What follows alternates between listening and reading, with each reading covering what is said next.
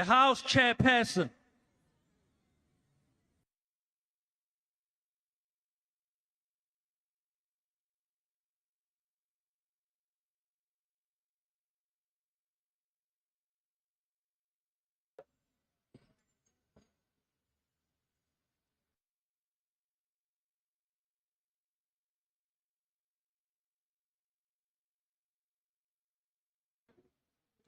There will now be an opportunity for silent prayer or meditation.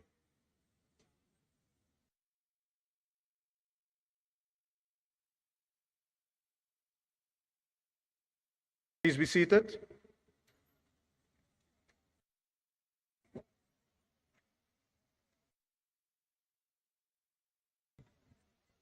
Order, honorable members. Honorable members, you will recall that last week, during questions to ministers in the Peace and Security Cluster, certain questions took over in terms of Rule 144, Sub-Rule 1, Paragraph B. These questions will be taken out of cluster today in terms of Rule 138, Subsection 5. Honorable members, I would also like to announce that questions that were transferred from written to oral reply and placed on the question paper has since been removed from the question paper upon receipt of replies in terms of Rule 146, Sub-Rule 2. The first item on the order paper is a motion in the name of the Chief Whip. The Honourable Chief Whip.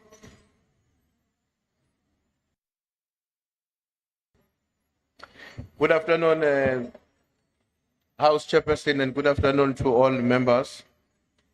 The draft resolution that the House, notwithstanding Rule 47, which provides for the sequence of proceedings, resolves that the sequence of proceedings will be reflected on the order paper as determined by the Program Committee on the remainder of this annual session. Thank you. Thank you, Honourable Chief Whip. I now put the motion. Are there any objections? No objections. Agreed to. The second item on the order paper is also a motion in the name of the Chief Whip. The Honourable Chief Whip.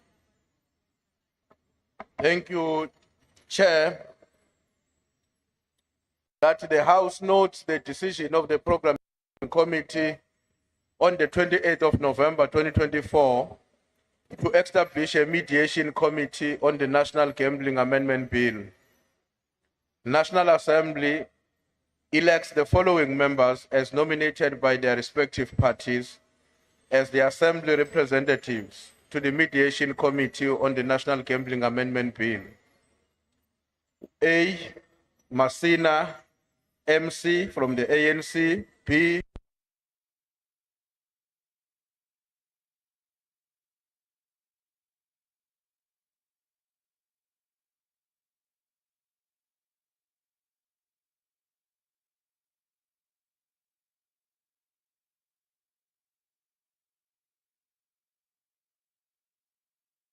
M from the MK Party, H. Tambo S from the EFF, and I. Langa TM from the IFP. And elects the following members as alternate members. Lucas SE of the ANC, Hassani F of the ANC, Munyai TB of the ANC, Likhanyane MS of the ANC, Mudluli MM of the DA, Kruger HCC DA, Msezane MP from the MK Party, H. Mhlongo NM of the EFF, and E. Lutulu BN of the IFP. Thank you. Thank you, Honourable Chief Whip. Honourable members, I now put the motion. Are there any objections? No objections. Agreed to. The third item on the order paper is also a motion in the name of the Chief Whip. The Honourable Chief Whip. That the House revives the report of the Joint Standing Committee on Defence on medium strategic review of South African National Defence Force, announcement tabling and committee report 31st of March 2023, page 13, from the stage it reached on the last sitting day of the 5th session of the 6th Parliament. Thank you. Thank you, Honorable Chief Whip. I now put the motion. Are there any objections? No objections. Agreed to. The fourth item on the order paper is also a motion in the name of the Honorable Chief Whip. Thank you, Chair. That the following items that were on the order paper and which in terms of the rules 351 lapsed at the end of the last sitting day of the 24 annual session be revived for consideration by the National Assembly. One is the report on Portfolio Committee on Correctional Services on oversight visit to Gauteng Province from the 8th to the 11th of October 2024. Two, report on Portfolio Committee on Basic Education on the second quarterly report on performance of the Department of Basic Education in meeting predetermined objectives.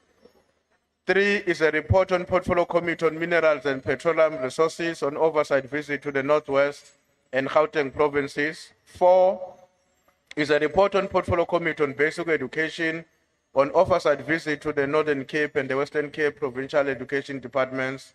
Five is a report on Portfolio Committee on Women, Youth, and Persons with Disability on petition calling on Assembly to investigate provision of free sanitary pads and menstrual health. Six, report on Portfolio Committee on Small Business Development on oversight visit to the Northern Cape Province. Seven is a report on Portfolio Committee on Public Works and Infrastructure on oversight visit to Gauteng. Eight is a report on Portfolio Committee on Trade, Industry and Competition on the Department of Trade, Industry and Competition's fourth quarter report of non-financial performance 2023-2024 financial year. Nine is a report on Portfolio Committee on Cooperative Governance and Traditional Affairs on oversight visits to eThekwini, Umsunduzi, and Ugu municipalities in KwaZulu-Natal. 10 is a report of the Portfolio Committee on Communications and Digital Technologies on the 2023-2024 third and fourth quarter performance and expenditure reports on government communications and information system.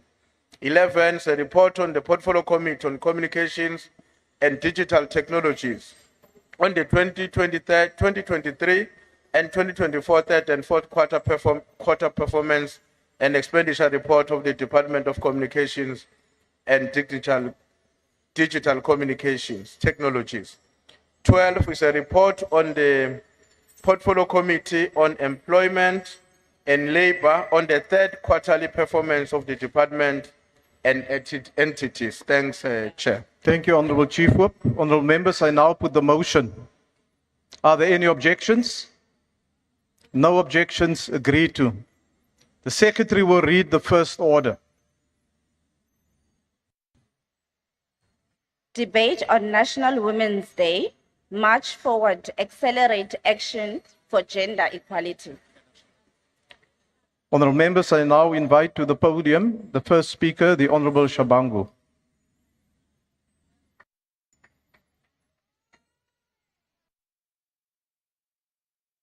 Where's the Honorable member? Right?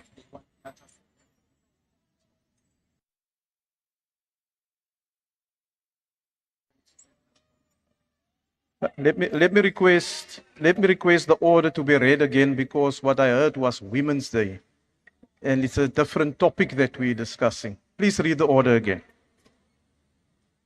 Debate on International Women's Day. March forward, accelerate action for gender equality. I now invite the Honorable Shabangu. Malibongwe.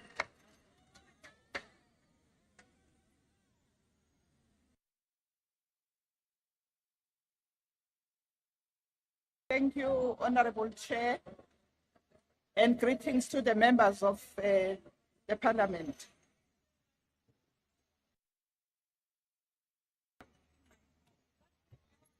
Member, you are not audible. Can we just assist the Honorable Member at the podium? And please try to speak into the mic. Honorable member. Is sorted, Chair. Thank you. Just Honorable Shabangu, will you just take a seat? Honorable Reddy, why do you want to be recognized? Honorable Speaker, there's a sound that's echoing in this tent that's making it difficult for us to hear the speaker.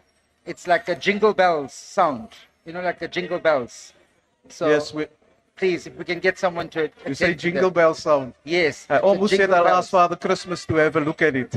Now, honorable members, we understand that the wind outside is a bit strong today, and it has an impact on the sound quality inside. There's very little that we can do about it. I can't ask the wind, Honorable Reddy, to quiet down for the moment. So let us proceed with the proceedings and see how it goes.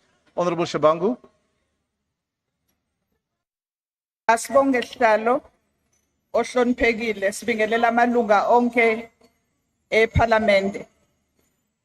Emuva kweminyaka engamashumi amathathu selokhu kwangena iAfrican National Congress emandleni, uhambe sesilihambile luyabonakala ekuthuthukiseni kwabantu bakithi, kakhulukazi abantu besifazane sebesesimeni esingcono kunakudala. Sibonile ukuthi kunoshintsho nenqubekela phambili ekutheni kulungiswe indaba yokulingana nokulwela amalungelo abantu besifazane.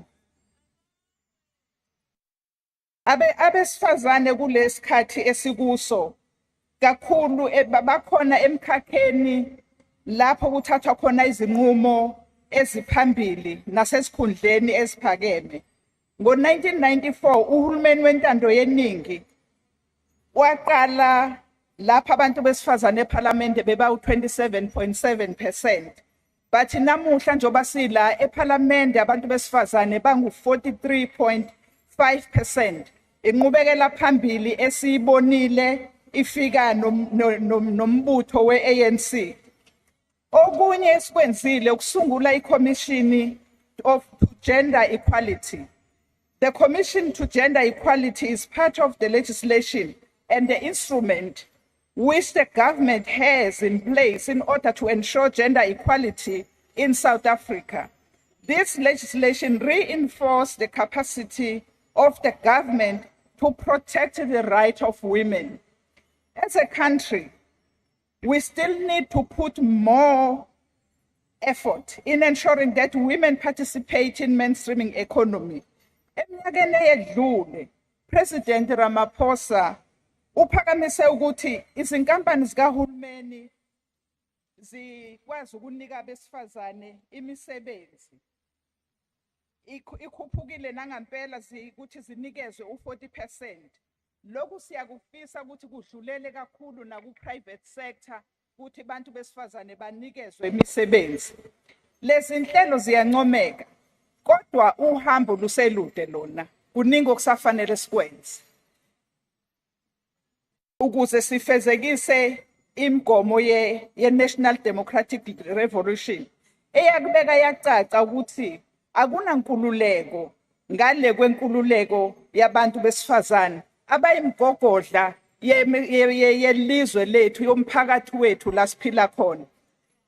The African National Congress inherited a government that was operating in a highly divided society that make it difficult to speedily address all the injustices of the past, including gender inequality. There have been many successes that we can talk to by this democratic government in addressing the inequality. However, there are still many challenges because of those previously highly divided societies. As well, the government is trying to address the issue in question. The expansion of access of women in economic opportunities through the 40% set aside in public procurement. I-Freedom Charter ke selokhu yabekwa ngo-1955. Namhlanje isicishe yakufezekisa konke ebesikufuna. Namhlanje sicelebrate iminyaka engu-70 kusukela ngo-1955. Masibheke emuva siyabona ukuzimisela kukaHulumeni kushintsheni izimpilo zabantu besifazane. Through the Freedom Charter, the ANC expressed undisputed support on women's rights. 70 years later, we have seen a huge improvement on women empowerment. This improvement brings hope that we are surely going to ultimately witness the non-sexist society that is envisaged by the NDR.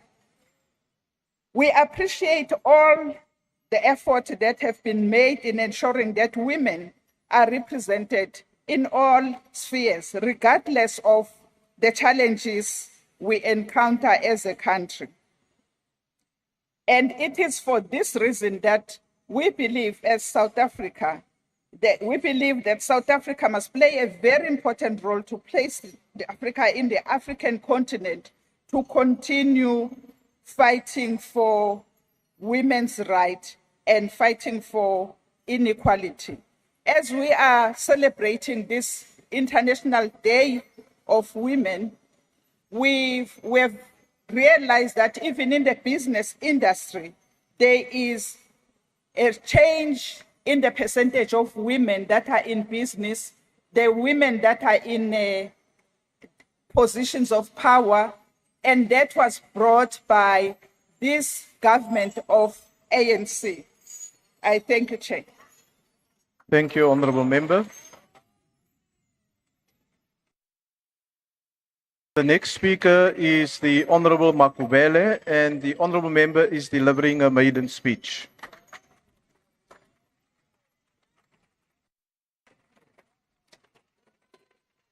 Thank you. Thank you. Please, thank you. Thank you, House Chair. Thank you, honorable members. Today, we recognize the progress made since 19 March 1911 towards the dismantling and systematic undervaluing and exclusion of women and their role in society. We have seen significant milestones such as the Beijing Declaration and Security Council Resolution 1325 on women, peace and security. Yet, despite this achievement, from Afghanistan to DRC, from Palestine to Haiti, from Ukraine to Sudan and beyond, women's voices remain conspicuously absent in peace talks and negotiations, whilst they bear the heaviest burdens of conflict, displacement, and loss. What is most shocking is the silence of women themselves. Revolution is when women empowerment departs from being a conversation, but becomes an everyday deliberate pursuit of tangible actions for inclusivity, equality, and development for all women. Yet, true revolution begins with rekindling the contribution of African women in resisting colonialism and defending their territories, land, and heritage. In our history, across racial lines, women have displayed great heroism and selflessness during our most difficult times. When men were forced to go underground, imprisoned, or silenced by torture, it was women, mothers, and grandmothers who kept the torch of families and communities alive. It was the militancy of Mama Winnie Mandela, Albert Sisulu, Helen Joseph, Ruth First, Rahima Musa, and many others who mobilized women to protest against apartheid. Long before Van Riebeeck arrived on our shores, women were involved in shaping political, tribal, and spiritual landscape. The wisdom of Queen Mujaji ruled the Lobedi community since before the 1800s. The talented Eva of the Khoi negotiated a cooperative relationship that ended the Khoi Dutch War.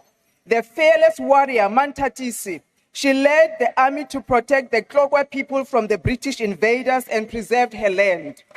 And Umkabai Kajama, the sister of Senzanga Khona and an aunt to Shaka Zulu, she led the men in the Royal Council with an iron fist, and she was present in every battle. In Angola, Queen Zinga, she fought for the freedom of her people against the Portuguese and transformed her kingdom to rival the Portuguese colonies. To the Treka women, led by Suzanne Smith, they opposed the British rule and became the force behind the Great Trek in the Anglo-Boer War.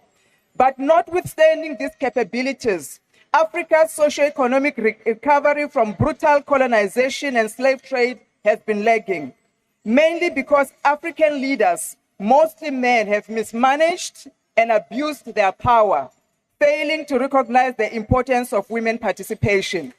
Even as we sit here, House Chair, in this august House, looking at the caucus represented here, it is evident that nothing much has changed. And now, what is most shocking, again, is the silence of women. Women have fought alongside men. It is not a favor to have women inclusion and participation. It is a duty and an obligation.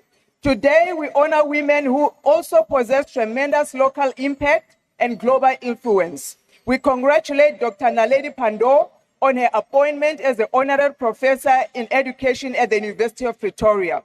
We continue to honor Mama Nkosazana Dlamini Zuma, the first female head of the African Union Commission. Her and Mama Lindiwe Sisulu, knowing the inevitable consequences, they boldly contested the presidency of the ANC and by extension that of South Africa, representing the aspirations of many African women and inspiring girls everywhere. And in no less measure, we applaud ordinary women's contribution in all sectors. Indeed, we move forward in pursuit of the clarion call as announced by the UN Secretary General that for all women and girls, rights, equality, empowerment, everywhere, always. However, the reality in our townships and villages, it does not reflect these great starts. Gender-based violence, rape, and femicide remains high. Women, particularly in rural areas, face structural economic exclusion. We do not own land. We do not have access to capital. Women unemployment rate is 43% and rising. We do not even own spaza shops. 70% of women are living in extreme poverty, a situation that is worsened by the VAT increase that was announced here yesterday and the ever-rising cost of living. The women of the GNU should hang their heads in shame that 60% of 19 million grants paid out every month goes to women. And these women depend on these social grants for basic needs. Despite the GNU having a ministry for women, boasting one of the highest numbers of female representatives in parliament, we have few women in STEM. Over 2 million women caregivers are unable to work. Order, honorable members. Order. Honorable members, may I remind you that the honorable member is delivering a maiden speech. However, order, honorable members, when you also deliver a maiden speech, you will forfeit the right of a maiden speech once you attack other members or other political parties. So it's a give and take, Dr. Shlope. Thank you, House Chair. Over 2 million women caregivers are unable to work due to lack of functional old age and disability homes. Women in retail and restaurants face daily abuse without benefits of safe transformation. Again, what is most shocking, the GNU women are howling and they are silent. GNU women, they must learn. You must learn from the queens of old, the real Mbogodos. They fought the true revolutionary battles. They fought for land. They fought for the territories and the heritage of their children. The MK clarion call for women is very simple. All women and girls everywhere always must own land. If this GNU does not accelerate economic inclusion of women and girls, if these GNU women do not accelerate the mega transformation drive for women, this is truly a good for nothing unity. That's what GNU stands for, good for nothing unity. The Tuma Mina women sitting here, you need to prove your worth in salt to our people. Give them safe cities for their girls. Give us water in our villages. Give us opportunities to advance. Be unapologetic, using state resources, budgets, and state entities to empower women. Make it a mega transformation for women. Otherwise, this is a good for nothing unity. To our progressive women, to my sisters in the progressive left, what will be our legacy in this 7th administration? We must become the force that demands the recalibration of the progressive unity. We must push for the removal of any barriers or individuals that undermine or exacerbate fallout and deepen divisions.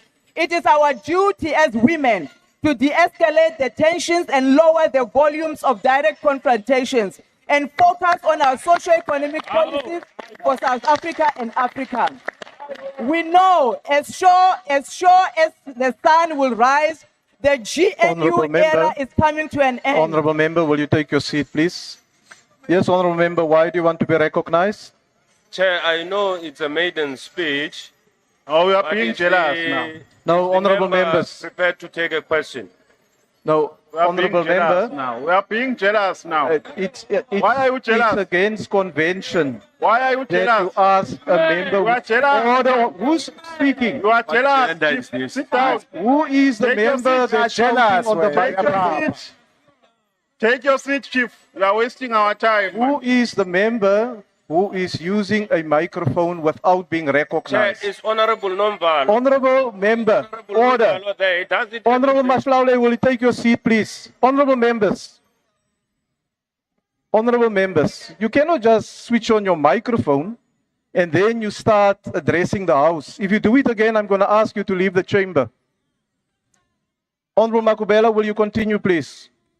Chair, I asked a question. No, honorable member, it's not convention to ask a it's member who's not convention delivering. to insult as well on Please your take your maiden seat. speech. Please take your It's not seat. conventional. Please take your seat, honorable member. Honorable Makubele. Thank you, House Honorable Chair. member, the member is asking if you will take a question from him. No, I will not take Thank questions. you. Thank you, House Chair. Shababa, I know. Intiyiso. The question is, how long can the GNU continue to resist the inclusion of a progressive agenda? And we as the progressive women must get our houses in order and be ready to govern. So what about the BRICS and G20? GNU is emphasizing solidarity, equality, and inclusion at the G20 summit. The BRICS Bloc Plus is expanding its economic influence and de-dollarizing their global trade. Yet none of the G20 and BRICS countries, including South Africa, are making necessary policy and budget changes and communicating them to ensure the inclusion of women and girls, especially the rural women. We were shocked to see the president of this country acting shocked at the state of the Gauteng when they went for the oversight. Where was he when the women were crying, losing their babies from spaza shop poisoning? Where was he when the Hammanskraal women were burying their children because of the cholera water? Where was he when the streets of Johannesburg burst open? Taxis were flying all over because of the lawlessness of Zamazamas. What troubles the president now? That he goes to the city of Joburg and to the city of Tshwane. It's nothing but Bayern. You are preparing for visitors. You may deny it, but your priority is for visitors. It is not for our people. In conclusion, these GNU sectors that cannot even get a budget approved with their partner DA who is so confused, they don't know whether they're in opposition or they're in government. Their arrogance and hypocrisy is exactly why we dislodged them in the city of Honorable Johannesburg. member, your time is now expired. Thank you. Thank you.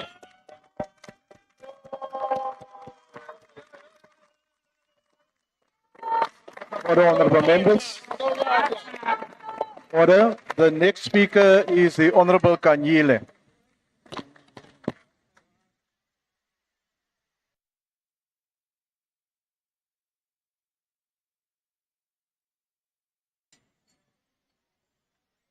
Honorable, am I audible, Chair?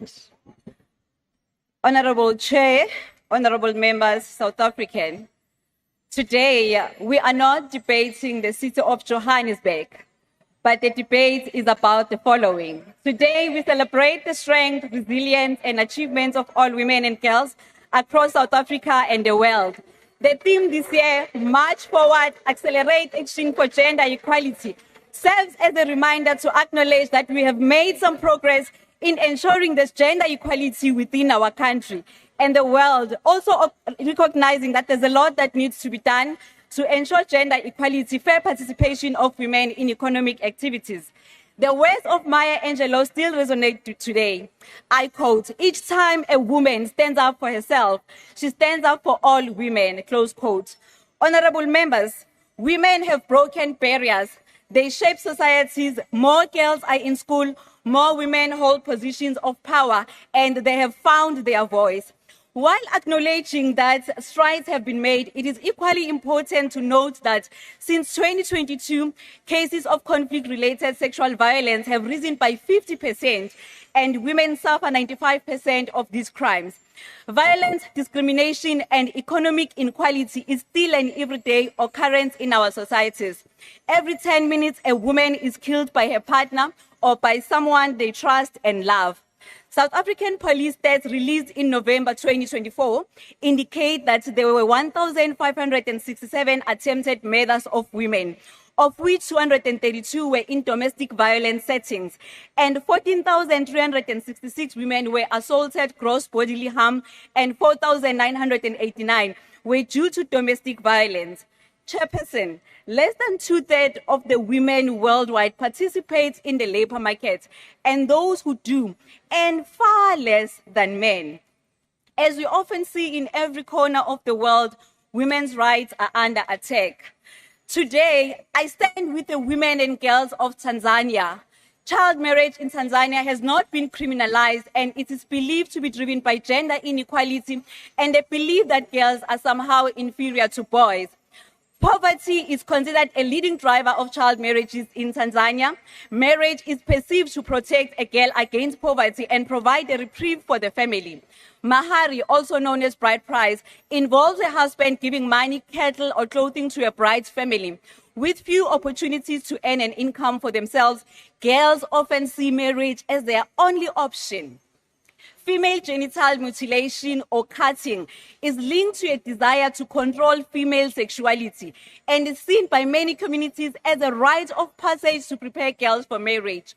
In 2015, Parliamentarians for Global Action held a capacity building discussion on child, early and forced marriage, wherein 40 Tanzanian members of parliament analyzed the root causes of child marriage and shared best practice with colleagues from Malawi and Ghana. Prior to his passing in 2021, former President John Magufuli stirred up controversy in 2017 after endorsing a law dating back to the 1960s, allowing state schools to expel young mothers. Over the past decade, more than 55,000 Tanzanian pregnant schoolgirls have been expelled from school. According to a 2013 report by the Center for Reproductive Rights, this drew much criticism from human rights organizations and women rights activists. As of 2020, the policy remains in place. Tanzania's current president, Suluhu Hassan, is yet to repeal the statute. Honorable Chair, on the 21st of April 2020, President Ramaphosa first announced the introduction of the Social Relief of Distress Grant in response to the socio-economic impact of COVID-19 pandemic. While we acknowledge that the social grants must continue to support the most vulnerable members of our society, it must not be used as a tool to create dependency, rather as a transition while women and other recipients await job opportunities. We therefore call on the government to accelerate job creation and economic growth to ensure each and every household earns a basic minimum wage. Chairperson, majority of women in our country rely solely on child support grants to provide for their children, and the Democratic Alliance has always maintained that the child support grant is not enough to cover the cost of basic nutritious diets for a child. Honorable members, it is the women of this country who are facing the very high levels of poverty in female-headed households. Those who are also single mothers often approach the courts for intervention in ensuring fathers are responsible for their kids' upbringing. A study indicates that delays in court proceedings has been a great obstacle, and the court's slow pace is not in the best interest of the child. Another study also revealed that maintenance applicants struggle with substantial arrears in maintenance payments, while some resort to high court to get help with maintenance. For unemployed mothers who are unable to afford exorbitant legal fees, their cases do not get resolved, and this may lead them to develop mental health challenges. The Department of Women, Youth and Persons with Disabilities notes the following. More work should be done to accelerate equal representation as women remain underrepresented in high-income sectors and continue to face significant wage gaps. To bridge the gap, there is a need to demonstrate actions for stronger policies on financial inclusion, access to credit, and workplace protection for women. Some of the key interventions that the DA proposes in its policy are increase the child support grant to the same level as the official food poverty line. This means that the child support grant under a DA government will be increased from 510 rands to 760 rands per month. To lower the cost of food, a DA national government would reduce the taxes South Africans must pay for essential food items, ensure that survivors of gender-based violence can easily access the help they need. This means providing them with important support services such as healthcare, legal assistance, shelter, and essential items like dignity kits, and increase safe spaces for children at risk of abuse or exposure to violence or risky activities such as gangs, drugs, and alcohol. I thank you. Thank you, Honourable Member. Next speaker is the Honourable Mawatwe.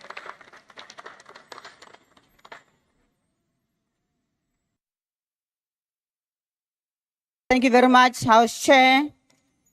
Chair, it was that towering German Marxist theorist and activist, Clara Zetkin, who proposed the concept of an International Women's Day back in 1910.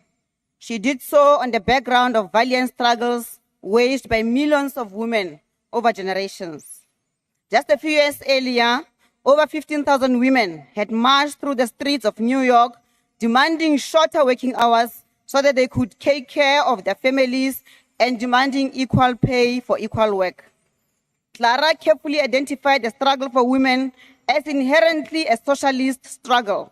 She once noted, and I quote, "When a battle for suffrage is conducted, it should only be conducted according to socialist principles, and therefore with the demand of universal suffrage for women and men." While the struggle back then was for the recognition of the humanity of women in the workplace, for leave days, and for shorter working hours, the struggle for women today is not that different.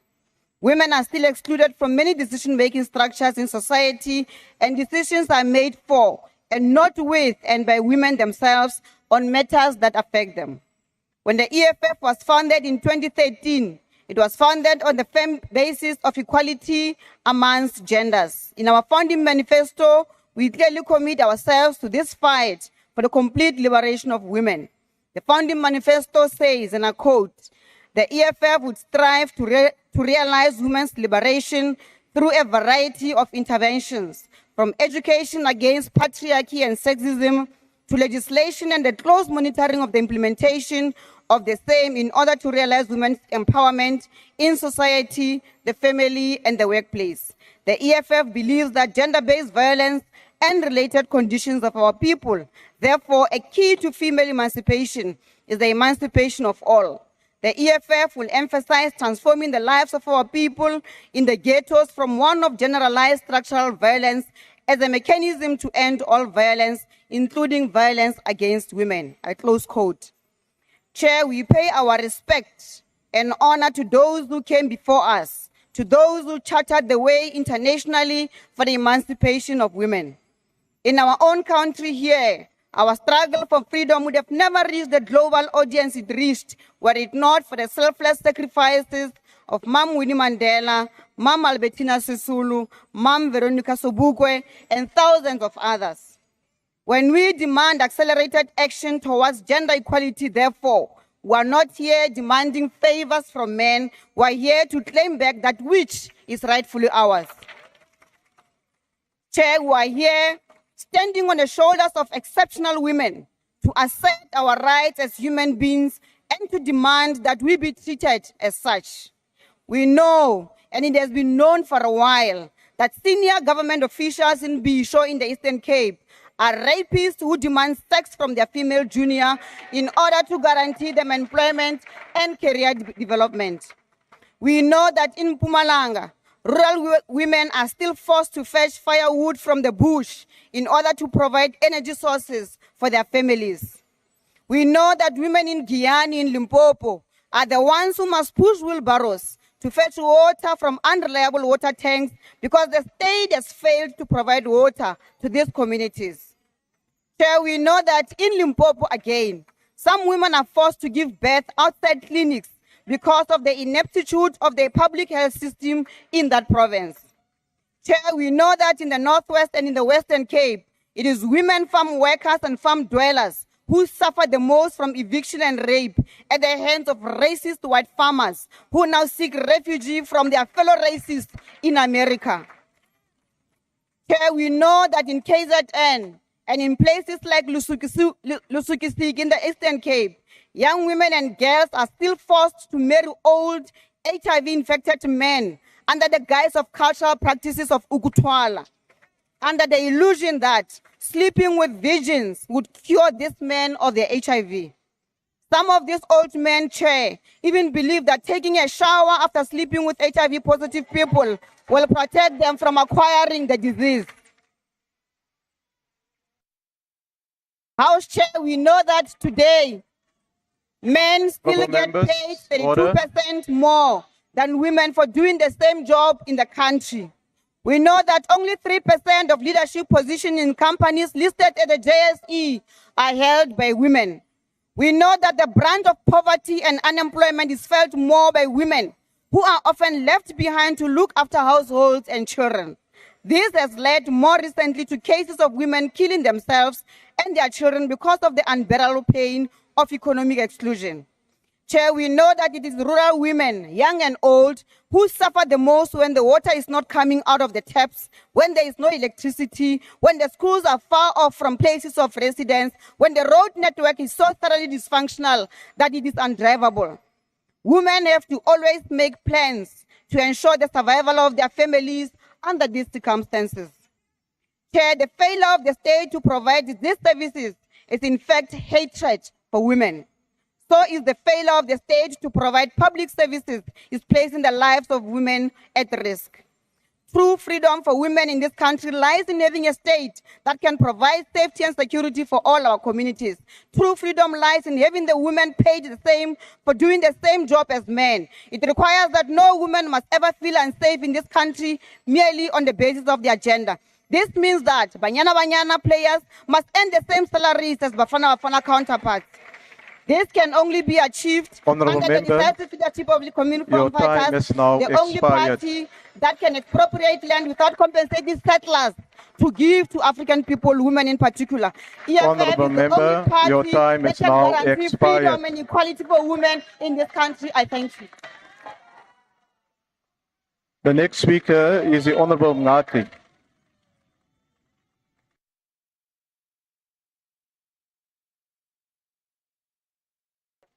Order, honourable members. Order, honourable members.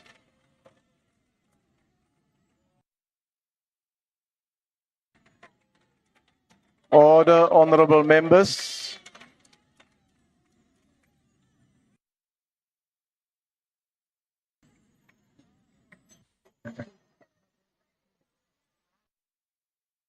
Thank you. Thank you, Honorable Speaker.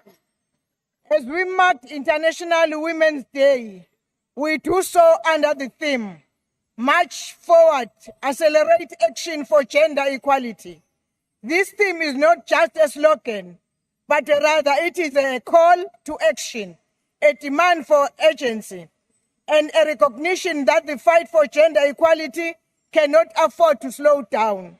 The IFP stands firm in its commitment to ensuring that women are not just included in our democracy, but are active, equal, and empowered participants in shaping the future of our nation. Despite various strides made in the progress of women, women remain the most affected by poverty, unemployment, and gender-based violence. The latest statistics indicate that women make up the majority of 32.1% of South Africans who are unemployed, with young black women being the hardest hit. Even more alarming, GBV remains a national crisis. The SAPS reported over 58,000 sexual offenses in 2023, the majority of which were crimes against women and children. Despite strong laws, the implementation of justice remains low, leaving many survivors without the protection they desperately need. Honorable Speaker, for 50 years, the IFP has championed the right of women, both in policy and in practice. We do not speak of gender equality in vague terms. We act on it. Our core values of self-help, self-reliance, and service delivery guide our approach to women's empowerment. We believe that economic justice is central to gender equality and stronger policies to bridge the gender employment gap. The IFP has long advocated for stronger policing, faster court proceedings, and stricter sentences for perpetrators of GBV. We also emphasize prevention through education, community engagement, and addressing the socio-economic factors that perpetuate violence.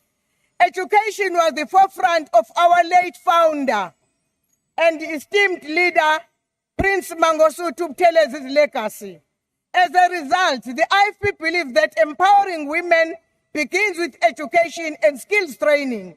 We call for expanding bursaries, programs for young women, stronger policies to combat discrimination in STEM fields, and greater investment in vocational training to equip women for the workforce. You educate a man, you educate an individual. You educate a woman, you educate the whole nation. Honorable Speaker, the IFP will continue to be a voice of South African women, not just a day of commemoration, but every single day. We will march forward. We will continue to accelerate action, and we will never rest until gender equality is a lived reality in our country. I thank you. Thank you, Chair. Thank you, Honourable Member. The next speaker is the Honourable Peterson.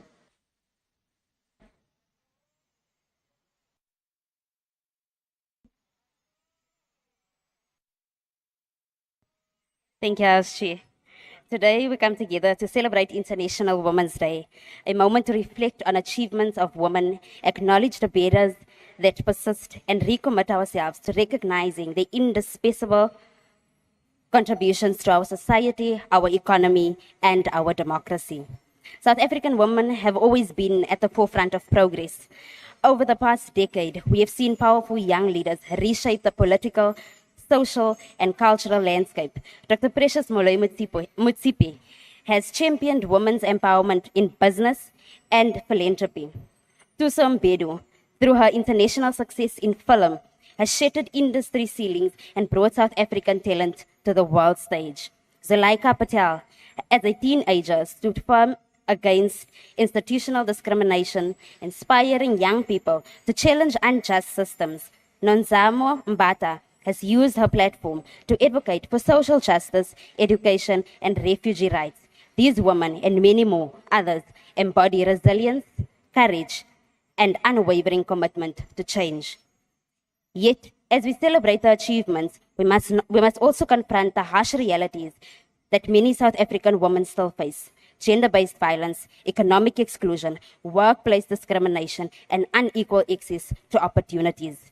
These are not just women issues. They are societal crises that demand urgent action. When women thrive, our entire nation thrives. This year's theme challenges us to create an environment where every woman and girl, regardless of race, background, or circumstances, has the opportunity to succeed. It means more than just representation. It requires dismantling systematic barriers, amplifying women's voices, and ensuring that policies translate into real transformative change. It starts with us. It starts with changing mindsets, challenging harmful stereotypes, and standing against all forms of discrimination. It starts with supporting women in leadership, in business, in science, in the arts, and in our homes. It starts with holding institutions accountable for creating inclusive spaces where women can thrive without fear or limitation. Today, let us celebrate a woman who inspire us, the pioneers, the activists, the entrepreneurs, the caregivers, and the unsung heroes of our communities. But beyond celebration, let this day serve as a call to action. The fight for equality is not over, and it requires that all of us be active participants in building a South Africa where women are truly free, empowered, and valued. May the woman we believe in be the woman we invest in. Thank you. Thank you, Honourable Member. The next speaker is the Honourable Dana.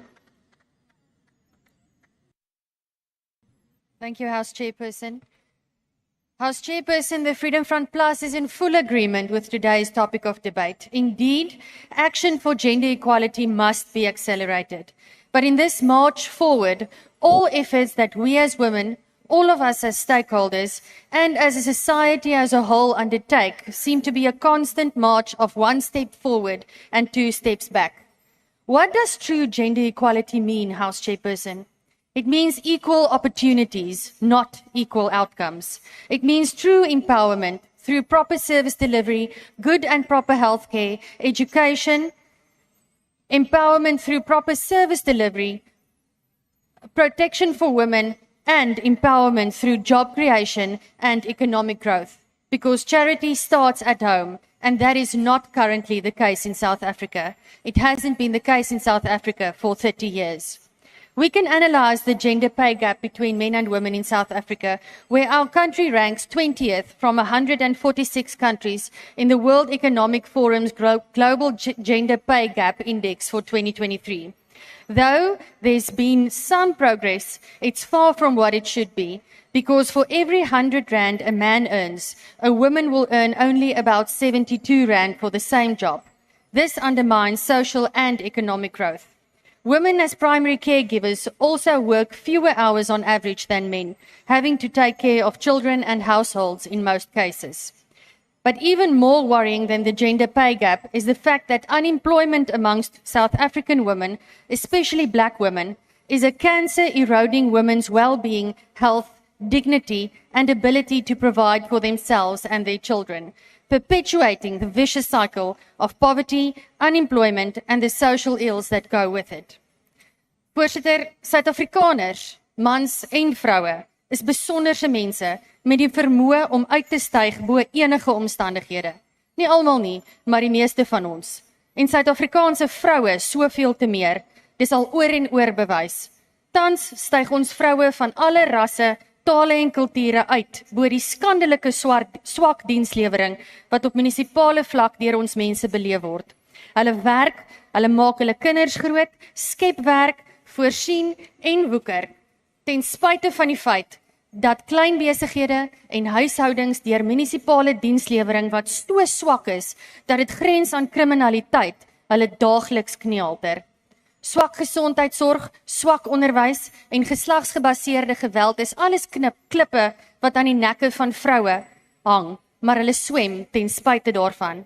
Kan nie dink, voorsitter, hoe Suid-Afrikaanse vroue sal uitstyg, selfs hoër as nou, as hulle behoorlike gesondheidsorg, behoorlike onderwys, behoorlike beskerming en bemagtiging deur volhoubare werksgeleenthede en ekonomiese groei ontvang.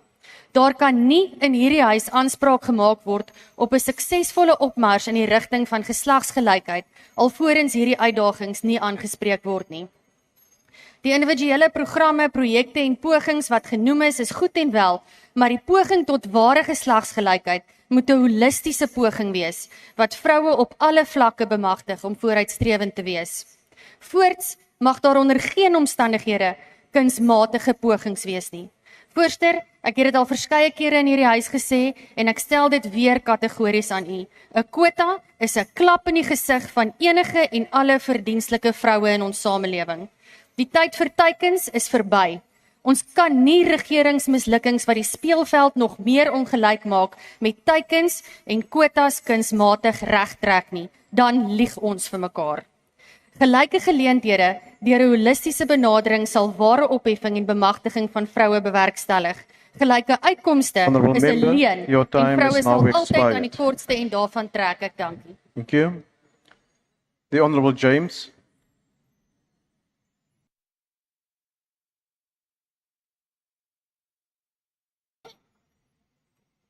Thank you so much, Speaker. Good afternoon to the House. This debate is about unifying women, International Women's Day, not about parochial party politics. Shame on those who make it about their party and not about the women in battle in our country. International Women's Day, a day set aside where we unite in commemorating women's struggles for equality, liberation, and safety, and end to poverty. Instead, in this House, just now, we witnessed the exact opposite of why we are here today and the purpose of this debate. While we are obsessed with being international darlings, our House is in a complete mess with the continuous disunity amongst us as women. Allow me this afternoon to take a quick jab at unifying this House, as for this House to be role models and to lead and to give hope to the many women out there who are suffering. We need to understand and realize, honorable members, that we have more in common than what we are different, irrespective of our political preferences, irrespective of our spiritual belief, irrespective of the color and the texture of our hair and where we hail from. Many of us in this House has experienced the same hardships. Raise your hand, as I'll be the first to raise my hand, if you have a family member, a child addicted to drugs. I am standing as that mother. Raise your hand if you know someone that has been subjected to gender-based violence. Raise your hand if you know someone in your family that has been raped. Raise your hand if you've been rejected. Raise your hand if you've gone to bed as a woman not knowing where the next meal for your family is coming from. Raise your hand if you've had to show up despite the many battles you face, and you've had to show up despite how you feel. Raise your hand. Raise your hand if you've been left out from the table. Raise your hand if you are sick and tired of seeing the ill and the injustices being served on our women simply because we belong to different political parties. Shame on you if that is you. Today I want to stand here and say the only true chance we have at total and complete emancipation of women, not only women, we cannot leave out the men and the boys of this country. We too need you in our corners. The only way where we will move forward towards the full liberalization of women is if we unite in this House and realize that we are more alike than what we are different. Women out there are suffering. We speak of them as if though it does not affect our own families and our own communities that we hail from.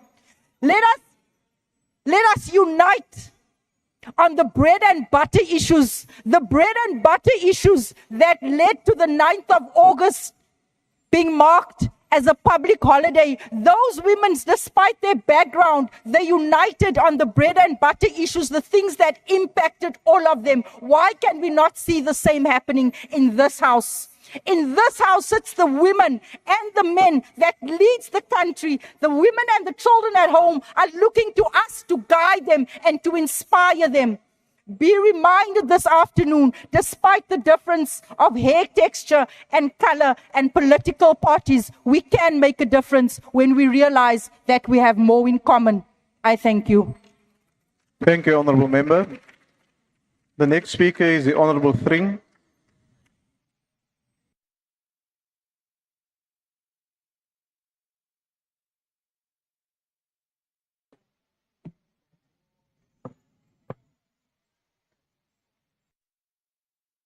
Thank you, Honourable House Chairperson. The ACDP notes that 2025 marks the 30th anniversary for the Beijing Declaration and Platform for Action, a blueprint for women and girls' rights worldwide. The ACDP is also cognizant of the need to address the disparities, inequalities, vagaries, and abuses that exist, particularly when it pertains to women and the girl child. To a large extent, these inequalities negatively discriminate against women and necessitate that legislative interventions be put in place to mitigate and eradicate gender-based violence and unfair practices against women. It bears repeating that the ACDP unashamedly, unconditionally, and unapologetically adheres to a biblical worldview, which teaches us that there is neither Jew nor Greek, neither slave nor free, male nor female, for we are all one in Christ.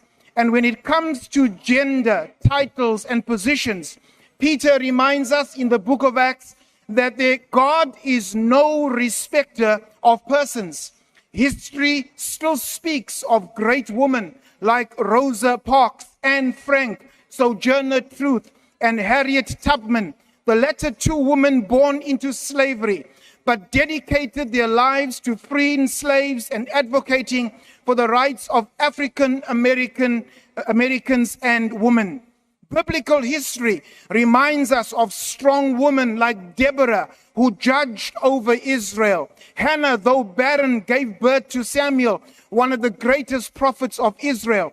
Esther, the queen of Persia, was prepared to lose her life in order to save her nation Israel from the destructive schemes of Haman.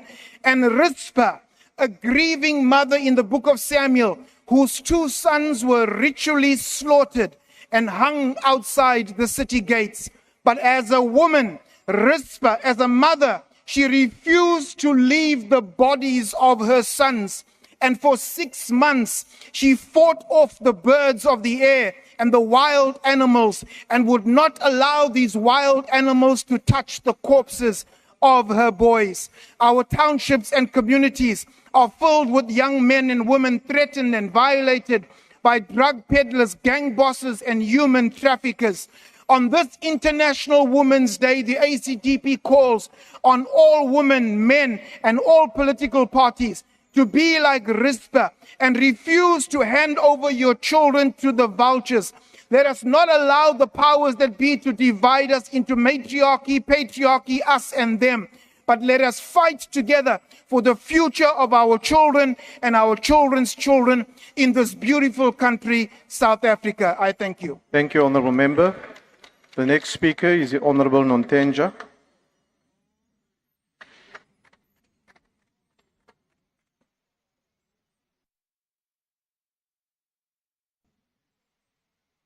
Thank you, Honorable Chair. Iminyaka iyaqenqeleka amalungu eParlamente ezeke emzekweni ukunikezela ngentetho ezicebisa ngendlela zokuphucula abasetyhini kunye nokuqinisekisa ukulingana ngokwesini jikelele. Nangona kunjalo akude kubekho nkqubela phambili kwaye amanina athe gqolo ukujongana nemicelimngeni ingakumbi ukungalingani ngokwesini. The UTM will reiterate once again that without gender equality today, women's socio-economic rights, empowerment, and equal future remains beyond our reach. South African women need what any other woman in the world needs: safety, decent jobs, equal opportunities, and equal economic participation. This year's International Women's Day theme, to accelerate action, emphasizes the importance of taking swift and decisive steps to achieve gender equality. This is a call for unequal countries like South Africa to increase momentum and urgency in addressing the systemic barriers and biases that women face, both in personal and professional spheres. We need to find more strategies to combat the alarming scourge of GBV and provide support for victims. Currently, there are only 63 Tutuzela centers across the country. Meanwhile, Q3 crime statistics of 2023-24 reveal that a woman is raped every 12 minutes in this country. Government should prioritize the enforcement of equality and address GBV as a national pandemic. Civil society groups should be lobbied and other related stakeholders to set a clear agenda that will advance women's rights. Government should also enforce women's economic empowerment and involve women and girls in male-dominated industries such as mining, agriculture, and food security. The ultimate answer to all these problems is transformation. Government and the private sector should invest on women-led businesses, empower women leaders, provide enough funding to programs that address women problems. Thank you. Thank you, Honourable Member. The next speaker is the Honourable Ghana.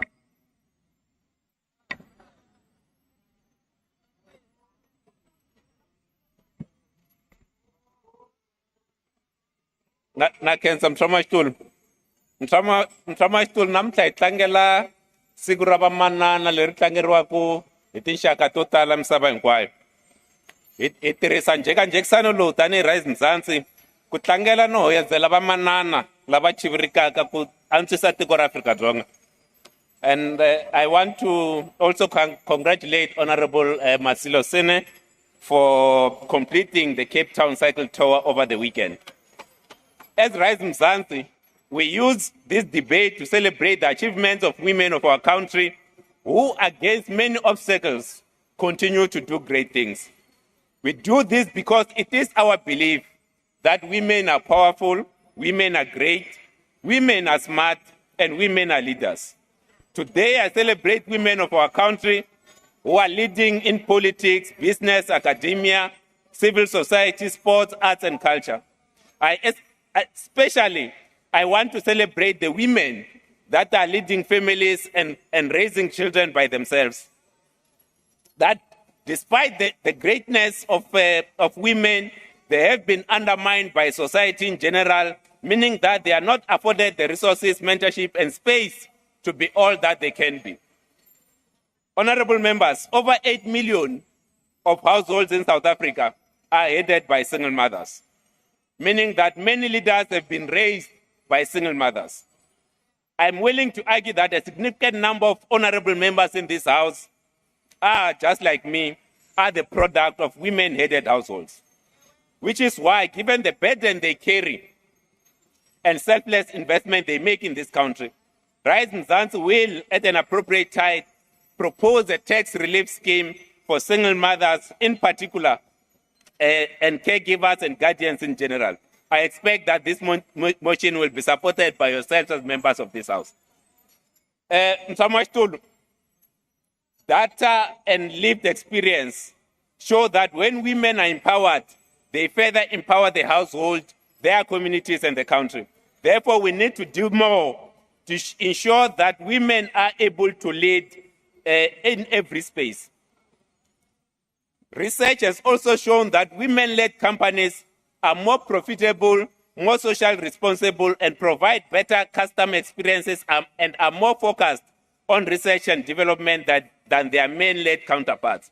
Despite this, the Competition Commission data indicates that women entrepreneurs continue to face significant barriers in South Africa. This includes a lack of information, limited access to resources and funding, challenges, and access to new markets.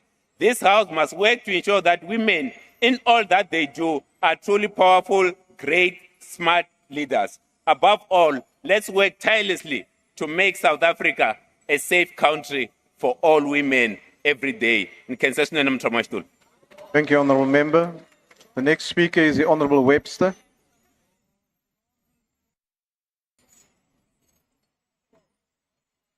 House Chair, when I look around this House, we can acknowledge the strides that this country has made in that we have one of the highest representations of women in the world at 43%. But the question that we have to ask ourselves very honestly as we sit here today is, has that representation meaningfully translated for the women of this country? For all the women in this house, for all the women in cabinets, while we've made some strides, we still live in a country where the face of poverty is a Black woman. And while that is still the case, we can't say we've been victorious, not yet.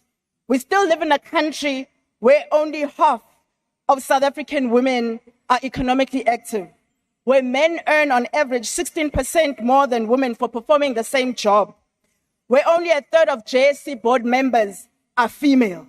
And these statistics are not just numbers. They are and should be for us a call to action. Representation, this representation that we hold in this house must translate into power, and it must translate into change. And to change this narrative, we have to make sure that in this house, every single policy, every budget, every law enables the safety, empowerment, and the inclusion of women. And this is a fight that's become even more important today. Because let me tell you, today, gender equality is not only far from over. The fight for gender equality is not only far from over, it's actually facing an aggressive pushback. We've seen this in the United States with the pushback on diversity, equity, and inclusion policies. Those are being dismantled at the highest levels. And we're witnessing an attack on organizations that champion women's leadership, freedom, and equality, not just in America, all over the world. There's an intentional effort to reverse the gains and the progress that we've made back to a status quo where women's voices are diminished, back to a status quo where leadership remains overwhelmingly male, where gender equality is treated as inconvenience rather than a necessity. To my fellow women parliamentarians, let's lead the charge. Let's take the lead for the world.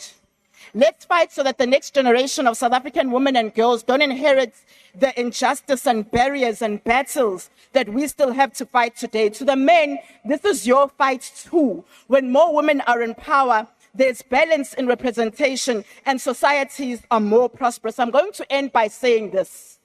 The elephant in the room today is that 30 years into democracy, while the majority of voters are women, we don't have a woman president. I'm going to say to all South Africans, we owe it to the potential and future of this country to boldly, unapologetically back women, regardless of the political party. Thank you. Thank you, Honourable Member.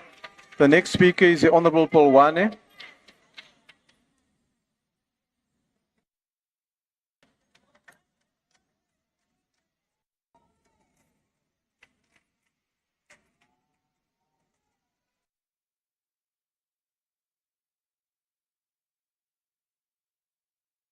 Thank you, Chair.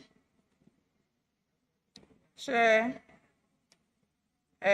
I'll start with my debate. The National Council of Gender-Based Violence and Femicide is a statutory body that was signed into a law in the 24th of May, 2024. It has the responsibility of providing leadership in preventing GBVF in South Africa. This is the multi-sectoral council which gathers different stakeholders, the civil society, labor, and business to strengthen the government effort in fighting GBV, using the approach that is inclusive in better fighting GBV, the result. This council will ensure that the women's rights are prioritized and there is not a distort in the policy and programs that are intended to achieve the society in their equality. The NCGBVF has a mandate to establish the Board of Council, which will be inclusive in the public and the private sector. The Portfolio Committee of Women, Youth, Persons with Disability has currently approved the advert to invite the public on nominating people to serve in the board.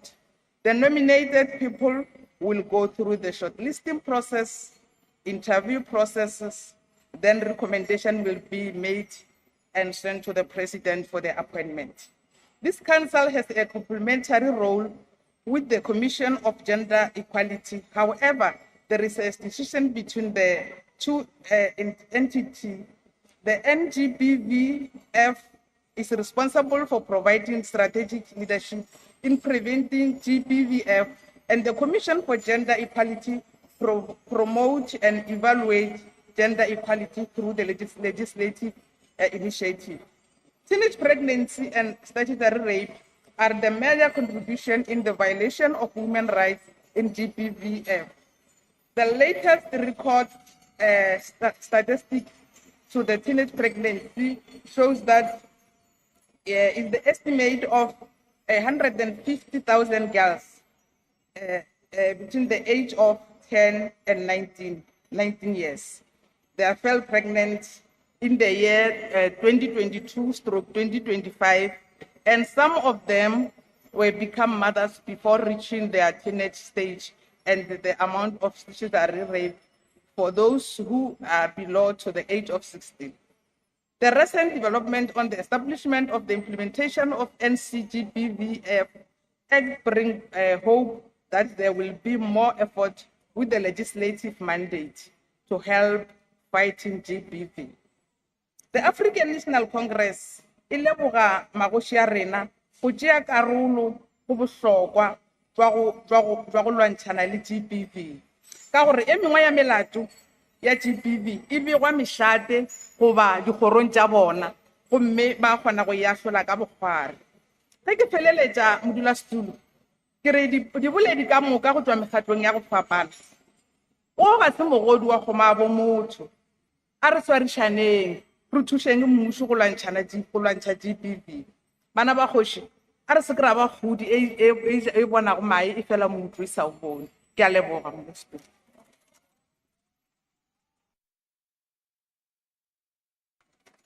Thank you, Honourable Member. The next speaker is the Honourable Sa.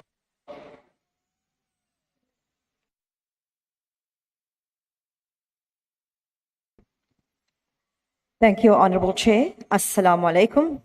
We must ensure rights of equality and empowerment for all women. Equality with exceptions is not equality. Sadly, we continue to witness inequality of women and girls around the world. Al-Jama notes, though there has been attempts to rectify this inequality, the reality as we sit here today, in government, businesses, leadership roles, sports, employment, many sectors, inequality remains glaringly obvious. Yet often it is the contribution of women which has made significant and beneficial changes which led to success. This brings to mind SA women during dark days of apartheid, who identified with the inequality, racism, discrimination.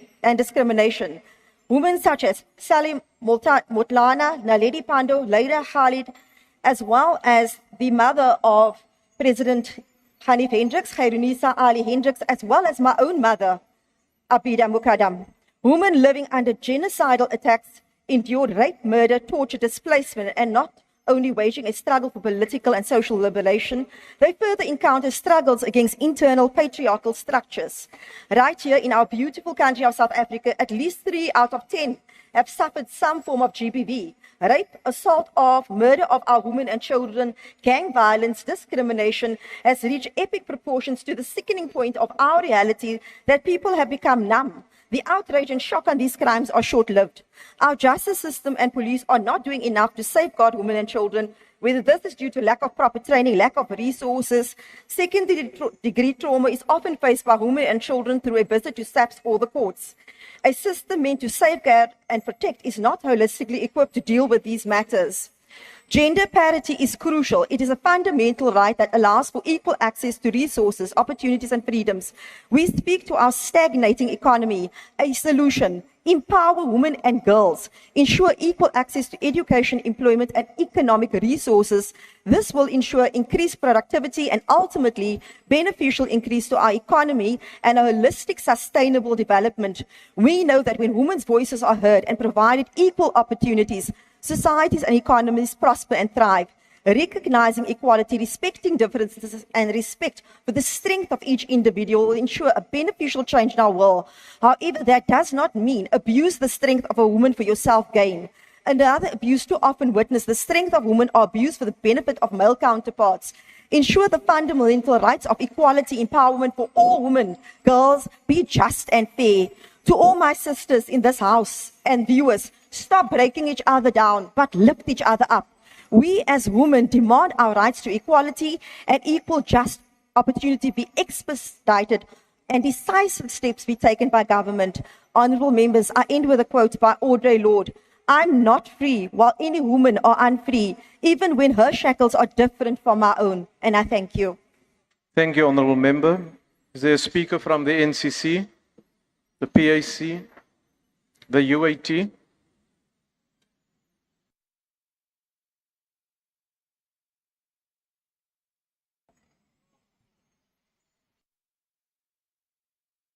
Thank you, Chairperson.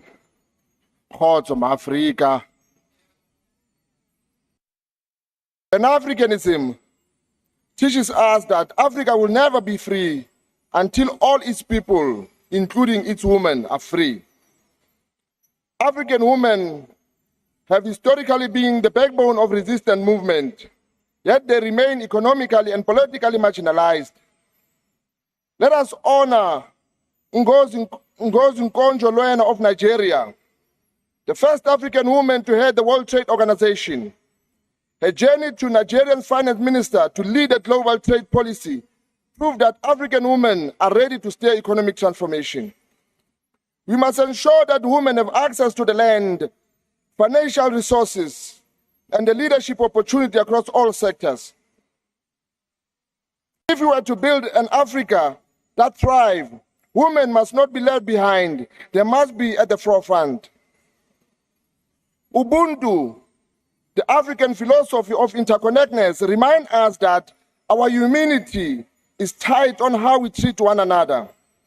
A society that neglects or oppresses its women cannot claim to be just or progressive.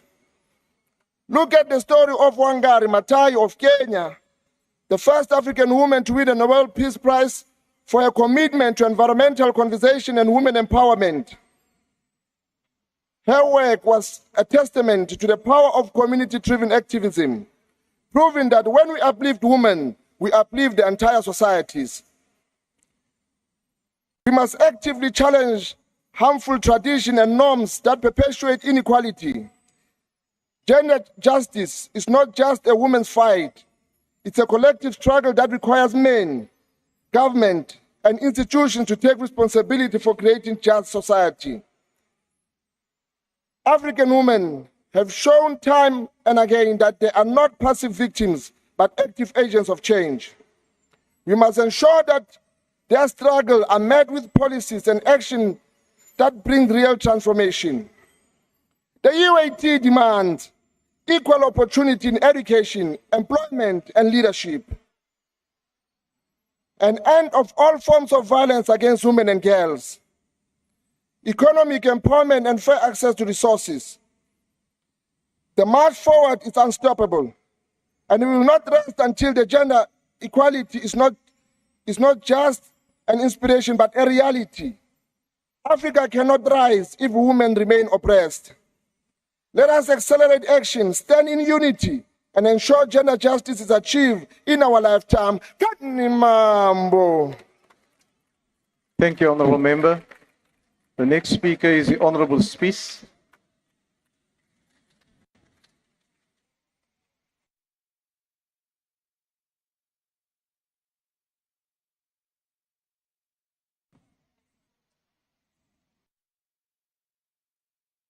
Honourable Chair, honourable members, another year, another debate, another theme. Today we gather to acknowledge International Women's Day. And this year's theme, March Forward, Accelerate Action for Growth and Gender Equality. This theme serves as a rallying cry for collective action. However, honourable members, as we gather to debate and discuss, I urge us to reflect on the tangible impacts of our efforts. Marching forward implies progress and momentum, but are we truly moving forward? Accelerating action emphasizes urgency, Yet the reality is that many women and girls remain trapped in systemic barriers that hinder their progress. The World Economic Forum notes that at the current rate of progress, it will take until the year 2158 to achieve full gender parity. And as we quote statistics, policies, task teams, commissions, councils, do we stop to consider the lived experiences of the very people that we are advocating for?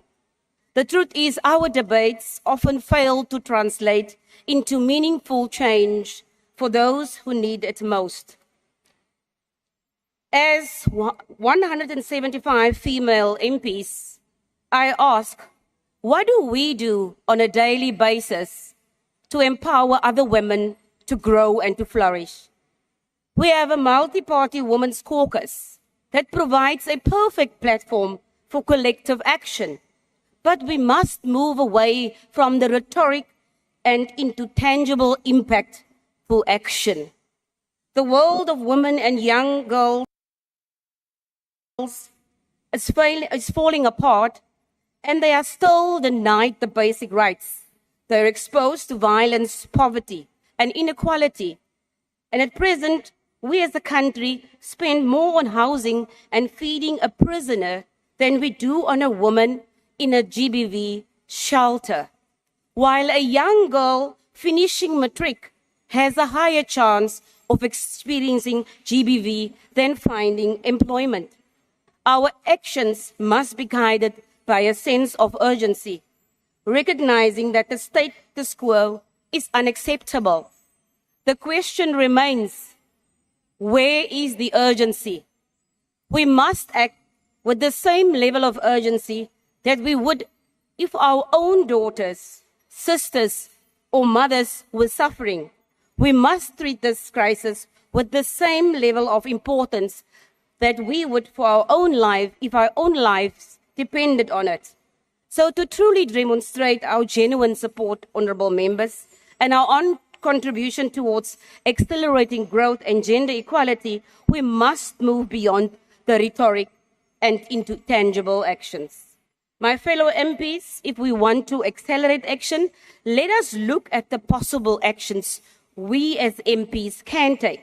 Let us tackle gender-based violence and femicide, emphasizing the importance of strengthening legal protections, providing support for survivors, and engaging men and boys as our allies. Expediting the gender-based violence and femicide council appointment by fast-tracking the appointment of this council that has already been approved last year in the 6th Parliament. This will address systemic barriers hindering women's progress. And so when we say we support women-owned businesses, do we really encourage women and support women-owned businesses, which are more likely to create jobs in healthcare, food services, and other social sector industries? Advocating for reproductive freedom is key. We need to ensure that access to healthcare, sex education, and reproductive rights are vital pillars of gender equality. And we need to emphasize this. Women are struggling financially, and in many instances, as has been mentioned before, women are the only breadwinners in their families. It is our duty to promote financial inclusion and to facilitate access to financial services. Why don't we start a mentorship program connecting female MPs with young girls and women to inspire and empower them? Do we provide enough education and training opportunities focusing on skills development, entrepreneurship, and leadership? We must focus on eliminating gender biases in education, providing learning opportunities, and promoting women's participation in STEM fields. We must identify and address the systemic barriers. Coupled to this, honourable members, we must at all times create platforms for women to share their stories their experiences and their perspectives, amplifying their voices and promoting inclusivity.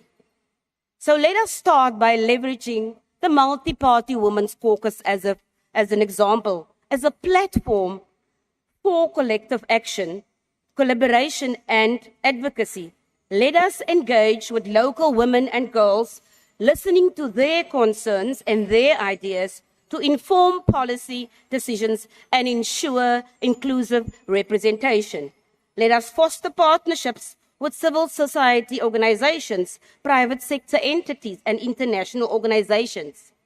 Let us march forward with purpose, accelerating action that yields tangible results. Let us be the change we seek, empowering women and girls to reclaim their rights, their dignity, and their futures. The time for debate is over. The time for action is now. I thank you. Thank you, Honourable Member. The next speaker is the Honourable Chauke.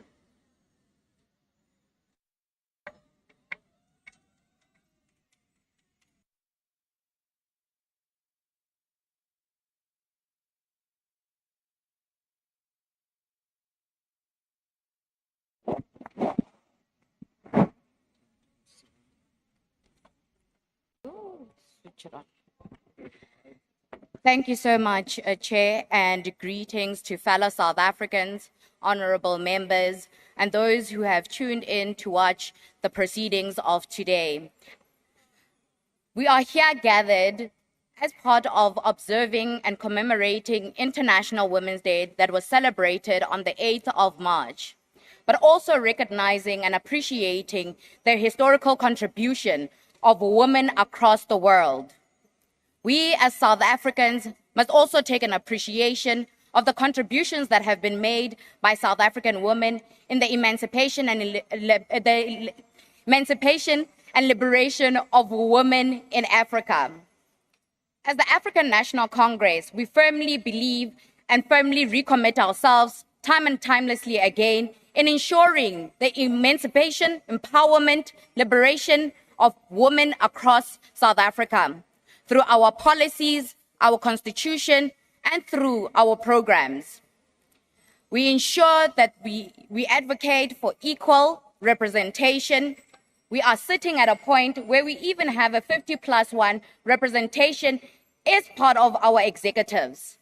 This speaks towards the commitment that the African National Congress has towards driving the gender agenda.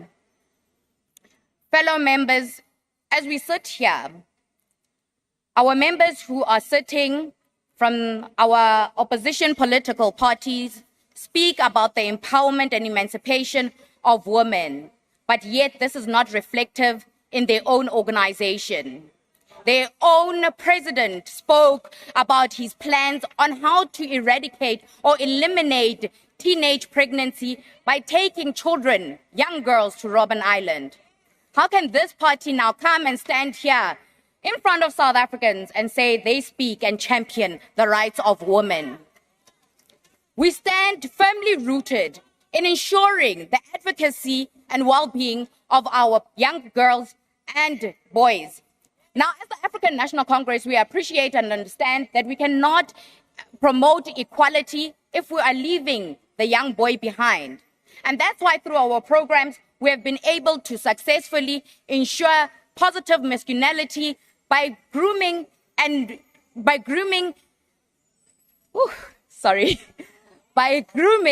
men who are responsible and outstanding citizens.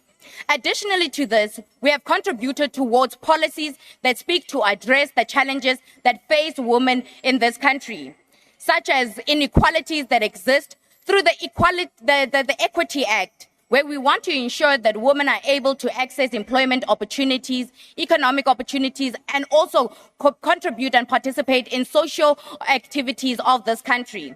We must ensure that we create and reinforce our policies and legislation that ensure that women are able to effectively contribute to their households, communities, and this broader economy of our country.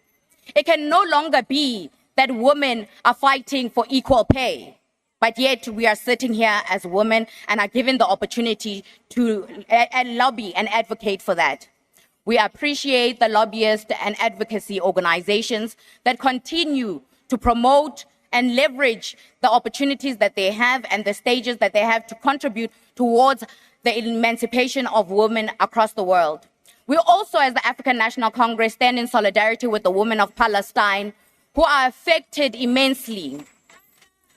It is unfortunate that these women are breadwinners, are separated from their loved ones, and some are left with disabilities. We stand with the women from Congo who have been removed and are destitute at this point, and other countries who are war-ridden. The role of women and peace and security is critical, and therefore we must ensure the reinforcement of resources that will be allocated in order for women to play a more active and integral role in achieving these goals. As part of the NDR of the African National Congress, we are clear on women's emancipation. We are clear on the goals that are to be achieved and attained. We are clear on how we're going to achieve those. And this far, we are closer than ever. This contributing to the NDP. The NDP speaks about the eradication of poverty, inequality, and unemployment. It speaks about the protection of the rights of women and the most vulnerable. It speaks about promoting diversity and embracing women in their diversity. Now, South African, when we speak about women, we speak about women in their diversity. Those from the LGBTQAI+, women with disabilities, women from different racial backgrounds, different geographical backgrounds, but united, there is so much more that can be done. Through contributing, through policies and legislative frameworks, we can make an impact. Through playing our oversight responsibility and ensuring better service delivery, we're able to meet the needs of the most vulnerable women in our country. Now, as the African National Congress, we push forward policies that seek to address gender disparities that continue to persist and rear their heads by creating opportunities and interventions that support the economic emancipation of women. Now, you look at the social grant, and one would agree with my fellow speakers that it's not enough. But I think this is upon this august house to say what can be done so that we can improve this. We look at women who are breadwinners, who are unable to access equal opportunities. What can we do? Now, as the African National Congress, we take a high appreciation that in as much as we seek to develop policies without the successful implementation of the policies that are already existing, we can never go forward. And therefore, we're taking the policies, legislations that we have in front of us, we are refining, and we then drive to seek successful implementation to address the gender disparities and inequalities. Now, we stand here as women who are part of this august house. We stand here with men who are part of this august house. We should not be separated.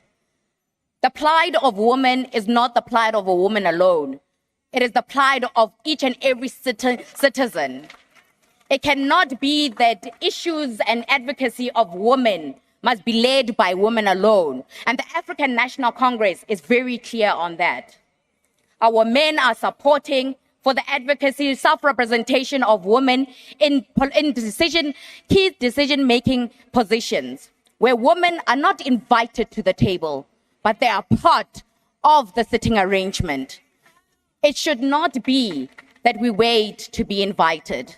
Now, one of the questions that has been always asked for some time, and myself being a young African woman, was that, are we ready as South Africans to have a female woman president? And I say to South Africa, we are. It should be at the tip of our tongues, on our lips, when that question is asked, to say South Africa is ready for a woman president. It can no longer be that we're waiting for men to tell us whether we are ready. Patriarchy must be abolished. Equality must be promoted. We must understand that the issues of women are cross-intersectional and must be treated as such. Now, the gender wage gap is one of the areas that we must reprioritize and focus on. We speak about achieving equality, but you can never achieve equality without empowerment. First comes the empowerment of the previously disadvantaged, those who have been previously excluded from social and economic opportunities. With women being empowered, they then have the ability to provide not only for their families, to contribute towards the development of this country, and also contribute towards the development of the global agenda. Now, with the Beijing Declaration being a key instrument, we must uphold the prescriptions that are written in this declaration, and we must see the successful implementation of it. The UN for Women is a key institution that seeks to drive inclusion, integration, and representation across the world for women. As an advocacy organization or structure, we must be able, as South African women, contribute and speak to the lived realities of the women in our townships, in our rural areas, and in our urban areas. We must no longer speak down to one another, but we must lift each other. We must find hope and inspiration amongst each other. We must be mothers, sisters, daughters to each other.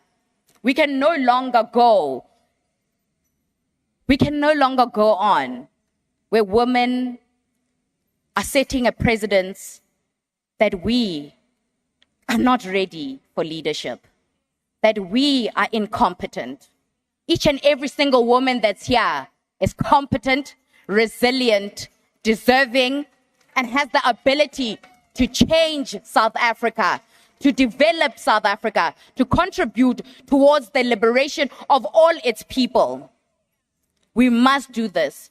A young girl who lives in a shack with her mother who is ill, what are we doing about it? That child is a breadwinner now. A young girl who is taken out of school because she has to be the breadwinner, taking care of a household. It is always the girl child who suffers. We speak about period poverty. It's a girl child again. What stops us as women uniting and saying issues that are gender related, we will champion at all times, we will contribute with our resources, we will ensure the successful implementation of all policies that seek to eradicate inequality and discrimination and exclusion. Policies will continue to be developed and adopted in this august house, bills and acts. And all these acts must be reflective of the gender agenda that is put forward for gender transformation. We must accelerate transformation when it comes to inclusion and integration. We must be innovative in our solutions. We must be sitting on the table and bringing the issues of the people on the ground. We must be the people who are seen to be on the ground and are in the ground. Women are the living hearts in their communities. Women groom, build communities. It does not mean you are a rock, you are tough. It just means a woman is so resilient that she's able to withstand pain. Yes, redeem Bogoto as we stand here. And as the African National Congress, we proudly call our women Izimbogoto, all women of South Africa, the women of this continent, the women of the globe, Zizimbogoto, because we actively advocate for the empowerment of every single individual. We fight. We have seen Mam Maria Manto, Charlotte Matleke, who have led and championed demonstration. We have seen Umamwini Mandela Madikizela, who has championed fiercely, unapologetically, to ensure that women are represented. Women are taking their rightful place. Women are contributing towards this economy. We must continue to abolish all forms of patriarchy. We must be part of monitoring that development. And this can only be done through our oversight, our diligence, being on the ground, and ensuring adequate service delivery to our people. Because when there is not adequate service delivery, it is the woman and the girl child who suffer the most. Pit toilets, a girl child will suffer. As the African National Congress, we firmly believe that the abolishment of pit toilets must be a program that is fast-tracked. We want to ensure as the African National Congress that there should not be a girl child who is left out of the educational system. As the African National Congress, we firmly believe in self-representation of women, and we firmly your believe time has on equal pay. expired. Malibongwe! Malibongwe! Thank you, Honourable Member. That concludes the debate. We shall now proceed to questions addressed to ministers in Cluster 2, Social Services. There are 4 supplementary questions on each question. Parties have given an indication of which questions their members wish to pose a supplementary question. Adequate notice was given to parties for this purpose. The members who will pose supplementary questions will be recognised by the presiding officer. In allocating opportunities for supplementary questions, the principle of fairness, among others, has been applied. When all supplementary questions have been answered by the Executive, we will proceed to the next question on the question paper. The first question has been asked by the Honourable Ghana to the Minister of Social Development. The question is about the Department's policy approach to problem gambling and/or gambling addiction and interventions that have been introduced to curb the R1 trillion runaway gambling crisis in the Republic. I've been informed that the Deputy Minister will be answering questions on behalf of the Minister. The Honourable Deputy Minister. Thank you very much, Deputy Speaker. The Department of Social Development does not have a policy approach on the problem of gambling, as this is a matter that falls within the mandate of the Department of Trade and Industry and Competition. The Department of Social Development is aware of problem gambling and its possible addiction, especially the impact on older persons and the recipients of child support grants where they use their pensions. To address the said challenge, specifically for older persons, the department has on a number of occasions partnered with the Gambling Board to conduct national awareness campaigns on responsible gambling with older persons from the 9 provinces as the target audience. Thank you very much, Deputy Speaker. The first supplementary question will be asked by the Honourable Ghana. And again, I would have loved for the minister to be here, but let's respect the deputy minister. So, Deputy Minister, you do what the minister did last time when we asked this question. You are kicking this issue of problem gambling and gambling addiction to trade and industry, even though you accept that it is a social ill. I want to check, as far as you know, has your department, since we as Rising Suns have tabled this issue here in Parliament, as far as you know, has your department met with the South African Responsible Gambling Foundation? Thanks very much. The Honourable Deputy Minister. The Minister and officials have met. We have raised our concerns, but the question refers to a policy, and that's what I'm responding to. Thank you very much. The second supplementary question will be asked by the Honourable Twabasa. Deputy Speaker, I will be taking the question on behalf of Honourable Twabasa. The supplementary question is, Deputy Minister, do you consider gambling addiction to be a form of an illness? And what programs have you implemented to deal with the problem? The Honourable Deputy Minister. Look, like I said, that we have supported the programs of the Gambling Board, who has the mandate to address some of the social ills that have been so well presented by you and also Mr. Ghana. So that is the limited role that we are playing. We were looking at banning digital gambling, which will go a long way to deal with the social ill. Soon after Grand Day, hundreds of millions of rands are placed for online betting. Honourable Deputy Minister, if you could please pause for a while. There is a point of order. Honourable Maotwe. Thank you very much, Deputy Speaker. The honourable member is reading the follow-up response. Now, how did he anticipate that that is going to be the follow-up? No, he's reading. He's reading. It's a fact. So how did he get the follow-up question? Deputy Speaker. Thank you, Honourable Member. That is a question that we would have to pose to the Honourable Nkwabaza, as that was a question from the MKP.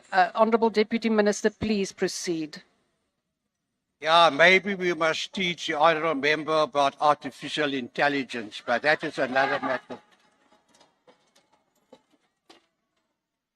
Honourable Deputy Minister, there's another point of order. Point of order, Chairperson. Honourable Reddy first, and then you, Honourable Pambo. Thank you, Madam Speaker. The rules say that you cannot cast aspersions on other members, and the member is doing that. It's either he brings a substantive motion to the House or he withdraws the statement that he made just now. Thank you. Thank you, Honourable Reddy. I think that does not fall within Rule 85 of casting aspersions on someone's integrity, so that is not upheld. Honourable Pambo. Honourable Chairperson, I think we must raise as a concern and perhaps follow up in the Rules Committee about procedure about answering questions in Parliament. A minister can't tell us confidently that he's using artificial intelligence to answer questions about his department, ChatGPT and AI to answer questions about a department you preside over. And you tell us that confidently. You should be ashamed, and we must develop rules around that, please. Thank you, Honourable Pambo. Please take that to the Rules Committee. Honourable Deputy Minister, proceed. Yeah, just a quick response. You know, the President did say that we're moving to a digital economy and a digital government. The member must please move with the times.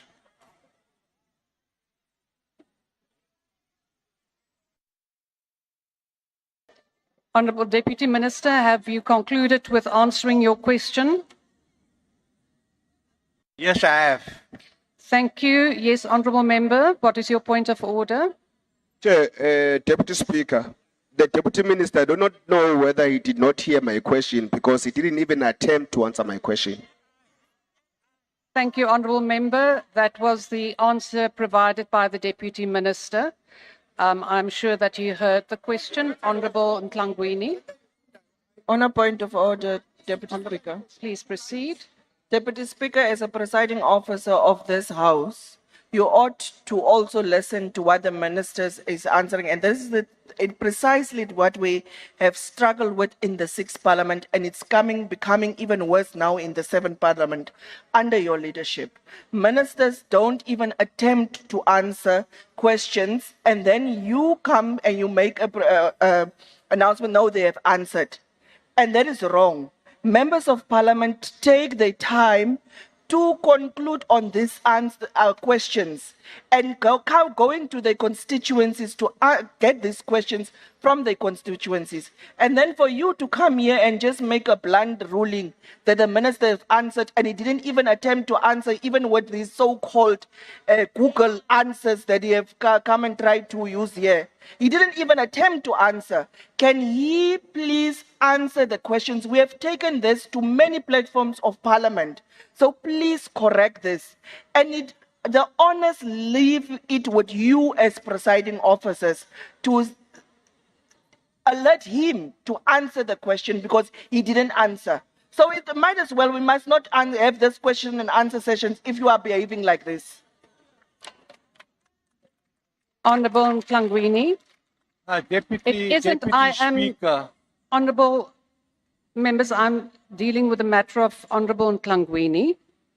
Yes, Honorable Ntlangwini, the ideal would be that ministers and deputy ministers answer the question as you would wish. However, it's not possible for the presiding officer to prescribe to the executive how they should answer questions.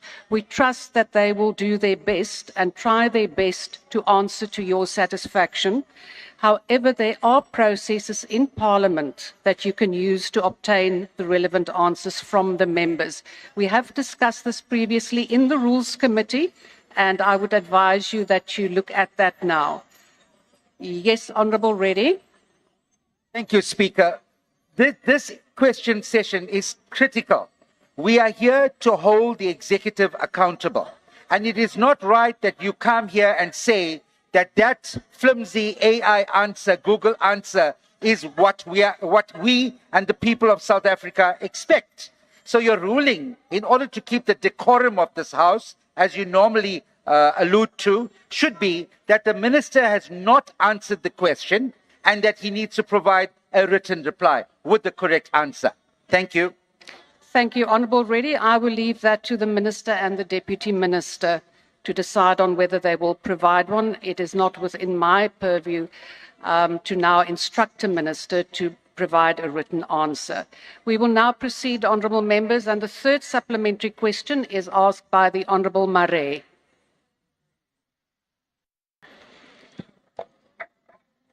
Thank you, Chairperson. Minister, I want to know whether you have any educational programs to create awareness about the devastating effects of and dangers that comes with gambling among pensioners.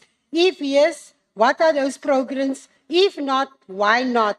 And given the budget statement by the Minister of Finance yesterday, the increased pensioners grants 3 times more than what they are getting at the moment in order to expand their income base. Thank you, Minister.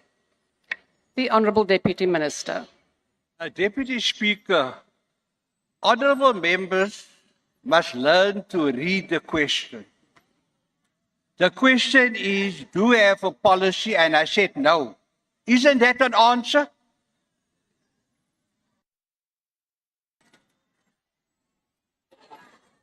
But why are we being shouted? Why are we being shouted? Honourable members, we proceed. The next question will be asked by the Honourable James. Minister must answer. He must. Deputy Minister, answer us, please. Honourable members, it is now the opportunity of the Honourable James to proceed with her question. It's a sad day in the Republic of South Africa. Honourable Ghana, your question is very clear. It highlights the words social ills, families, community, and addiction. Addiction, social development is the custodians of the Children's Act, and when we speak to communities, we also include children, where we see many children gambling in schools, Minister, many children gambling on street corners. We are asking you, what is your policy that is in place to protect children and people who are at risk, that is addicted to gambling? That is what we are asking. I thank you. The Honourable Deputy Minister. Deputy Speaker, with respect, honourable members must listen. I did say that this is the mandate of the Minister in the Department of Trade and Industry and Competition. If Mr. Ghana has addressed the question to the wrong minister, please address that to him, not to me. Thank you, You must Honourable stop Deputy shouting when you Minister. speak to us. We will now proceed with the next question. That is question number 110. Yes, Honourable Deputy Maotwe. Speaker. Please proceed. Deputy Speaker, in all fairness, we can't continue like this. The minister is not here. Ntateo is the deputy minister. Now, he can't say that if I have not answered the question, therefore send it to the minister. This comrade is earning a salary of being a deputy minister. Taxpayers' money. What is he doing with that taxpayers' money? That's stealing. How do you get paid and not do the work? And when you are asked to do the work, you are saying, no, the work is not for me, it's for the minister. That's totally unacceptable. He must resign if he doesn't want to be held accountable. Please. Thank you, Honourable Maotwe. The matter of not asking Honourable Beasley, I'm still busy with the point that Honourable Maotwe has raised. I will first deal with that and then I will come to you. Honourable members, I know that the issue of ministers and deputy ministers not answering questions has been a perennial problem. It is not new to this particular administration. It has always been a problem. It has been taken to the Rules Committee, but I do think it is perhaps necessary that we discuss it again at the Rules Committee so that we know which avenues are available for us, because we cannot sit here and waiting and forcing and requesting a minister to answer if that answer is not forthcoming. But I do undertake, I will discuss it with the Speaker. We will take it to the Rules Committee and perhaps also have a discussion with the Leader of Government Business. Honourable members, yes, Honourable Dlakudi and then Honourable Skusana. Sorry, my apologies. Firstly, Honourable Beasley. Speaker, this is a fine example why we say we don't need deputy ministers. It couldn't be Absolutely, absolutely, absolutely. Honourable Beasley, that is a point of argument and debate, not a point of order. Honourable Dlakudi. Thank you very much, Honourable Deputy Speaker. Irrespective of whether we agree with what the Honourable Deputy Minister is saying or not, Rule 82, Sub-Rule 1, says that in the House and in many plenary sessions, members must refer to one another in a respectful terms. We do request that even if we don't agree, let's not refer to one another in an unparliamentary manner. Thank you. Thank you, Honourable Dlakudi. I think that is a rule. Honourable members. Honourable members.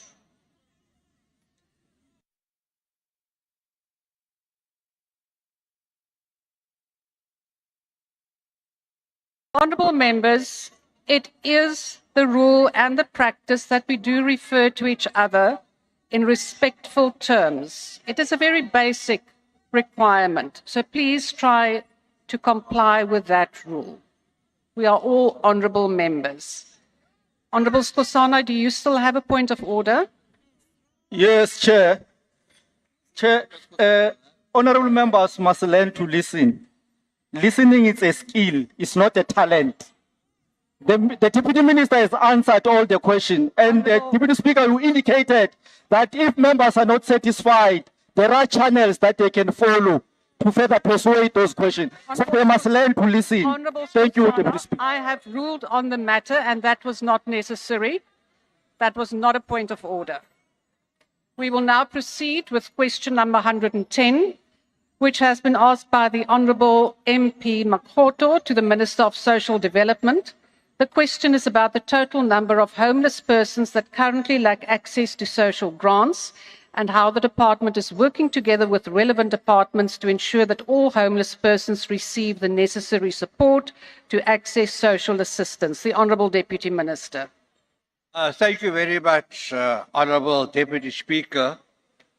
Stats SA revealed related data to this question, while the department does not have the number of homeless persons who lack access to social grants.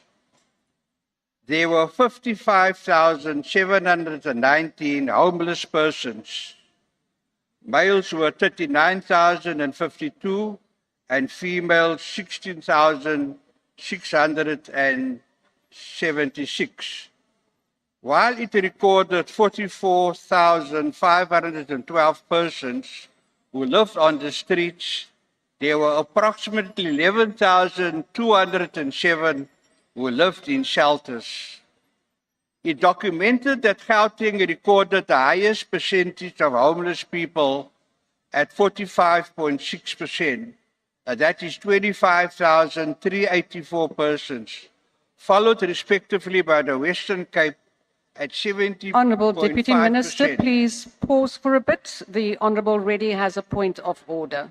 Thank you, Honourable Deputy Speaker. I rise in terms of Rule of Order 137.3, which says that the Speaker is, if she is of the opinion that a question comprises matters of a substantively statistical nature, the Speaker may direct that the question be placed on the question paper for written reply. Now, this question has come from an ANC member asking an ANC minister a question, and that minister is not here today to answer. So the Deputy Minister is trying to waffle on and try to answer an answer that he's got. The answer is statistical in nature. I therefore request, Madam Speaker, that you use your powers, remove the Speaker, and let the author of the question get it in writing. Thank you. Thank you, Honourable Reddy. The question was approved and it was submitted, and therefore the Deputy Minister has to reply in the fashion the question was put.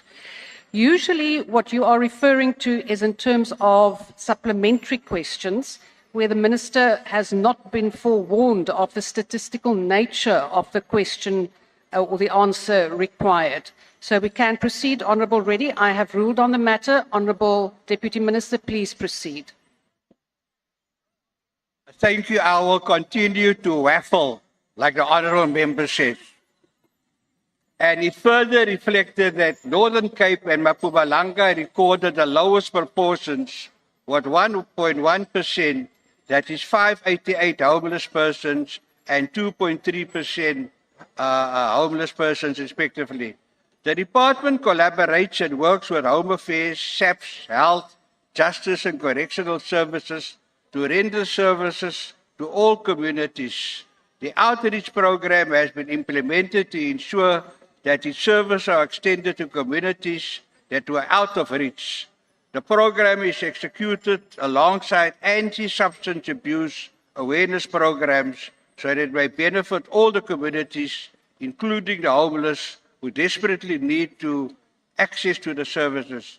During these campaigns, those that had Honourable no Deputy access Minister, if are you can just assisted pause with for a bit. identity The Honourable documents Kwankwa. and social grants. I beg your pardon. Sorry, Deputy Speaker. I didn't mean to disturb the Deputy Minister, but I wanted to find out whether something is being done about the poor sound quality. I mean, I'm sitting next to the Minister, but I'm struggling to hear what he's saying in terms of the response. Honourable Kwankwa, we do have a problem with the wind and the chiming, so I would propose that you perhaps use the headsets that would assist you. Honourable Deputy Minister, please proceed. I'm done, Deputy Speaker. Thank you. We then go to the first supplementary question, and that will be asked by the Honourable Makhatu.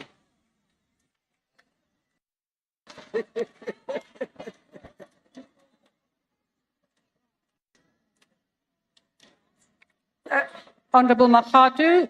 Thanks very much. Thanks very much, Deputy Minister. Given that many homeless people lack documentation, SIDs, and proof of address, which are essential for accessing social grants, how is the department celebrating with the Department of the Home Affairs and also Human Settlement to address these challenges to ensure that all vulnerable individuals access social grants. Thank you very much. The Honourable Deputy Minister. Like I mentioned in my reply, we do have outreach programs, and we have these outreach programs to try and reach the people that the honourable member refers to. We also have a district development model where we have outreach programs by the president, outreach programs by presidential champions, and outreach programs by ministers and deputy ministers.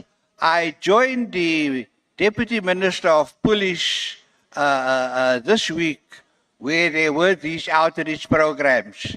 And very often we make sure that we have the Department of Home Affairs present, not to be an information kiosk, but actually to assist people to complete forms, to apply for ID documents, and to apply for birth certificates.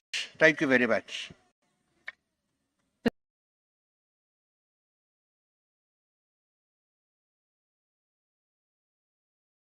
Deputy Minister, it has been 5 years since DSD acknowledged there is no national policy nor legislation addressing the plight of the homeless.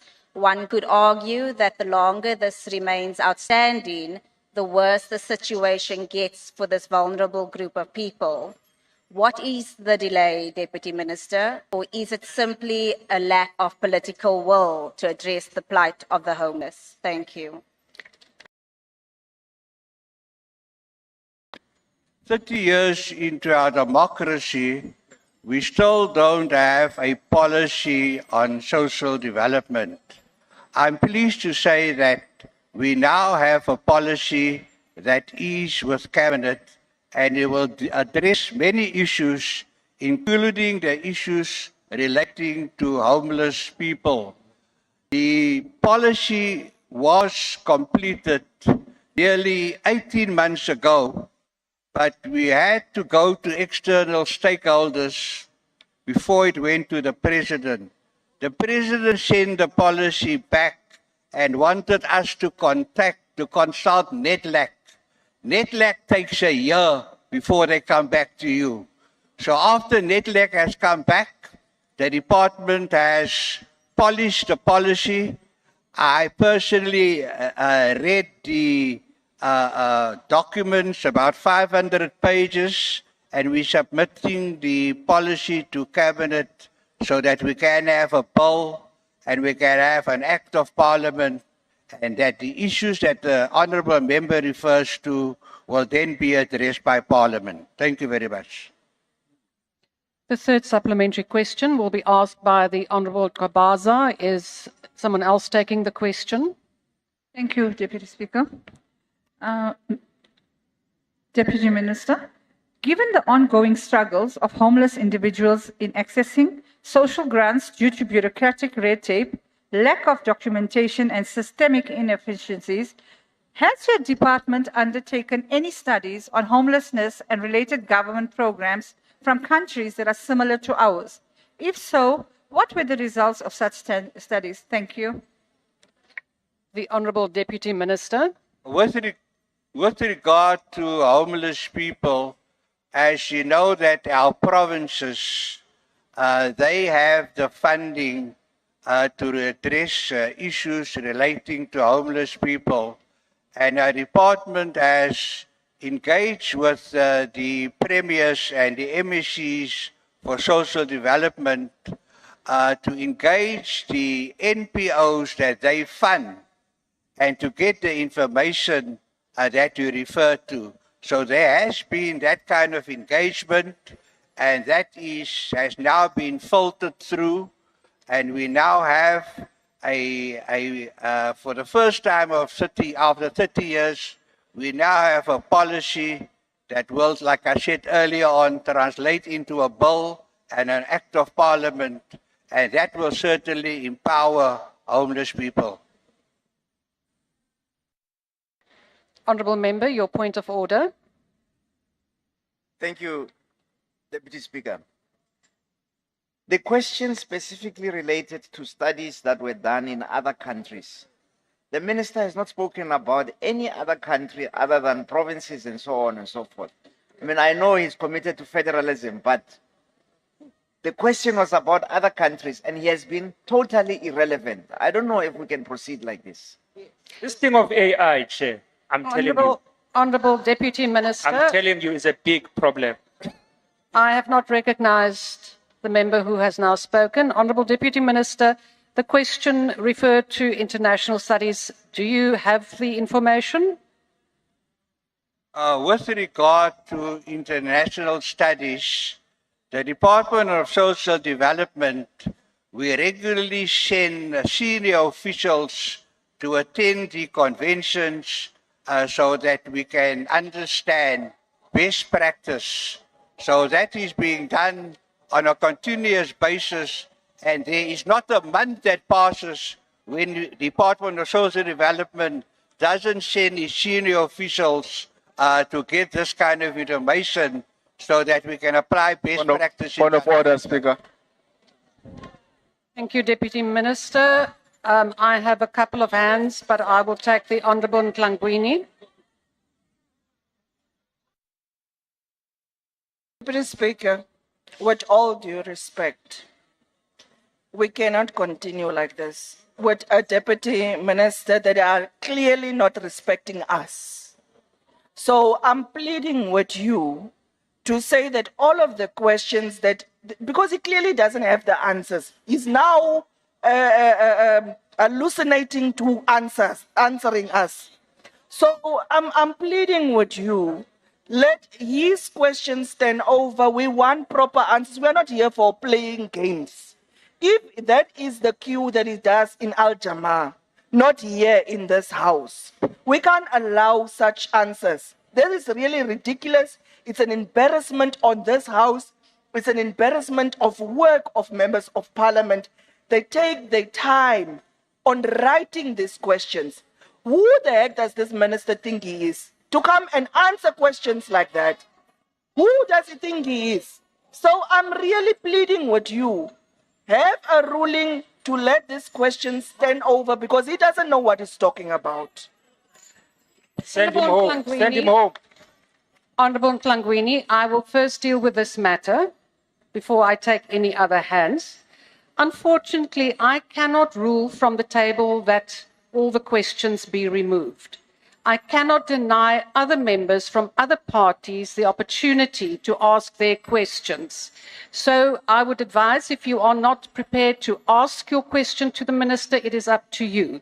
But I cannot rule from the table that those questions are withdrawn. Honourable Reddy. Madam Speaker, I think you have the power to determine these answers. I mean, I'm sure even looking at you, this is an insult to you also. It's an insult to all of us that this minister is waffling on and not answering the questions. Please, this deputy minister is part of a cabinet where this is the only place we can get answers about what's happening in our country and what they are doing. They are getting paid to do this job. We expect them to answer appropriately and not treat us like we are nincompoops. Thank you. Thank you, Honourable Reddy. Honourable, I will first deal with this matter before I take all the other matters, and then I'm going to close it, Honourable Members. The matter of the quality of the questions has been dealt with. I also suggested that it be taken to the Rules Committee and that I will refer this to the Speaker to discuss with the Leader of Government Business. But we cannot now change the order list and the questions because you are not happy with an answer. We will now proceed with the next supplementary question. Honourable Matwe, I'm not going to entertain the same matter any further. Is it a new matter? Because I have made a ruling.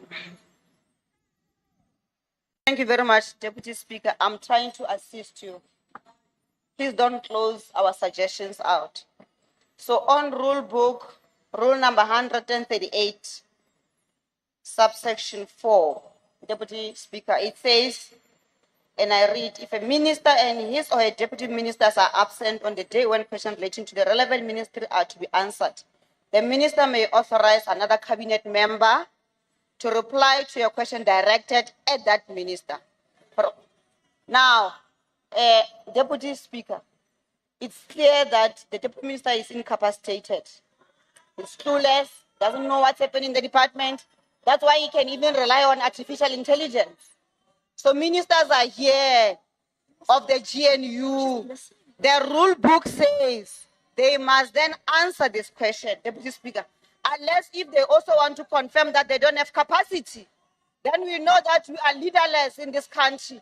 There are no ministers, there are no deputy ministers, there are careerists who come here to take money of the state and just go and you have made your point. Honorable Motwe. Deputy Speaker, we can't continue like this. Thank you. Honorable Motwe, honorable members, I will first deal with that matter. Honorable Motwe, the Deputy Minister is replying to the questions in terms of Rule 38(3). The question of whether you think the answers are competent or whether the Deputy Minister is competent is another matter. And therefore, I would suggest taking the lead from the Honourable Reddy, who referred to Rule 85, that you submit a substantive motion, as this now could affect the Deputy Minister's dignity. So you are welcome to follow that route. Then I have the Honourable Mashlaule. Thank you very much, Deputy Speaker. I think Honourable Honourable Mashlaule, just speak closer to the microphone. We can't hear you. Honourable Maudwe is correct that rules permit that a minister may nominate a cabinet minister. We are told that the acting minister, which is Honourable Pemima Jodina, did indicate that she wants to respond to the questions. Your office there said she can't because she has another question. That's why we're here, we're having this problem. She was ready to answer the question. Now we must sort out what is happening there so that these questions can be responded to.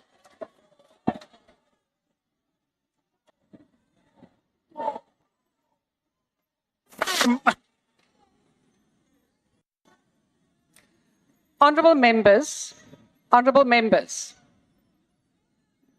in terms of Rule 138(3), the Minister may request the Deputy Minister to answer the question. If the Deputy Minister is not available, then another Cabinet Minister may reply in terms of Rule 138(4). Now, to my knowledge, that has not been the case, and the Minister requested the Deputy Minister, which is the first choice and always has been the convention, to reply to the questions, and we will therefore proceed. The last supplementary question will be asked by the Honourable Ghana. Honourable Skosana, I'm not entertaining this matter any further. Is this a new point of order? In which rule? Yeah, no, thank you very much, Honourable Deputy Speaker. I'm rising on a different point. On Rule 84, the Honourable Ntangwini has made reference to the Honourable Deputy Minister. He said, who the hell does he think he is, in reference to the Deputy Minister? So that's unparliamentary, Honourable Deputy Speaker. Can you rule on that? Honourable Skosana, I have ruled, and please do not every time after I have ruled discuss and debate the matter. We will now proceed. Honourable Ghana. Thank you, Deputy Speaker. Next time, remove him. He must go out. Honourable Ghana, please proceed. So, Deputy Minister, I want to check, since your appointment as a Deputy Minister of Social Development, when was the last time you visited a shelter for homeless people, joined the team of social development to assist the homelessness access social assistance? Thanks very much. The Honourable Deputy Minister. When I was sworn in as a Deputy Minister we had the Cape of Storms. And I immediately proceeded to check on the plight of homeless people. And I spent the whole day with them and made sure that shelters made their kitchens and dining rooms available, even if it's just for that one night when we had the Cape of Storms. Since then, I've had engagements with homeless people at least half a dozen times. So homeless people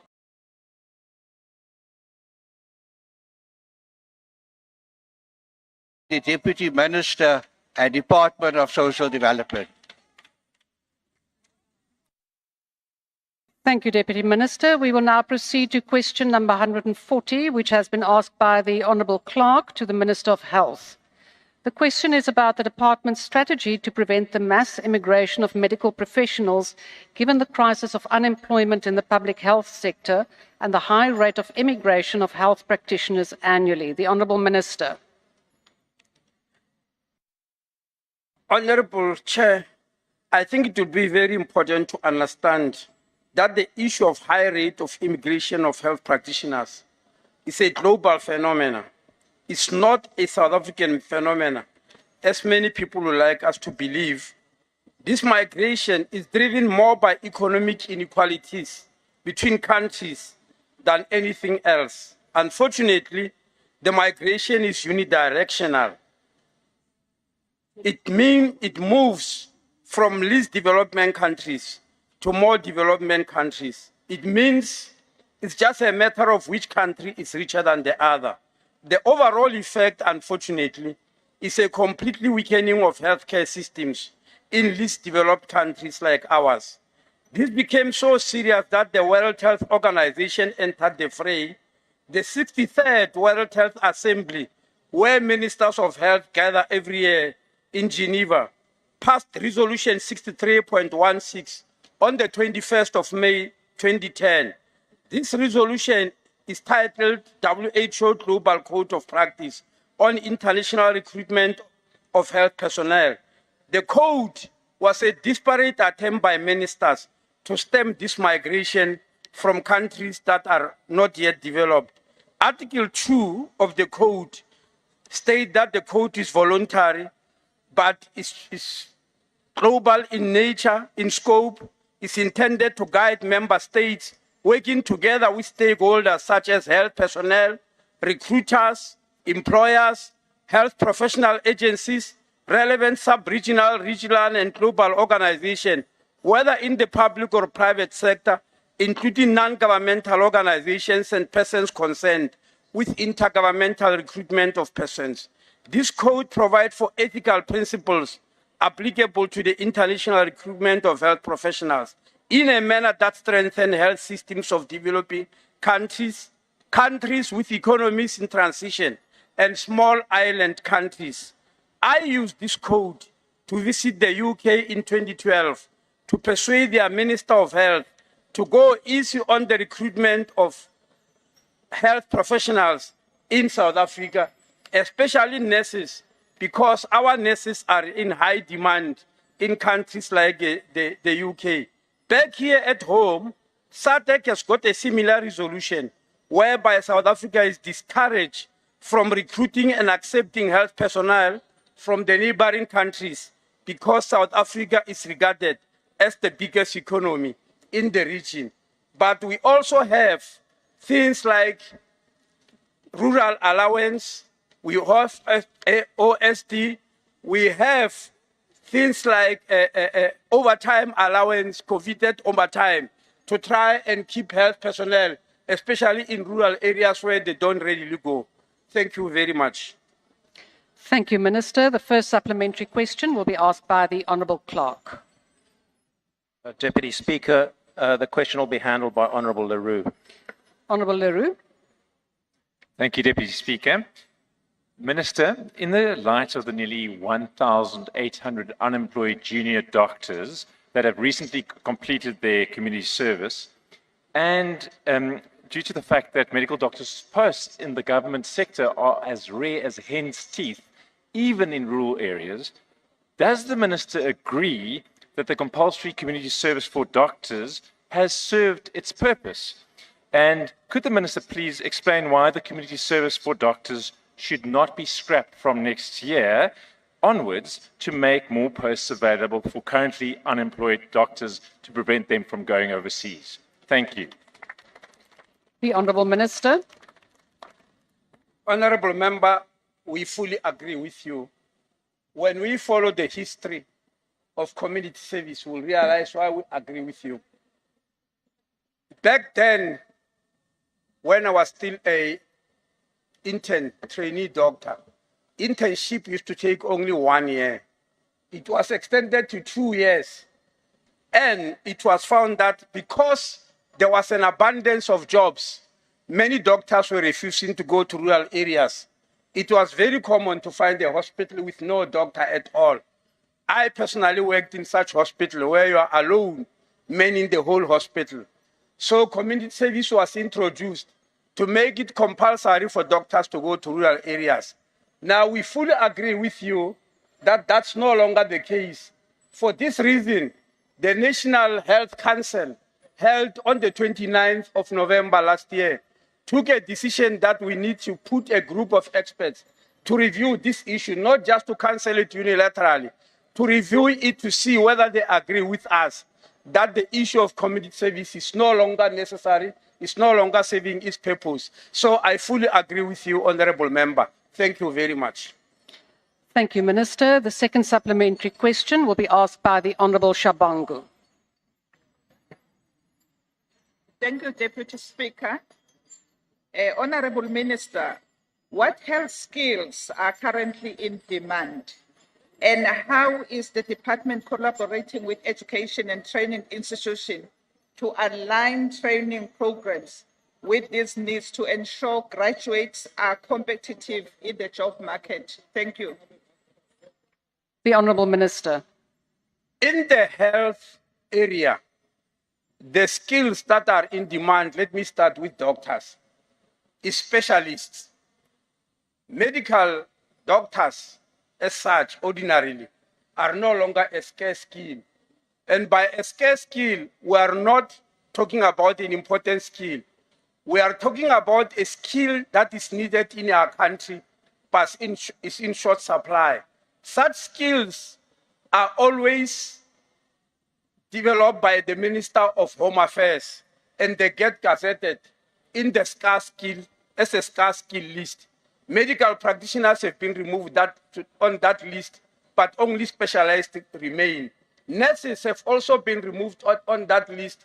They are no longer a scarce skill, except 4 groups of nurses: the theatre nurse, the psychiatric nurse, the high care nurse, and the ICU nurse. These are nurses that are still in demand in Europe, and they are being recruited in large numbers from our country. Otherwise, all the other skills we have in abundance. Thank you very much. The third supplementary question will be asked by the Honourable Mailola. Thank you very much, Deputy Speaker. Minister, can you give us a detailed report, including recommendations, on how much will be needed to fill in the gap created by Donald Trump executive orders that led to the discontinuation of the funding that was meant for health-related projects in South Africa? And also, Minister, how much money will we get if we cut subsidies to private medical aid without collapsing the system? Thank you. The Honourable Minister. Well, the first part, Honourable Member, is a very long answer because it has got numbers and figures which I don't have, but we've analyzed. We know now that there are 15,000 people who are affected, but they fall in different categories. For instance, the category we are looking at very carefully are what we call patient-facing people, like community health workers who go out in the communities and look for these people who are HIV positive. The second question, Honourable Member, I think I've given it to this House many times, and I want to give it again. When your leader put a debate here about Donald Trump, I challenge that it be brought here. If we stop subsidies, to everybody paid by state for, stop their subsidies to medical aids. We will save 70 billion rand. All the people who get their salaries from the state, who have got medical aids and are subsidized by the state, the total is 70 billion rand. In addition, any human being in the Republic who's on a medical aid, regardless of who their employer is, get tax rebates, and the total is 33 billion rand. So it's a total of 103 billion rand that move from the fiscus to subsidize those who are well-to-do. That's why I was complaining so bitterly about it. Thank you very much. The last supplementary question will be asked by the Honourable van Staden. Thank you, Deputy Speaker. Honourable Minister, South Africa's number of doctors per population is currently at 0.3 per 1,000 people, although the World Health Organization recommends at 2.5 doctors per 1,000 people. Indeed, more funding is needed to appoint doctors and other frontline medical professionals, and budget cuts as well as corruption and maladministration, etc., have a huge impact on this. How will the Minister and the Department of Health align its priorities to combat corruption and the waste of money on advertising costs in order to address the crisis of unemployment in the public health sector? I thank you. The Honourable Minister. Thank you very much, Honourable Member. We try our best to fight the issues of corruption, and we try to minimize it by asking that we centralize some of these functions, which we found better by money being directed not to provinces as equitable share, because that's where some of those problems occur, but to make it an amount of money that is directed at a specific function. But, Honourable Member, I want to answer you. There is this belief which everybody repeats again and again and again of the World Health Organization determining the ratio of doctors to patients. There's no such a thing. It is just belief. There's no, if you go to WHO now in Geneva and say, give us the record of doctor to patient ratio and all that, they'll tell you it's just a recommendation depending on countries' conditions and situations in that particular country. But yes, we do agree that we don't have a shortage of doctors in the country, which is now driven by budgetary problems than anything else. And that's why we were happy yesterday during the budget. It looks like we will be able to hire quite a number of those unemployed professionals. Thank you very much. Thank you, Honourable Minister. Question number 187 has been asked by the Honourable Zabardar to the Minister of Social Development. The question is about immediate measures to address unsafe living conditions and corruption in government-supported retirement villages, and whether an independent investigation will be launched to hold perpetrators accountable and the punitive measures that will be undertaken by the department. The Honourable Deputy Minister. Thank you very much, Honourable Deputy Speaker. In view of the many challenges that our senior citizens experience in general, the department is in its implementation of the Older Persons Act and regulations has identified these as a risk and is implementing active aging programs in all government and private institutions, including retirement villages. Not long ago, a few weeks ago, I engaged over 3 days with 1,000 people from these retirement homes in Rustenburg in order to promote active agency and to hear their issues about living in the retirement villages. So we are engaged with our senior citizens on a large scale. The immediate programs that the department is implementing covers all aspects of care and infrastructure readiness for safe habitability. The National Department provides guidelines and tools to ensure positive accreditation or registration. An accreditation framework has been developed to ensure that all facilities that are used by age meet the requirements, and if they don't meet the requirements, they will be assisted to meet the requirements. The department continues to conduct awareness and training for civil society organizations and NPOs to create a conducive environment for older persons. The budget goes to the 9 provinces. We don't have the budgets, but we play a very strong oversight role.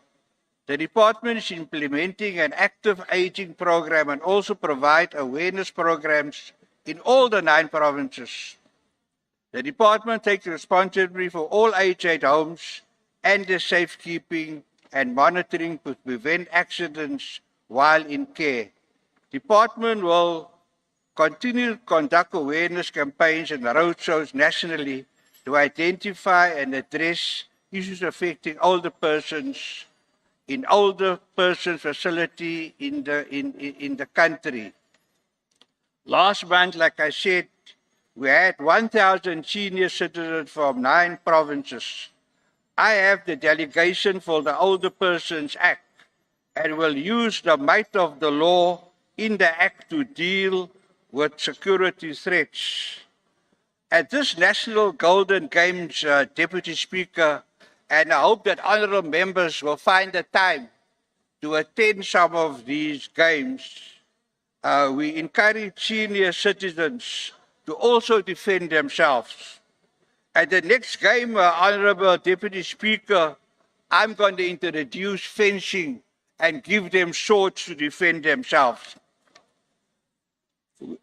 Honourable Deputy Speaker, due to the fact that the allegations of abuse and threats might be in most of the provinces, the department will instruct the provinces to conduct investigations to unravel challenges that the older persons are experiencing. The department will continue to monitor the facilities that provide services to older persons and continue to support and respond to any issues affecting older persons negatively in line with the policies and legislative frameworks.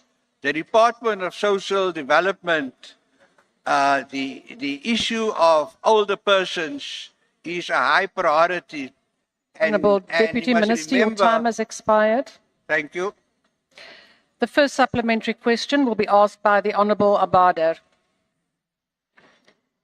Deputy Minister, given the persistent reports of corruption, extortion and gross negligence in government-supported retirement villages, why has the department failed to take decisive action sooner? Are you merely reacting to scandals instead of proactively protecting our vulnerable elderly citizens? What consequences has the officials in your department faced for allowing this crisis to escalate? Thank you. The Honourable Deputy Minister. Our officials don't turn a blind eye to it. In fact, we assist persons who are affected to lay charges at the nearest police station. And we make sure that these persons, that the elder persons who have complaints get case numbers and we follow it up. So it's a responsibility of the police to deal with these matters, but we do not just sit back. We assist older persons when they have complaints to lay charges at the police stations. And when we review the registration of these facilities, these matters are taken into account and we deal firmly with these matters. The second supplementary question will be asked by the Honourable Abrams. Thank you, Deputy Speaker. Deputy Minister, during the public hearings on the Older Persons Amendment Bill, we heard harrowing stories of abuse and countless examples of how food crops, belongings, and the seniors themselves are not safe in retirement villages, in particularly rural communities. If we were to visit those communities today, I highly doubt the experience will have improved. what improvements in the lives of seniors have you personally witnessed since the passing of the Older Persons Amendment Bill? Thank you. The Honourable Deputy Minister. Thank you very much for that question. As we know, the public participation process eventually led to Parliament passing this particular act in December. And the sitting minister and the sitting deputy minister, we are aware of our responsibilities in terms of that act that has been passed by Parliament. And that act has been adopted to address the issues that the honourable member has raised. And I have been given the delegation to implement this act. And we are going to make sure that we get our pound of flesh and people have their day in court if they abuse elder persons. So it is a few months down the line since the act is passed, since we have the powers to assist older persons, but I can assure honourable members that we are not going to take this lying down, and we are going the extra mile to ensure that older persons are not abused. The third supplementary question. Yes, Honourable Member. Thank you, Speaker. The Deputy Minister, and again, keeps referring to an act, but judging from what he's saying, he doesn't actually understand what he's talking about. So I wonder if he knows what act is he referring to with reference to the question that was asked. Honourable Member, that is something that you can write to the Minister and ask him whether he understands it. And now it is your member, the Honourable Marais, who will ask a question. Honourable Marais. Artificial intelligence. Thank you, Deputy Speaker. It's Honourable Tafeni, not Honourable Marais. Deputy Minister, given the high rate of abuse emitted against our country's senior citizens, what has the Minister done to protect our senior citizens from various forms of abuse that they directly experience in the hands of the perpetrators in this country? Thank you. The Honourable Deputy Minister. Like I've indicated, the evidence is there when we had the public participation processes. The act which the previous honourable member says, I haven't read, I have read the act. I hope he's read the act. So we are aware of the atrocities. What is the act? What is the act? We are aware of the powers that we have to protect older persons, and like I've indicated, we are ready to assist older persons to protect their rights. The last supplementary question will be asked by the Honourable Swart. Honourable Pambu. We are asking which act? What is the name of the act? When was it adopted and put into law? That's all we're asking. The act, there's an act, it's fine. What is the name of the act? When was it assented into law? Honourable Member, we have set questions and opportunities that were approved, so you're not going to get a fifth bite. So we're going to the last supplementary question, which will be asked by the Honourable Swart. No, thank you, Deputy Speaker. Deputy Speaker, the ACDP welcomes and supported the Older Persons Amendment Act. Now, this act aims to enhance the rights and welfare of older persons by focusing on quality services, protection, and addressing the very issues that we're discussing today, like abuse and exploitation. And so we welcome that act, and we're fully aware that the Deputy Minister is very involved in his communities. The question, however, Deputy Minister, is are there sufficient resources in the department to enact and implement the provisions of this far-reaching bill to protect our senior citizens, as we are fully aware of the constraints that the Department of Social Development is facing, particularly when it comes to social workers who are overworked and in many regards, some say underpaid, which the ACDP welcomes and supports and appreciates the work that they do, but we definitely need more social workers. I thank you. The Honourable Deputy Minister. Thank you very much for that very important question. I'm also very happy, Honourable Member, that the member that keeps on asking if I know the name of the act, that you've now answered him. With regard to the resources that we have, at national level, we have an older persons unit who are working around the clock to address the issues that came up in the public participation process and which honourable members debated in Parliament when they approved that particular act. We also have resources in all 9 provinces. We also have resources at municipal level, and we have resources in the number of NPOs that the provinces assist. So we have an army that is ready to assist older persons. Watch the space. Question 111 has been asked by the Honourable Makgakgola to the Minister of Basic Education.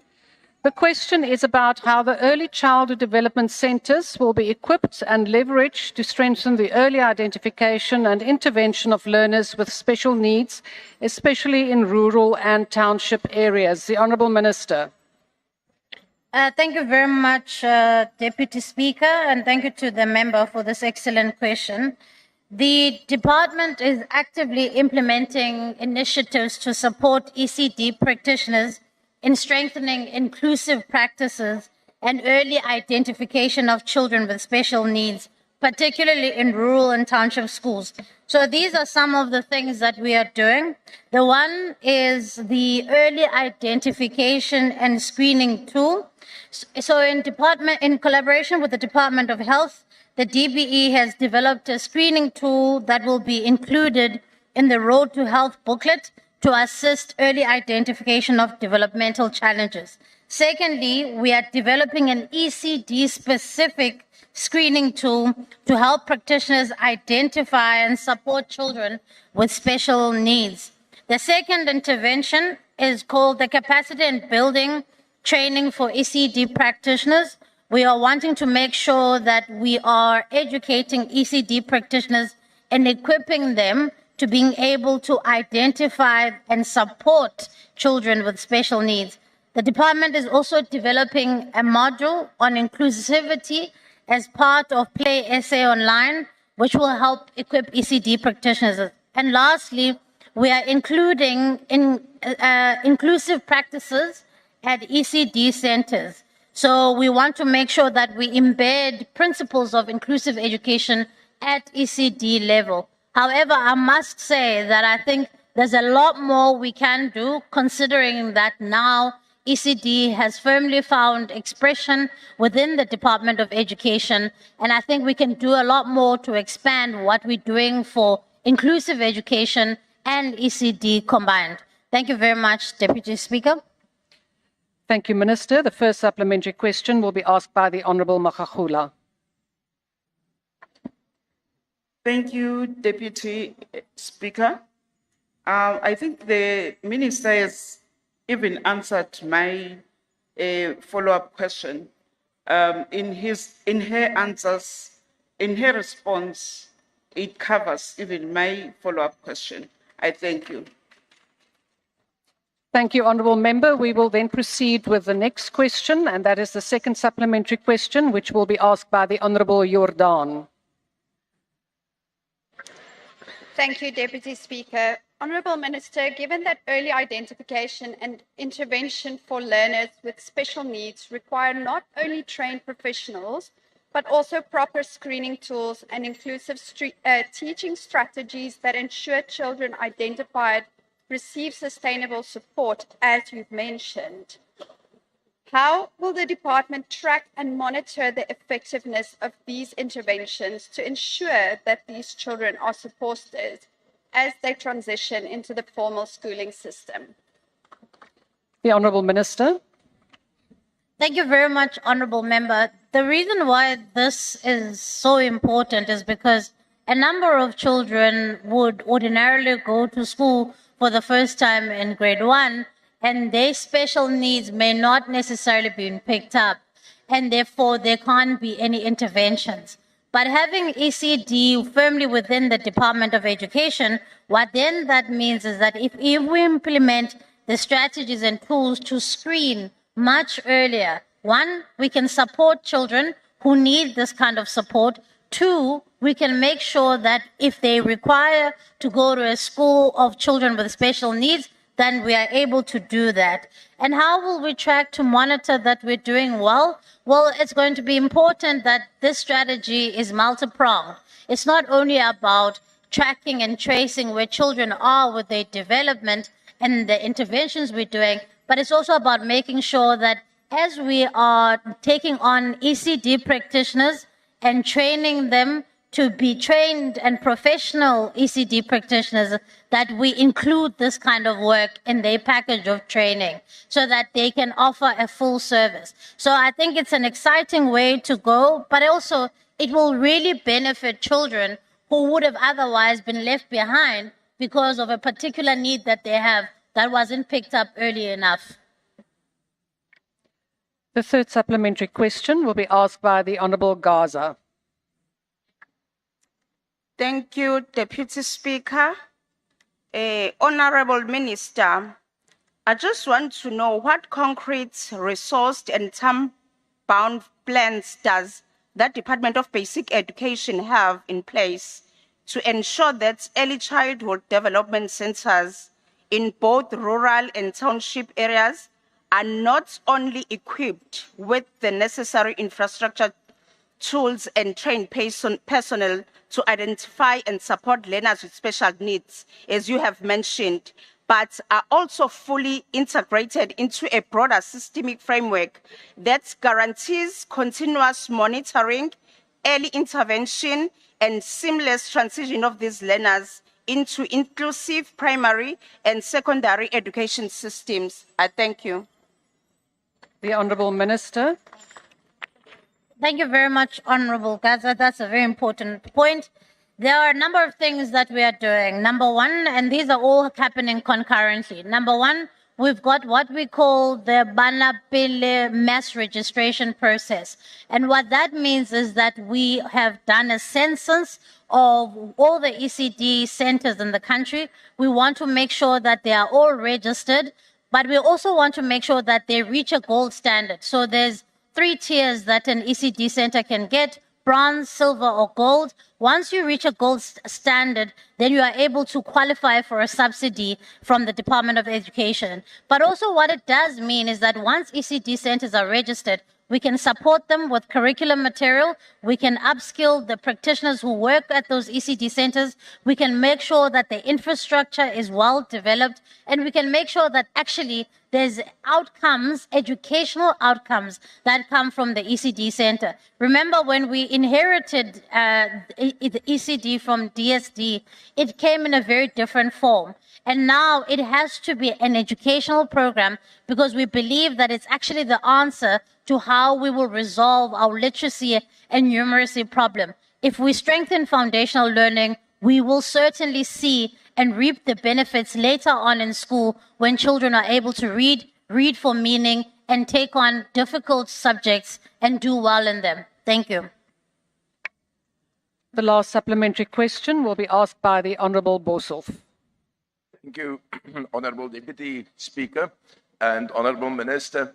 I fully agree, and I think it's a very good approach to follow, that at present, children actually first have to fail in mainstream education before they are referred. Honourable Member, please pause for a while. There is a point of order. Honourable Manye. Thank you, Chair. I must apologize to Honourable Boshoff. It's not his problem. Chair, the problem I have is the media people. When we ask questions, the camera doesn't focus on them. But when it's DA and Freedom Front Plus, the cameras focus on them. Why is that the case? Thank you, Honourable Manye. Could we please request honourable members?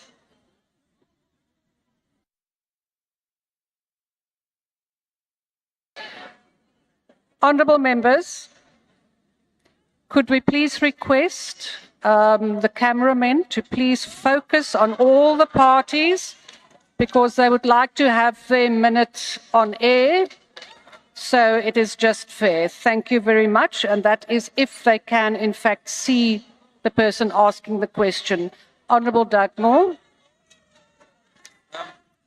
Sorry, Madam Speaker, just in terms of your ruling, and I'm not questioning the ruling, but my concern is that you have assumed that what Member Manye is saying is factual. And it's not actually factual because we are also watching, and I haven't seen any deliberate attempt to exclude anyone who's asking a question. Sometimes it seems the TV struggles a bit to find the person, but I don't think you should simply accept the assumption that the Honourable Manye is making.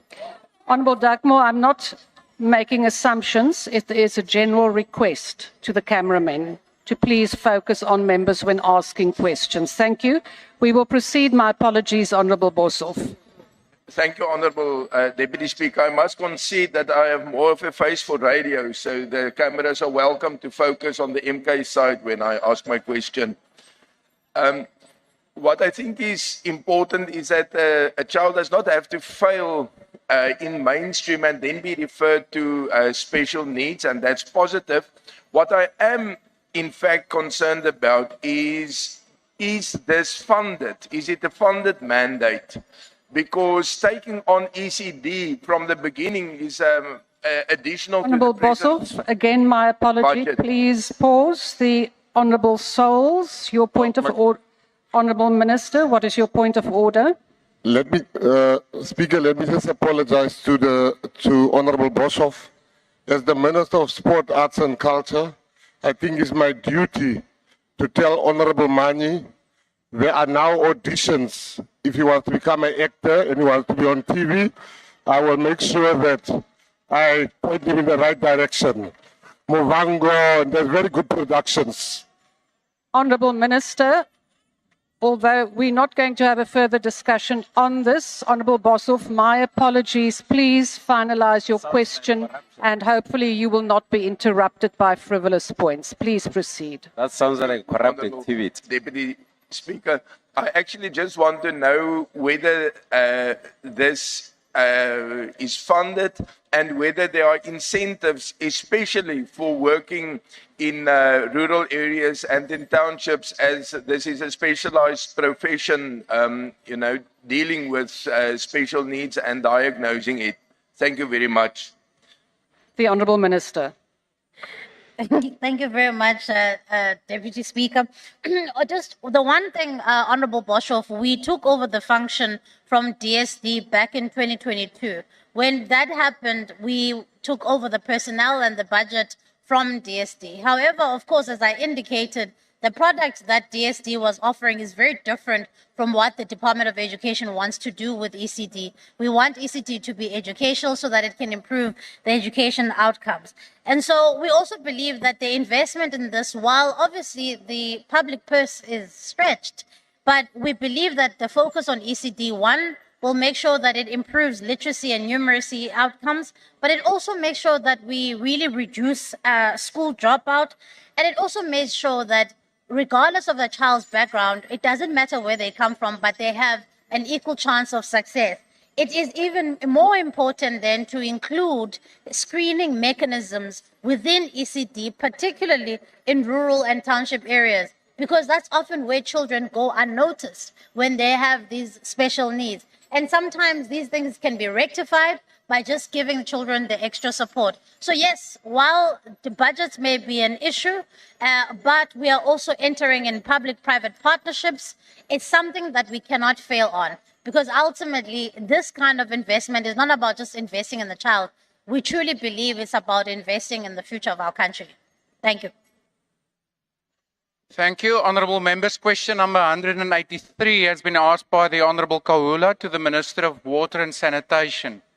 The question is about the department's plan to achieve Vision 2030 water and sanitation goals, which includes addressing the Gini coefficient on water and sanitation and the measures that have been put in place to achieve universal and equitable access to safe and affordable drinking water and sanitation for residents of Ngutu and all other municipalities. The Honourable the Minister. Thank you very much, House Chair. Ngibingelele nakuma members ahloniphekileyo. Ngiyathokoza mama uKhawula. Lo mbuzo obuzayo ukuthi senzani thini vision.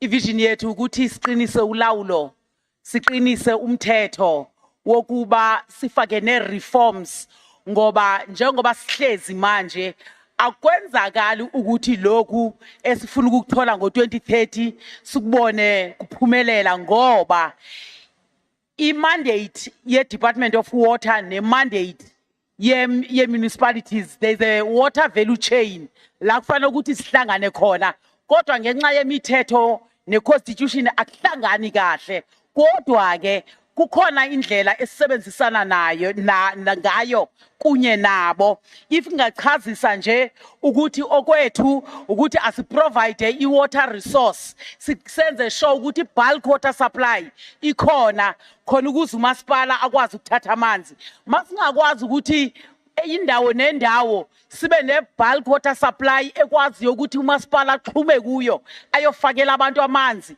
uvision 2030 singafikelela kuye not just uvision 2030 kodwa kuhlangene ne sustainable development goal 6 ethi abantu abathola amanzi ahlanzekile abantu bakwazi ukuthola ne sanitation umthetho ke obuzayo ukuthi ingakube akhona nama project ayangale emzinyathi nasenquthu yebo ma akhona I can count 12 ngwalistile ngawafunda la ngakuthumela ebhaliwe but adla isizumbulu semali engu418 million angena lapha kwinzombiza nje ngichazise indawo umvoti endumeni emsinga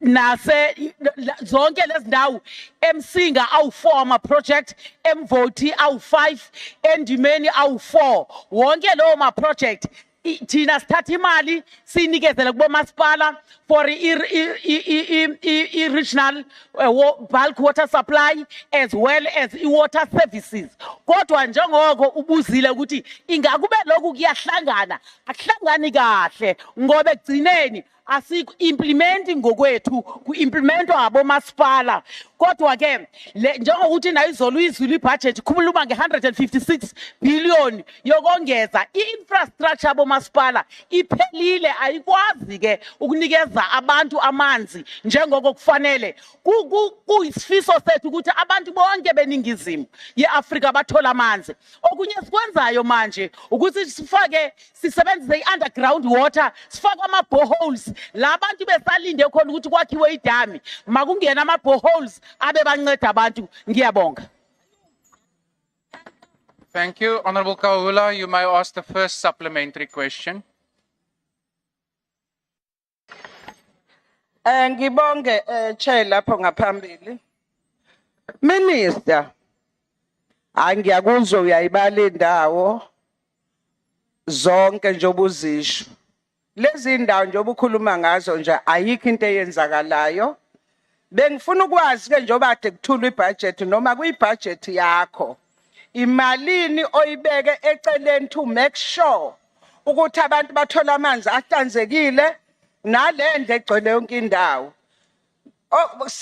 Kanjalo futhi nokuthi lama official okuyiwona wona okhuluma ngawo ayenza lama project anza lento yokubugebengu adla izimali okufanele bezenzela abantu lapha yini ozoyenza to make sure sibabone beboshwa ngoba inkinga ezingaka minister nina nibabophi laba bantu kodwa niyabazi kunjenje amanzi engekho emphakathini imali ziyaya khona kodwa ababoshwa lento yokushushiswa kuthiwa kwenziwa ama-investigation ngithe EFF ayiphele ngoba egcineni kugcinwa la kudlalwa ngabantu bethu abasithume la eParliament ukuthi sizobamela uyabona uyibala zonke lezo ndawo but minister wena yini ozoyenza to make sure ukuthi abantu bathola amanzi aphuma kompompi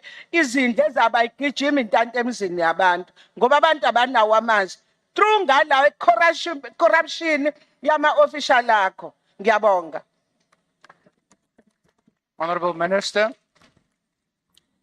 Makaula ngithe kuwena honorable member thina responsible for i-water resource kube yithina abasusa imali ngokomthetho sinikeze abomasipala sithi kumasipala umzekelo umasipala ongale la umvoti ukhona sithi nangu u34,960,000 wokuthi wenza uphase 6 and mase engawenzanga mhlawumbe kwaba khona ubugebengu lobukhuluma ngabo sinama case aku SIU bengihlangene no SIU ngolesine nangolesihlanu sisayina i-terms of reference no SIU ukuthi la ama project angaqhubanga ayibuyi imali yethu ngaqinisekisa la ukuthi SIU seyikwazile ukurecovera 196 million yama project yemali beya kuma project angenziwa ama project ibuyile imali eku department kunama case we-SIU akawa refere ku-NPA thina asibophi ma once kube khona ukuthi kuyasolwa sifuneka sithumele ukuthi akuhanjwe kuyo investigator ngoba asinawo amalungelo okubopha abanye ama report ka-SIU athi asidiscipline abantu ngaphakathi edepartmenteni kukhona la besithe mabesabaxosha sababambela ama-pensions ngoba basahambe court sangawakhiphi ama-pension wabo kusho ukuthi-ke ma ubugebengu obenziwayo masibazi siya-investigator makukhona ukubonakala ukuthi kudliwe imali i-project ayenziwanga but akusi i-mandate yethu kuyokhipha amanzi epompini ngizohlala ngikusho lokho i-mandate kamasipala to reticulate and to provide water thina sinikeza the bulk water supply sibanikeze i-WISIC grant sibanikeze i-RIPIC grant. Thank you, Minister. Your time has now expired. The second supplementary question will be asked by the Honorable Dlelanga. Enkosi mhlali ngaphambili. Molo Minister. Minister, there are two villages near Ngutu. That is Lonjane and Ipumulili. They have been struggling to access water for several years. What your department has done to ensure that these two communities that are served by Umzinyati District Municipality have access to safe, clean and drinking water. Thank you so much. Honorable Minister. Thank you very much, Honorable House Chair, Honorable Dlelanga. Honorable Dlelanga, le mali le ebendithetha ngayo apha that worth 419 million. Yile mali esithumela ku district. I-district municipality yiyo a water service authority. That is why siletha lama reforms because bayasafara local municipality bangaserviswa yi-district. Ekuyiyo i-water authority. Unfortunately, akusisithi abakhetha i-water authority. I-COGTA yiyo nikezo masipala i-right yokuthi wena i-water service authority noma wena uyi-provider. So thina sikwenzile kumele ukuthi sikwenze. Imali siyinika i-district. I-district is suppose njenge-water service authority inikezela abantu amanzi. Abantu basenquthu uthetha ngabo ezi schemes bendizibala apha nale mali bayipati yabo kodwa kunokwenzeka amanzi awakafiki ngenxa yento yoba lo muntu omele babanike amanzi akawenza umsebenzi wakhe kodwa asikwazi uthathela umsebenzi womasipala siwuthathele ukuthi i-separation of powers is very clear. We can do our bit, they must do their bit. Just to sum up, there are 100 municipalities that we have profiled as these Mali performing municipalities and sicela ukuthi sisebenze no-COGTA singenelele kulabo masipala. Ngiyabonga. Thank you. The next supplementary question will be asked by the Honorable Ngumala. Mhlalo ngaphambili.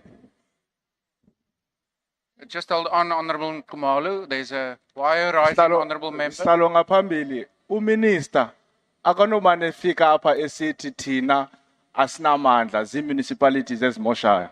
Ngoba nguminister, akanomane qho xa simbuza question kuba abantu abanawo amanzi, abanesithi no, ayindimi zi-municipalities. Wenza ntoni yena as a minister ukuze abantu No, Honorable Member, that's not a point of order. That is a point of debate. You're welcome to take it further with the Minister through a motion, but that cannot be entertained at the moment. Honorable Ngumalu. No, thanks, Chair. As Honorable Dubatsi, I'll take the question on his behalf.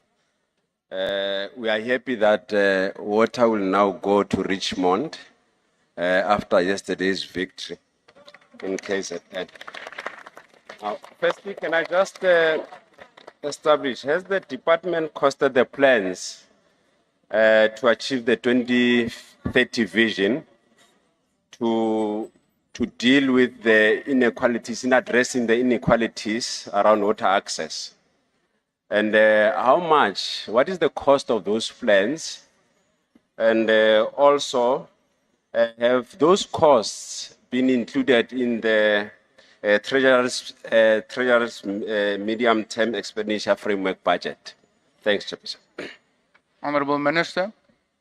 Thank you very much, House Chair and Honorable Mutibati, on behalf of Honorable Ngubalo. There are plans.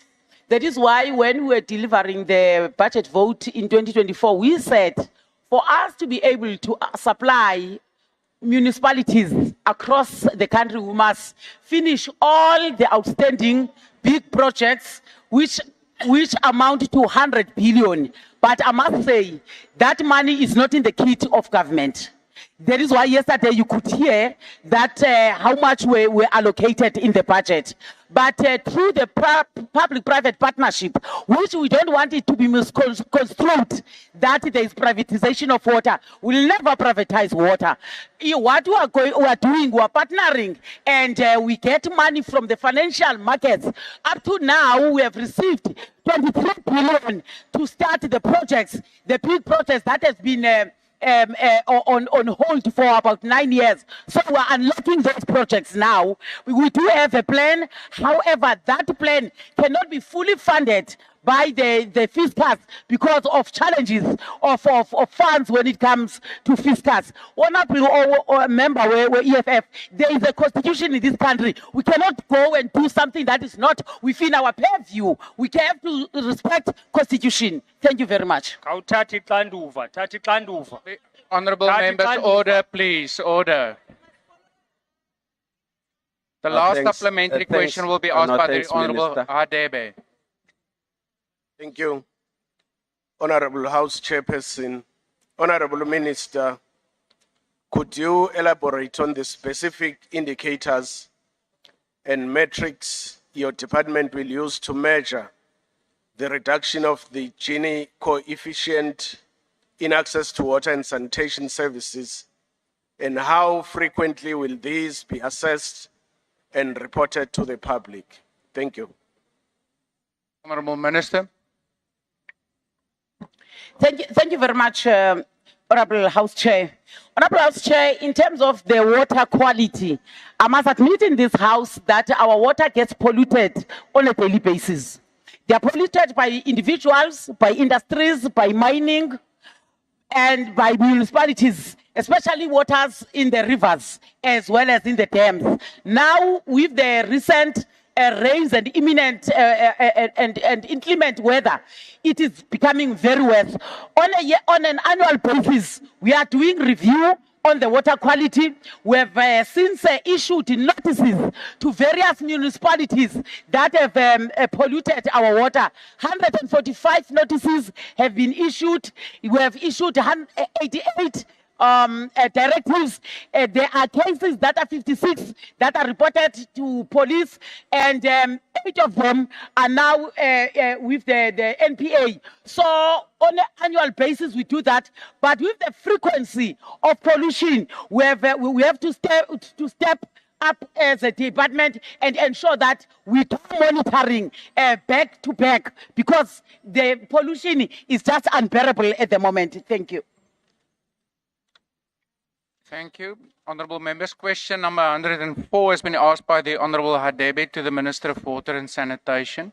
The question is about the immediate measures that have been taken to prevent further ecological damage and contamination of fresh water sources, and to ensure that municipalities prioritise the maintenance of water and sanitation infrastructure. The Honourable the Minister. Thank you very much, Honourable House Chair and Honourable Hatebe. There are 334 wastewater treatment plants that we have identified as very critical. When they are very critical, it means they don't supply water as expected. They get polluted as well. So what we have done on this is that we have noted that there is compliance that is lacking. We had to enforce the law because we are regulators of norms and standards of each and every municipality. One major challenge that we have also identified is that when MIG funding is allocated to municipalities, there is only 10% of MIG that is supposed to assist municipalities on operations as well as maintenance, and that money does not go there. So from next week, we are meeting with all provinces and mayors. We want to increase that 10% to be 20% because of the ailing infrastructure. If they only have 10%, it cannot be able to meet the demands. So we are monitoring. We have a team that is monitoring that.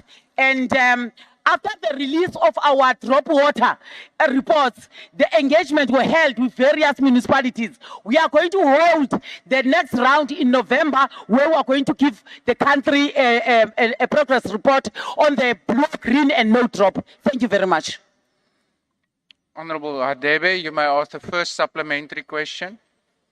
Thank you, House Chairperson. Honourable Minister, how are vulnerable communities, particularly those in rural areas, being protected from the effects of wastewater pollution? Thank you. Honourable Minister. Thank you very much, Chair. We are establishing water committees to partner with municipalities and to communities. We are meeting with traditional leadership to say they must take interest in water. Already there are some traditional leaders who have already assisted us in forming those or establishing those committees. So we are also having a hotline where people can report that there is a pollution, there is lack of access here. What we do, we package and take to district municipality as well as local municipality. But we have requested the municipalities that they must have customer care line wherein they are going to respond immediately so as to arrest the water polluted, not to be consumed by our people, to avoid the diseases that might be there. Thank you. Honourable Ramayila, you may ask the second follow-up question. Thank you, Chair. Given the significance of securing operational and maintenance resources for wastewater treatment in mitigating against pollution and health risks, among other factors, A, how is the department ensuring that municipalities effectively ring-fence funds, and B, what other alternative funding models are being explored to ensure sustainable financing? And finally, Minister, how are you going to ensure that out of the green drop, blue drop, and no drop reports that has been given to water safety authorities, how are you going to ensure that municipalities make sure that they mitigate against the findings of this green drop, blue drop, and no drop status? Thank you.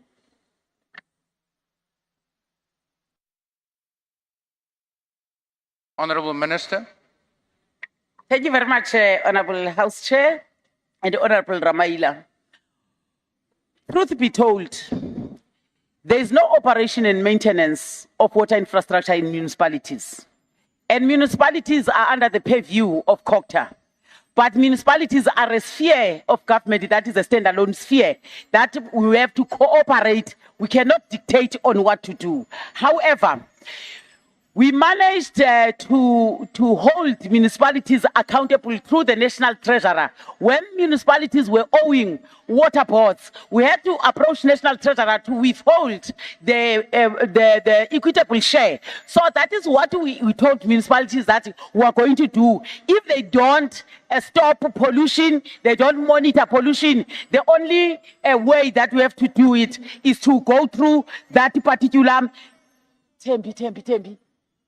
Then we have to go through that program. However, most of the municipalities have shown interest and appetite that they want to be assisted through the special purpose vehicle, because on their own they don't have very revenue that they are collecting. They are unable to meet the supply and demand of water. So the water reforms will also assist us in ensuring that we turn around the situation. A water service authority must not be law unto themselves. Thank you very much. Thank you. The third supplementary question will be asked by the Honorable Basson. Thank you, House Chair. Honourable Minister, some municipalities have repeatedly failed to maintain wastewater treatment infrastructure. How will your department enforce compliance beyond issuing directives and taking legal action? Thank you. Honorable Minister. Thank you very much, Honorable House Chair, Honorable Basson. It is undesirable to take the other sphere of government to court. We have done it in pains. However, because we're not in control of justice and NPA, it takes longer for those cases. As it takes longer, pollution has not stopped.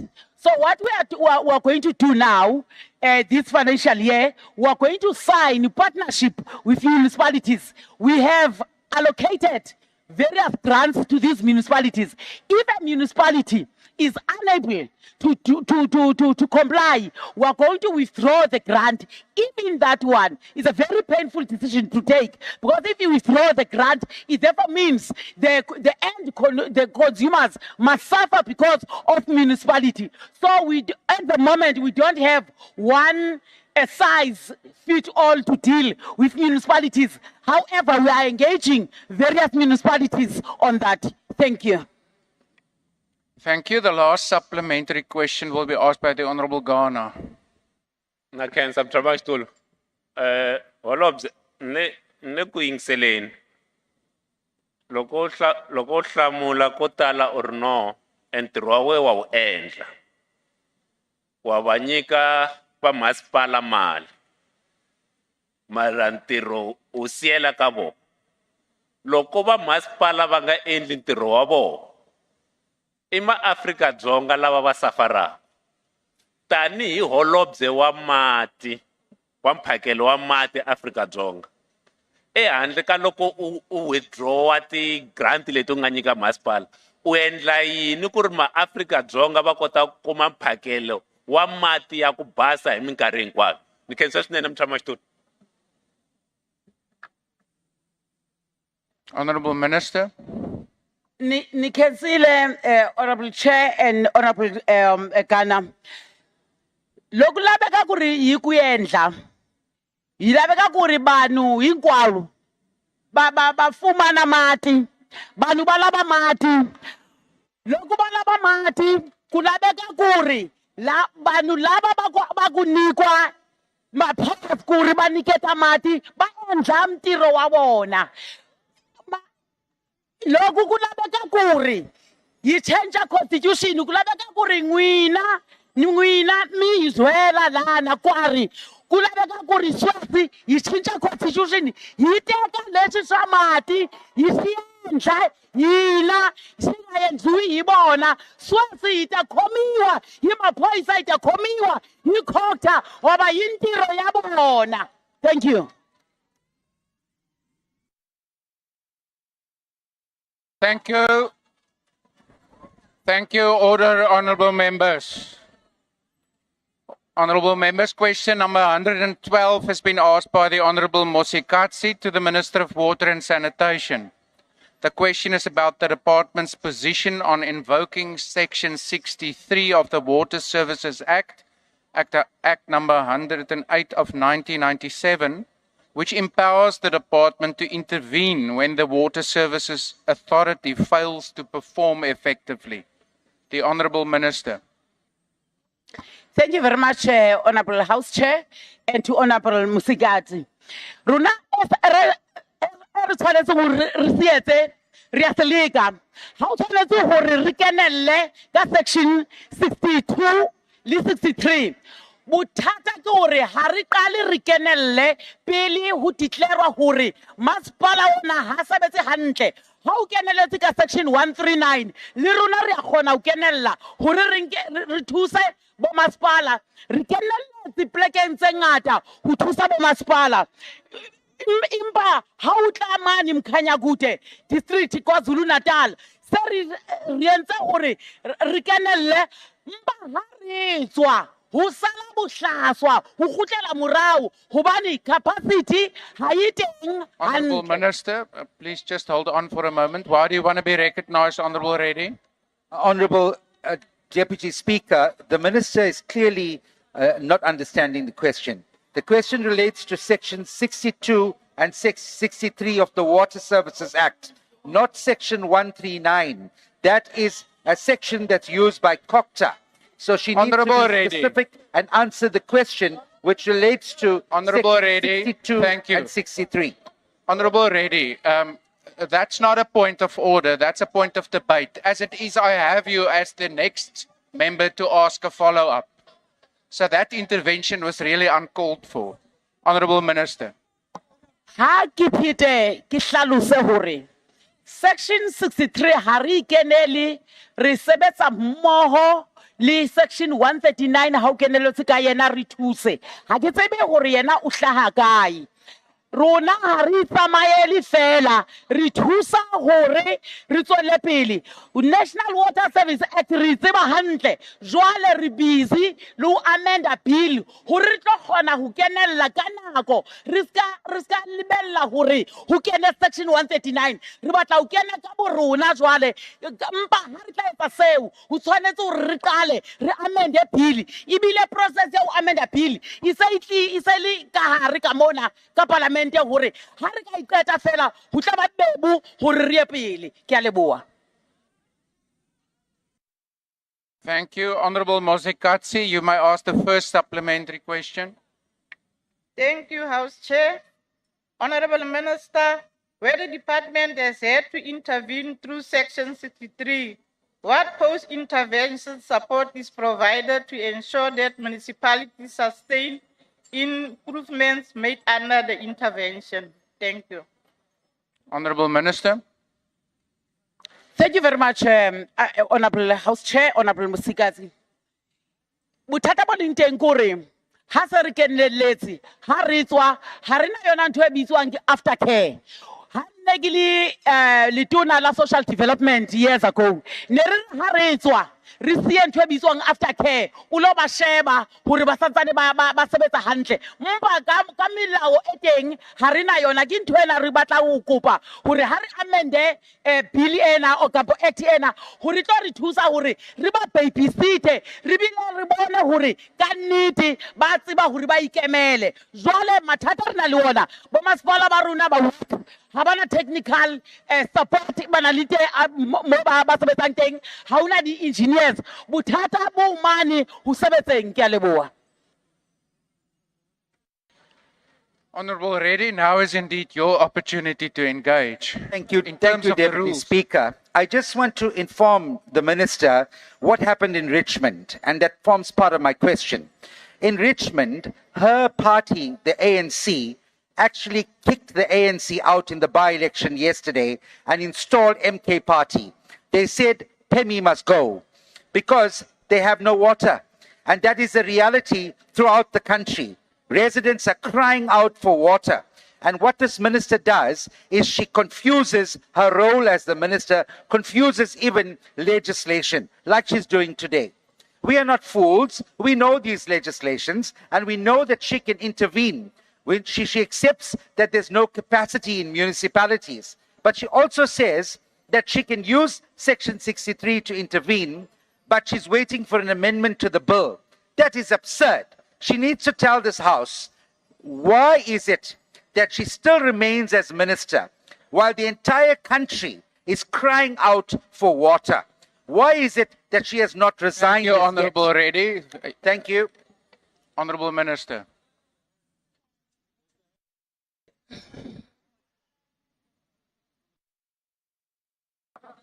Honourable Minister, just hold on. Honourable Member, why are you rising? No, Chair, I just want to say we understand why MK is overzealous about Richmond. No, Honourable It's been Member, dry don't for a very enter long into a time. debate. Winning Do you one have a point of by-election is order? quite a work. Thank you very No, much. thank you. That's not a The point of clown order. suit. Honourable Minister. No, but Kaiser Chiefs must behave. Honourable Minister is now on the floor. Other members is not to speak. Honourable Reddy, don't advise your members to act outside of the rules. Honourable Minister. Thank you very much, Honorable Chair. Ayindothusile into ithethwa nguReddy.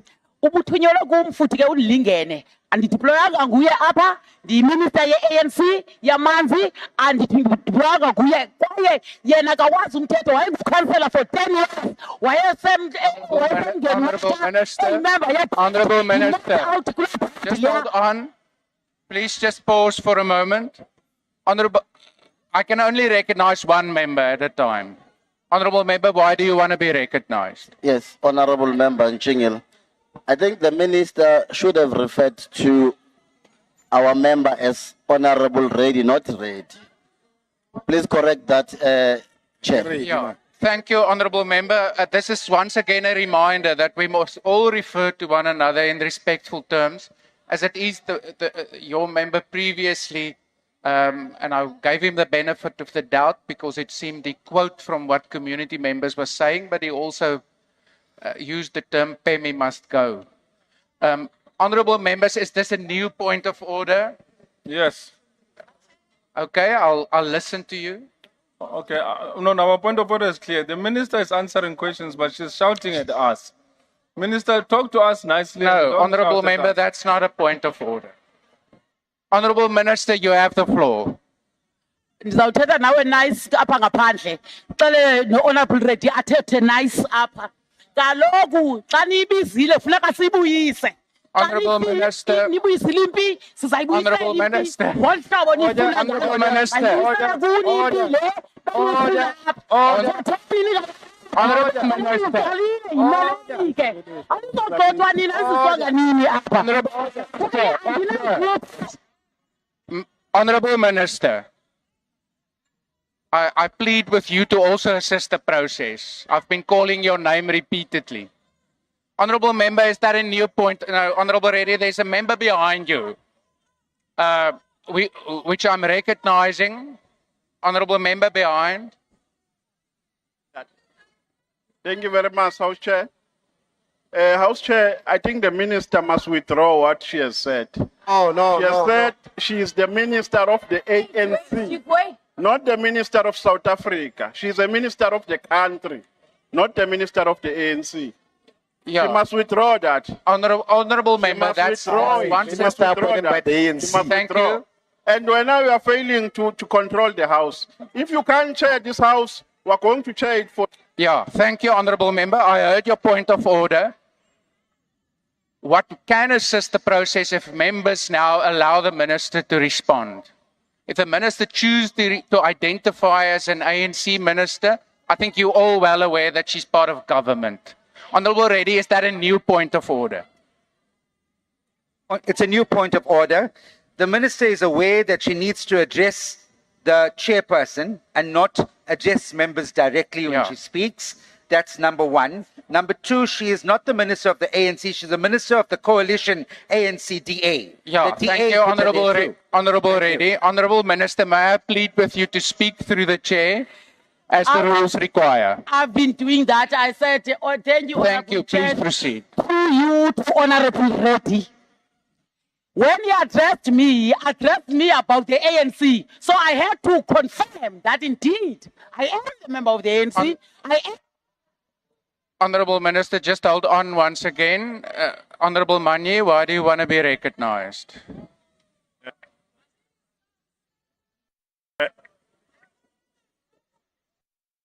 Yeah, my apologies now. My mic is... Thank you, Chair. Chair, the Honorable Minister is insisting on dealing with the ruling that you've already made. You've made a ruling on the matter, Chair. but he is insisting to challenge your ruling. No. Please rule on that, Chair. No, Chair. No, Honorable Manye, I didn't hear her challenge my ruling that she must speak through the chair. What she was explaining, and I've not made a ruling that she may not refer to herself along a party lines, and she was speaking to that matter. So, Minister, you're protected. You have the floor. Please conclude your answer. Ndigqibezela ngokuthi ke intervention esiyenzayo ngokwe-mandate ye-department ne-constitution yileyo uba masinikezele i-bulk water supply. Into yamanzi ayophuma etepini ayingiwo umsebenzi ojongane ne-70 sawuyiphinda ide ingene ide iqine ngumsebenzi kwamasipala kamandi honorable through you chair honorable Reddy uyayazi lento wayeyi-councillor for 10 years ubephaya emngeni water azange ahambe ayonika abantu epompini amanzi namhlanje uzograndstanda apha azophuma ndiyokhupha amanzi etepini awalophuma akhutshwe ndim amanzi etepini. Honorable Minister, please hold on once again. Honorable Reddy, why are you rising? I'm rising because the Honourable Minister is misleading this House. When I was a member of the board, we visited communities. We ensured that they... No, Honorable Reddy, that's not a point of order. That's not a point of order. That's a point of debate. Honourable members to my right, I can only recognize one. I will give your Deputy Chief Whip. Thank you very much, Honorable House Chairperson. Whenever a member raises his or her hand, that member must inform this House on which rule are they standing. Another matter, Honorable House Chairperson, another matter, Honorable House Chairpersons, on a point of procedure. Question time is 3 hours. So if the members continue to raise these frivolous points of orders, they are delaying the responses by the ministers. So they cannot come back to this House and say ministers are not responding to questions while they are here sitting in this House waiting for the question to respond to questions. So we really plead with the members to maintain the decorum of the House and allow ministers to respond to questions. Thank you. Thank you, Honourable Deputy Chief Whip. Yes, firstly, the rules say members must quote the rule on which they're rising or the subject matter. So I have given members the opportunity to identify the subject matter on which they're standing. On your second point, you are, however, correct. I want to plead with members not to interrupt the minister when she's answering by really trying to impose themselves on the debate rather than pointing to a procedural issue or a rules issue. And in that sense, the point of order is sustained. Honourable Member, in light of what has now been said, I want to advise you that we're now getting to the point where the continuous raising of points of order that is not points of order, and you've been on the floor, will be treated as grossly disorderly. So are you quite sure that you have a real point of order to raise? Yeah, yes, Chair. There's an unparliamentary behavior in this House, Chair, and it makes the House to degenerate. And mostly it comes from this side. I think we must bring Order, honourable breathalyzers here. members. I'm listening to this member. I think we must bring breathalyzers here because some of the behavior is uncontrollable, especially from that corner, Chair. It's unparliamentary and they degenerate this House. Honourable member, you've unfortunately not assisted. To make broad statements about unparliamentary actions do not assist the process. That order is not sustained. If you now again raise without merit to your point of order, I will ask you to leave the House. Honourable Minister, were you concluded? Thank you. The third supplementary question is to be asked by the Honourable Dlamini. Thank you, Chair.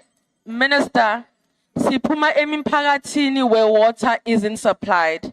And it's very disheartening that we sit here and we are told about COGTA. When the time is right, we will ask COGTA the relevant questions. But we want to know, what are the interventions of water and sanitation? For instance, with the Lesotho Highlands Water Project, which is a joint water and hydropower project between Lesotho and South Africa, and is meant to transfer water from Lesotho to Gauteng region.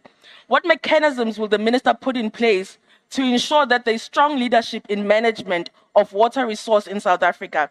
Why is the department not taking a proactive approach to the water crisis that is being experienced by different regions in this country? Thank you.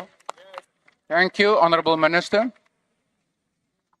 Thank you very much, Honourable Dlamini, to you, Honourable House Chair.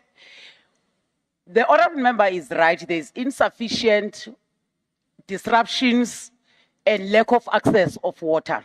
I will not be tired to explain now and tomorrow and the other day that what we are supposed to do is to build more dams, is to build more water treatment plants, but that must plug in to more water reservoirs. It must plug in to reticulation.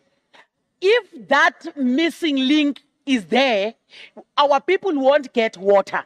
That is why I was saying here, when we amend this Water Services Act, especially Section 63 of intervention, we must be allowed that we go to an extent of going to the reservoirs and reticulation. But at the moment, we are not allowed by the law to do that. We are not allowed to by the law. We feel, and it is disheartening to see our people watching an empty tank there, standing there when they want water. But as I said, the issue is about the local government sphere, which we cannot impose ourselves.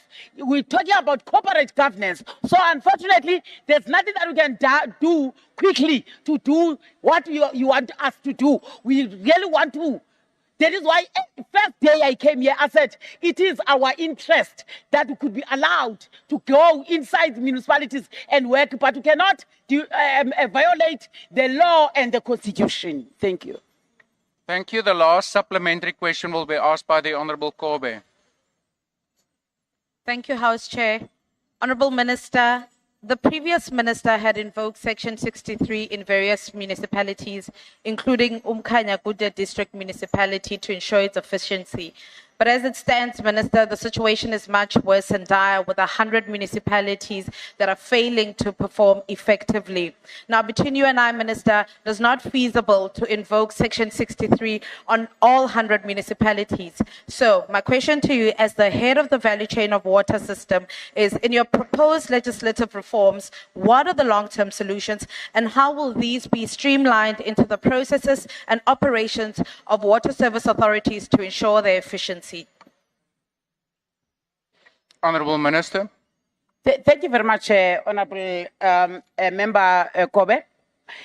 The challenge that we have is that I said earlier on that those who are water service authority, they also play a double standard of giving water and monitoring themselves. There is no separate or independent team that is oversighting district municipalities. So in the reforms, we want to ensure that when the local municipality, because there are some of the local municipalities who are also water authority, when they are water authority, they don't account to anyone.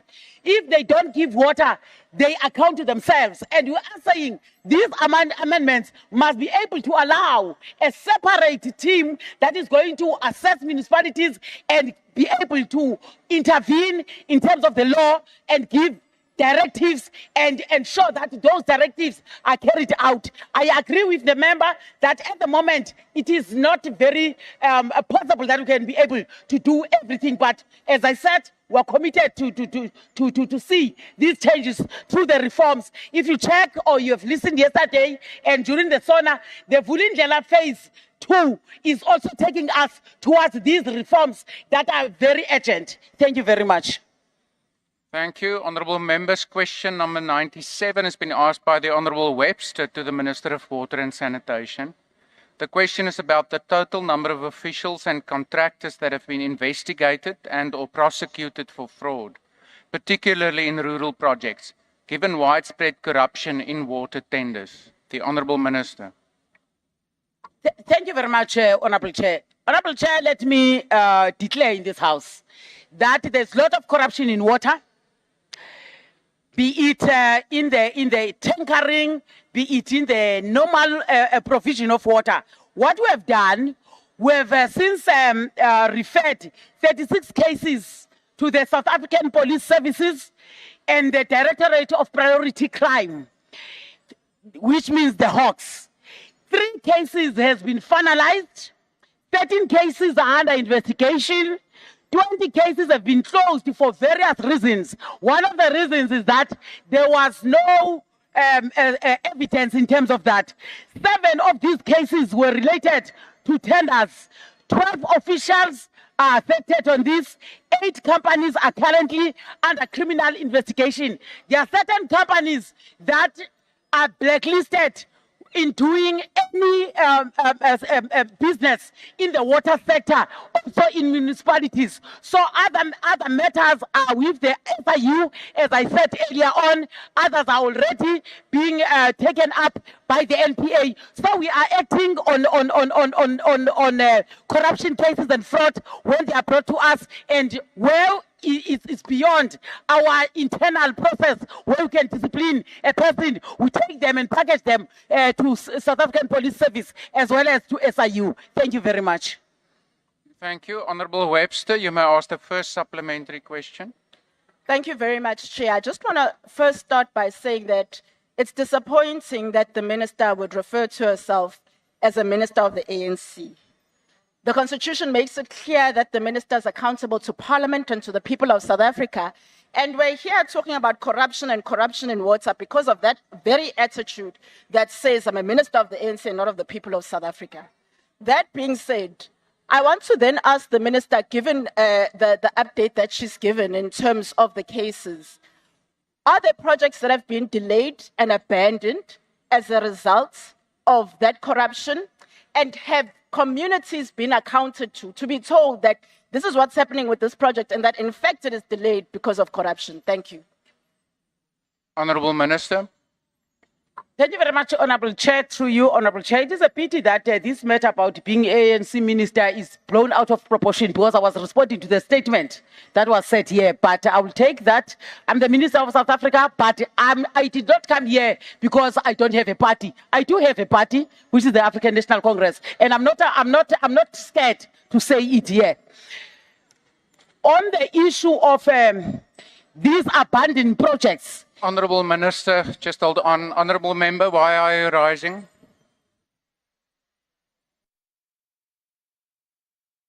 I'm rising on the rule that makes reference to the unparliamentary, Rule 84, unparliamentary and unacceptable language or gestures. The minister can't intimidate the House. He ought to focus on the issues at hand. We're just making a friendly request that the minister maintains the decorum of the House and sustains respect with all her responses. Yeah, Honourable Member, once again, may I plead with you to allow the Minister to respond? what you may perceive as unparliamentary because the minister responded to yet again a statement around a party affiliation is within the rules. Honourable Minister. Through you, House Chair. House Chair, I didn't know that when I use my hand to speak, then it's unparliamentary. So ndizawuzama into yoba ke ndibe njena ndithethe ke kwenzela into yoba ndibe parliamentary xa ndinjena ndizawuba parliamentary. Ndiparliamentary ke ngoku soze ndimkhombe soze ndisebenzise izandla ndiparliamentary. Thank you. Honourable Chair, there are indeed projects that are abandoned because of corruption and fraud. Honourable website is very correct. The case in hand here is the project in Guyana, which has taken years to be completed. We had to put that project on hold. It's only now that we are restarting that project. And the question is, what then happens to the money that was allocated to that? How are we going to recoup that money or the recovery thereof of that money? So that the matter of those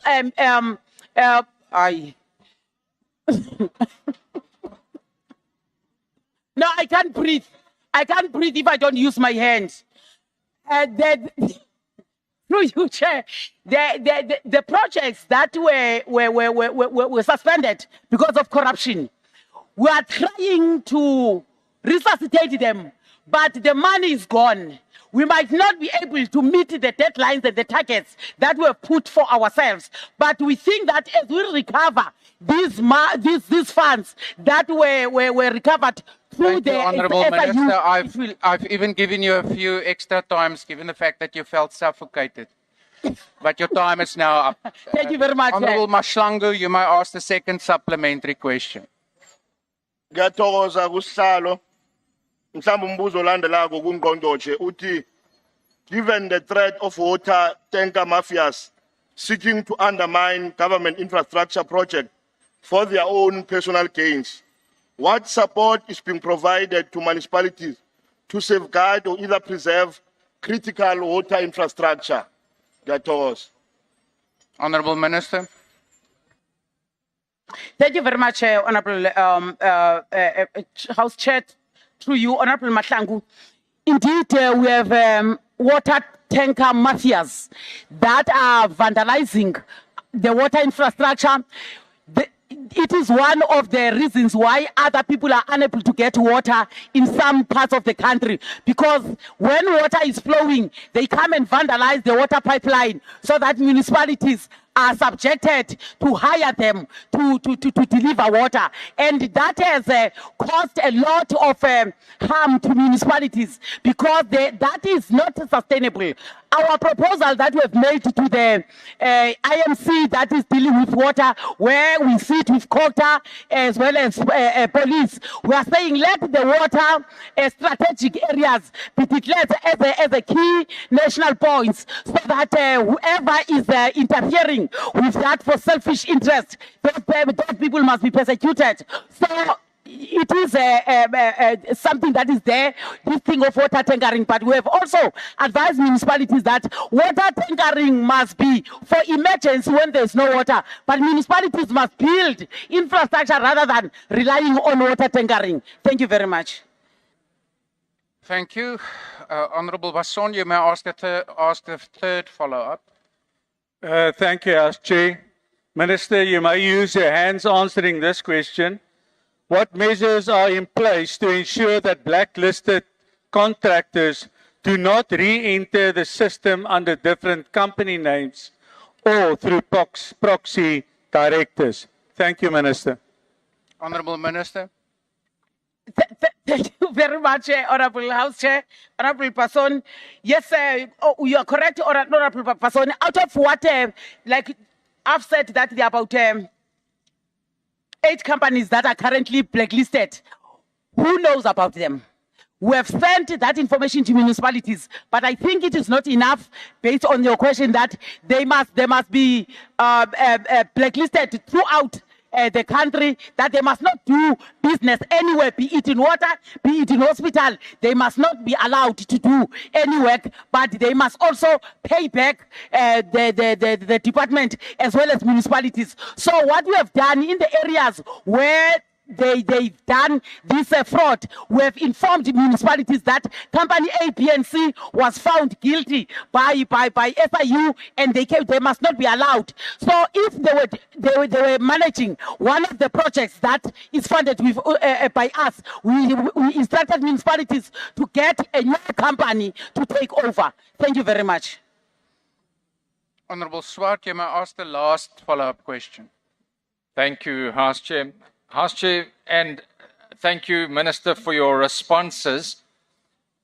One of the issues you did refer to is where money through corrupt tenders has been lost.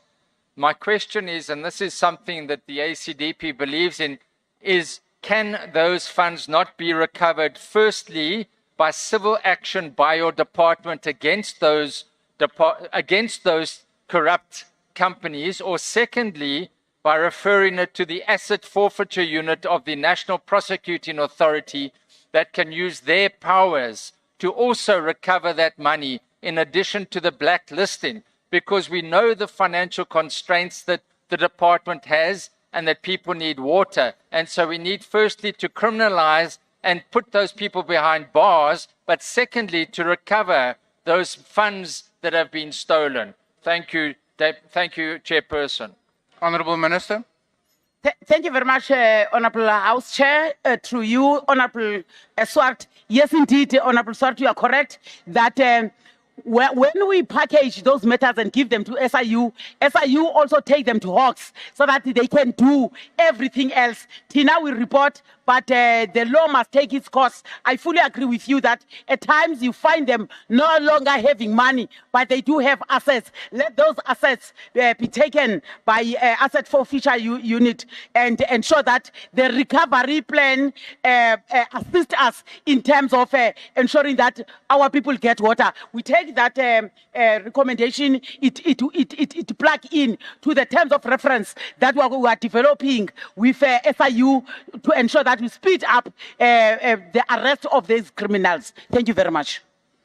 Thank you, Minister. You may now take a sip of water because question number 147 has been asked by the Honourable Van der Walt to the Minister of Higher Education. The question is about timeframes that have been set to end the National Student Financial Aid Scheme, rental lease agreement of R2.5 million for its headquarters in Cape Town, and the exact exit negotiations with the landlord. Honourable members, I've been informed that the Deputy Minister will be answering questions on behalf of the Minister. Honourable Deputy Minister. Thank you, Honourable House Chairperson. The lease agreement for the NSFAS headquarters in Cape Town has been under review, and the department has been working to ensure that any financial decisions align with accountability and responsible government. As it relates to the timeframes for ending the lease agreement, NSFAS cannot unilaterally terminate the lease as it has opted to follow the legal process to have the contract set aside. The NSFAS has also formally joined the Special Investigations Unit's application to challenge the lease agreement.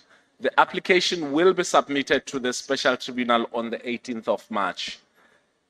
In terms of the exit negotiations with the landlord, at this stage, discussions regarding the exit from the lease have been placed on hold pending the outcome of the legal process. And as the matter is currently sub judice, the department is limited in what can be disclosed publicly, and any premature engagement could jeopardize the case being led by the Special Investigations Unit. Additional information on the legal processes includes the fact that the review of the lease forms part of ongoing efforts to address financial and governance concerns within the NSFAS, and that the department remains committed to ensure full transparency and accountability while allowing the legal process to take its course. And once the tribunal has ruled on the matter, the department and NSFAS will take the necessary steps to implement the ruling, ensuring that NSFAS resources are directed towards student funding rather than excessive administrative costs. Thank you. Thank you. Honorable van der Walt, you may ask the first supplementary question. Thank you, House Chair. Thank you, DM. Well, Minister, you obviously haven't detailed in your answer why it is so difficult to get out of this lease, which makes me believe that it is a very long lease, an unusually long lease. And you might like to tell us how long and what penalties there will be for trying to get out of it. There must be some indication. It's already 7 months since the minister said we'll be moving out of there. And my question is, what is the name of the person who gave the go-ahead to sign such a scandalous, unacceptable long lease at such an expensive rate? 2.5 million rand a month. You pay for 140 parking spaces, you pay 27,650 for one parking space. We assume it's per annum and not also per month. So we would really like to know that what is happening. Why don't we bring those accountable, like the previous minister, like the officials accountable to the committee with the minister and you two deputy ministers to come and explain to our committee what is wrong? Because there's something drastically wrong. And if you're going to wait for the SIU, it's going to take forever or legal action. So please tell us, how will you solve it and inform the committee? Honorable Deputy Minister. I think firstly, House Chairperson, as I indicated, the matter is sub judice, so we cannot disclose any details relating to the case because it will jeopardize the negotiations that is taking place. That's the first thing. The second thing is that this, the dates that we have in terms of when the tribunal will be hearing this matter is the 18th of March. So that's made very clear. The third thing is that I think we all agree that given the plans that we have to decentralize the services, and that's for a later question also, it is not justifiable for the NSFAS to remain in those premises. And I think we should allow the Special Investigations Unit to complete its investigations. And as I have said, we have joined in, into the investigation as an interesting party, to deal with some of the issues that the honourable member is saying, and that upon conclusion of this investigation, if Honourable Minister, just hold on for a moment. Honourable Michalakis, why do you want to be recognised? Thank you, House Chairperson. House Chairperson, the Deputy Minister said in his reply that the matter is sub judice, but I believe sub judice rule is only applicable to something before our courts, and that the Minister or the Deputy Minister is still required to give an answer to this House, and that the sub judice rule does not apply in this case. Thank you. Yeah, thank you, Honourable Michalakis. That's to an extent a point of argument. I mean, the Minister in all likelihood will point out that the special tribunal has the status of a court. But furthermore, the Minister had not yet concluded. So, Minister, please proceed. Deputy Minister. Thank you very much. I had actually concluded my question, and basically that upon conclusion of all these matters, and once agreements have been reached, we will make a comment on the issue. Thank you. The second supplementary question will be asked by the Honourable Gabo. No, thank you very much, Chair, and thank you very much, DM, for the response. And while we are obviously waiting for the courts to finalize the matter, we must take into consideration that every year in every university or TVET college, there is a strike, and largely the contributing factor is the inability of NSFAS to resolve issues of students, particularly student accommodation and issues of appeals.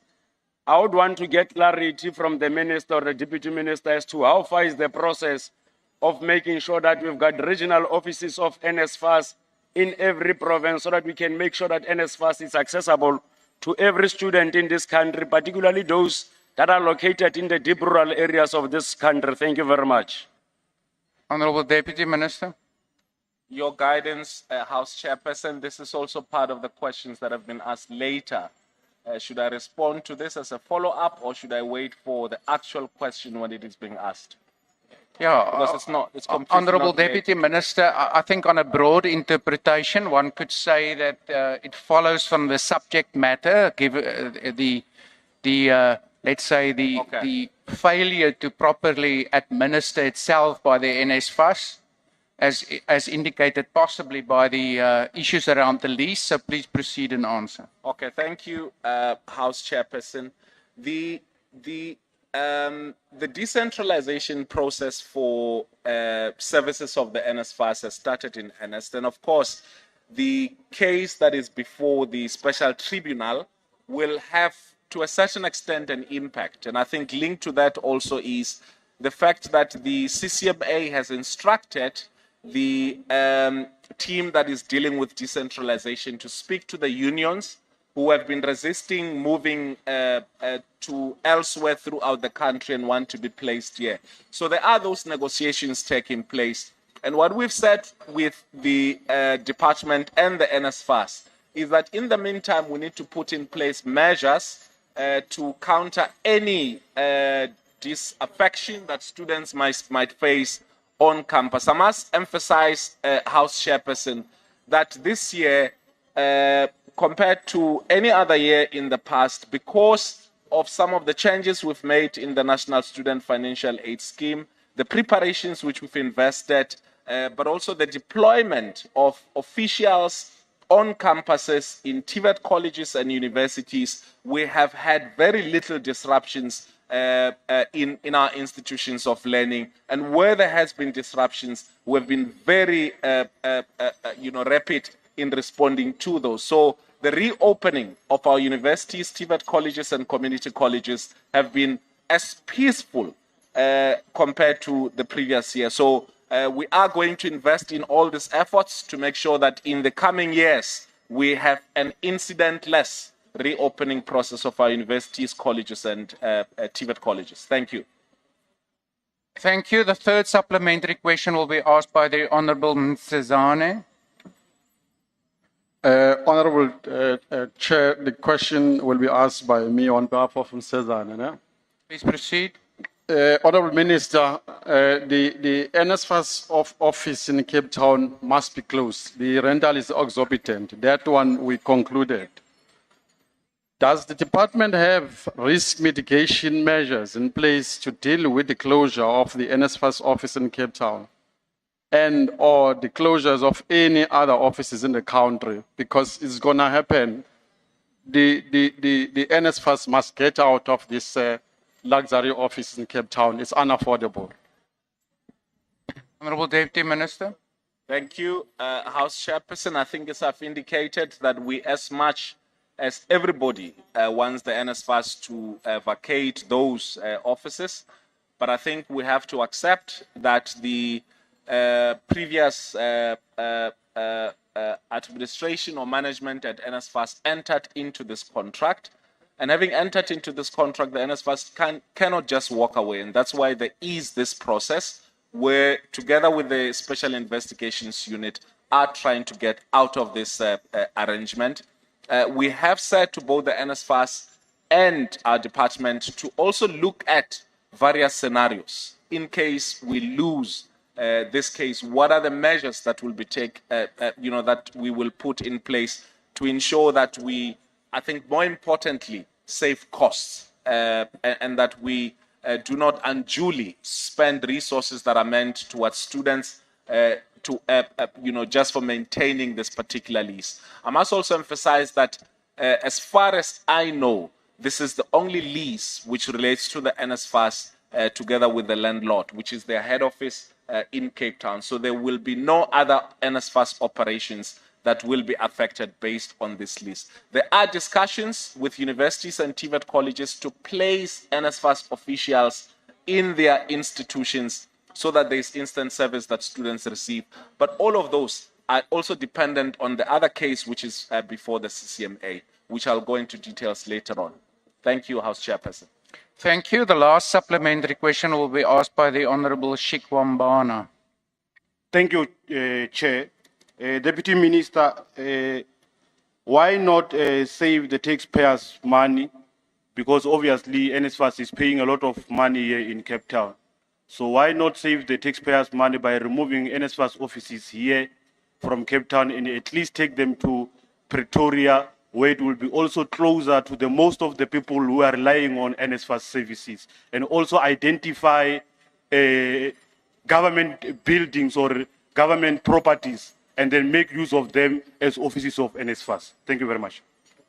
Honorable Deputy Minister. I think just to indicate, we don't disagree with that. The point is that we have to get out of this lease, firstly, and secondly, unions have to agree that their members can be moved from Cape Town to different parts of the areas, and that's part of the negotiations that are happening. Thank you, House Chairperson.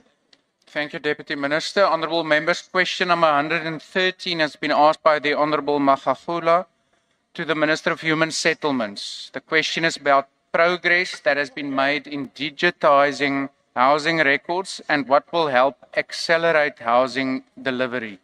The Honorable the Minister. Thank you very much, House Chair, and question appreciated. The terms of reference for the Human Settlement Management System were compiled by the department and submitted to SITA. We are currently reviewing the proposals which were received from SITA in response of the project plan and the commencement upon the approval and the finalization process from SITA. The implementation of the system will fast-track the delivery of housing, and the integrated solutions are aiming at streamlining and automating various processes leading and hopefully managing human settlements. It will help government, housing authorities, our planners, our city administrators to efficiently manage housing, land, and infrastructure development. Thank you. Honorable Magagula, you may ask the first follow-up. Thank you. Thank you, Chair. My follow-up, Minister. How is the department ensuring that the allocation of breaking new grounds houses to housing beneficiaries is transparent and free of malpractice? Thank you. Honorable Minister. Thank you very much, Honorable House Chair, Honorable Magagula. The department, firstly, by implementing the system that it hopes it will be upgrading to, it will further enhance transparency. But currently we have a human settlement database which also clearly articulates who the beneficiary is. It categorizes the gender, it categorizes the identification used from our Home Affairs system in terms of who the person is. Is he supposed to be a beneficiary of our PNG program, the location and the stand, and obviously the approval from the municipality as part of the suppliers of the beneficiaries locally from where the houses will be built. In that way, we enhance transparency. And the system nationally is available. If you punch an ID number, it will tell you the person has a house in Eastern Cape, in whatever village, and when was it built, and when was it handed over. Thank you very much. Honorable members, the second supplementary question will be asked by the Honorable Mpiti. Thank you very much, House Chair. Honorable Minister, the years of delay from the Department of Human Settlements in digitizing the housing list has gone on for far, far too long. It is a travesty and a true indignity to the people of South Africa who have been waiting for this particular digitizing of the housing list, who have suffered further the queue jumping and the rot of corruption of housing officials selling houses to individuals that do not even appear in the housing list. Minister, you must agree that there are people in this country that have been affected by this. Can you quantify to us how many people have suffered unfairly due to the lack of the publication of the housing list? Thank you. Honorable Minister. Thank you very much, Honorable House Chair. It is indeed a new question. One cannot be able to quantify sitting in the House the challenges that could have been reported to the department because I need to refer. But Honorable Member, I would agree with you that the delays in digitizing the system really has delayed quite a number of deserving beneficiaries into the system. Hence the update and upgrade with SITA in ensuring that we improve on the efficiencies of the system. But the system in itself currently does not record the complaints. Suffice to say that these are complaints you receive and you can compile from province to province. That is why it will be difficult from the top of my head to know. For me to be able to respond into the quantification of your question, it will mean that provinces will have to outline to me the queries that they have received, and I am able, in an informed way, to respond to the honorable member. But I'm not disputing the fact that you are raising, that there is a dire need for the improvement of the system, and that should have happened yesterday. But I articulated the acceleration of what is currently taking place. Thank you. Thank you. The third supplementary question will be asked by the Honorable Kilishe. House Chairperson, thank you. I'll be taking the follow-up question on behalf of Honorable Kilish. Thank Please you. proceed. Understanding that you have been in this position for the few months and that you have been appraised with all the challenges surrounding the slow pace with which houses are delivered to the people, can you, Minister, give us an assurance that those who have registered for houses way back in 1996 but still have not received their houses, will they, under your leadership, receive their houses that are due to them, thus addressing the backlog? And what are the audit and verification mechanisms will you apply to verify the validity of the beneficiary list? And will the beneficiary list be published for those who are still awaiting to receive their houses? Thank you. Honorable Minister. Thank you very much, Honorable House Chair. It's a new question, but I will respond to it. And Honorable Member is laughing at me because she agrees. There is a slow pace, yes, in terms of delivery. Currently, we are sitting at about 4 to 5 million houses that have been settled, built. The strategy for the department in terms of the amendment of the housing policy, which is in front of the portfolio committee now, is moving towards service stands, but leaving the vulnerable and those old in the list, like your 1996, who are beneficiaries who should be able to receive. I'm not sure if, Honorable Member, we will be permitted, due to POPIA, to release a list of beneficiaries which details information intimately of whom members are. But I'm sure we can take advice, because such list, it's about South Africans who should be beneficiaries, and we should, once the system has been updated and is up and running after our proficiency test with SITA, be in a position to convince South Africans that in this province, in this municipality, in this metro, this is the status quo of our beneficiary list. Thank you very much, House Chair. Thank you. The last supplementary question will be asked by the Honorable Sitole. Thank you, Honorable Chairperson. Minister, Gauteng is one of the largest housing backlog in the country, with an estimated of 1.3 million people waiting for houses. How will her department ensure that newly listed applicants do not automatically push long-standing applicants further down the list? Thank you, Honorable Chairperson. Honorable Minister. Thank you very much, House Chair. All provinces have got a backlog that is huge. Obviously, one can argue that Gauteng, the numbers that are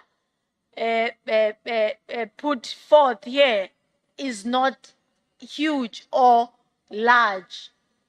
But I think, as I indicated earlier, is that the system in its very own nature look into the duration or the time in which the member or the beneficiary was registered into the system, given a number, looks into vulnerable groups, that's people with disabilities, child-headed household, and the elderly, in terms of prioritizing, and those categories are clearly isolated. If we could be able to receive the money and in the fiscus that allows provinces to accelerate more than they can, but we could be able to build for everybody else. But unfortunately, we are able to utilize what is in the fiscus to cover. I think we're currently sitting with around 4,075 or so informal settlements, which directly reflects the number of the people that you are talking about. Gauteng leading, followed by the Western Cape, Eastern Cape, and KwaZulu-Natal, in that order of the highest number of beneficiaries that housing are outstanding. Thank you very much, House Chair. Thank you. Honourable members, question number 188 has been asked by the Honourable Mjadu to the Minister of Higher Education. The question is about specific plans in place to address the severe skills gap in the science, technology, engineering and mathematics fields, given that the Republic's education system is failing to produce the skilled workforce needed to support industries such as astronomy. The Honourable the Deputy Minister. Thank you, House Chairperson. The shortage of skills in science, technology, engineering and mathematics, or STEM, remains a critical challenge for our country, particularly in sectors such as astronomy, space science and engineering. Our department is implementing a multifaceted approach to address this gap by strengthening foundational STEM education, expanding TVET and university training, fostering industry partnership, but also in increasing financial support for students in STEM fields. The National Curriculum and Assessment Policy Statement caps have been aligned with international standards to enhance mathematics and science education from the early schooling years, and the goal is to improve the pipeline of students entering science, technology and engineering mathematics careers by ensuring they are adequately prepared in the foundational years. And would also like to take this opportunity to encourage parents and those kids who have to choose between mathematics and mathematical literacy that they please prefer mathematics, because this is what is required for them to pursue careers in science, technology, engineering and mathematics. Our department has also been expanding and modernizing TVET colleges to increase the number of technicians, engineers and artisans who are skilled in STEM-related fields, and several colleges now offer programs focusing on advanced technologies, robotics, programming and artificial intelligence to ensure that graduates meet the demands of a rapidly evolving technological landscape. And through international partnerships, our TVET colleges are adopting best practices from countries such as Germany, the UK, China, Canada, and the European Union, with a focus of dual education model that integrates classroom learning with workplace experience. Our friendship with our BRICS partners have also helped in contributing towards our work and partnership in this area. The Skills Development Act and work of CETAs ensure that industries play a direct role in shaping science, technology, engineering, and mathematics-related training. Partnerships between government, universities, and TVET colleges and industries are being strengthened to provide students with practical, hands-on experience through the Work Integrated Learning and Apprenticeship Program, which was announced by the President 2 years ago and has now attracted close to 30,000 students and increasing on an annual basis. South African universities, especially UCT, Stellenbosch, and WITS, offer specialized STEM programs in astronomy, astrophysics, and engineering, and they're also instrumental in training scientists and researchers in high-demand fields. Finally, we are a key participant in the Square Kilometer Array project, one of the world's most advanced radio telescope networks. Through the South African Radio Astronomy Observatory, students and researchers have access to training and research opportunities. And therefore, recognizing the importance of STEM careers, the NSFAS has also prioritized funding for students in STEM discipline as it relates to the NSFAS loans. We are committed as government to expanding STEM education through a combination of curriculum development, industry partnership, investment in research, and financial support for students. Our goal is to develop a future-ready workforce that meets the demands of South Africa's growing industry, including space, science, artificial intelligence, and digital technologies. Thank you for the question. Thank you. The first supplementary question will be asked by the Honorable Mjadu. Thank you, Deputy Speaker. Minister, what role is your department playing in ensuring that universities such as Zululand, Limpopo, Fort Hare, among others, adapt their curricula to accommodate training in scarce skills like astronomy, aviation, and maritime studies? I don't want to hear UCT. I want to hear about those universities like Zululand, Limpopo, and Fort Hare. Thank you. Honorable Deputy Minister. Well, actually, the University of Limpopo is one of our best universities, which has invested and has actually produced a lot of scientists and mathematicians who are working together with academics at an international level on areas such as science, technology, and engineering. And in fact, I was there. They were inaugurating a science building, a building in geosciences.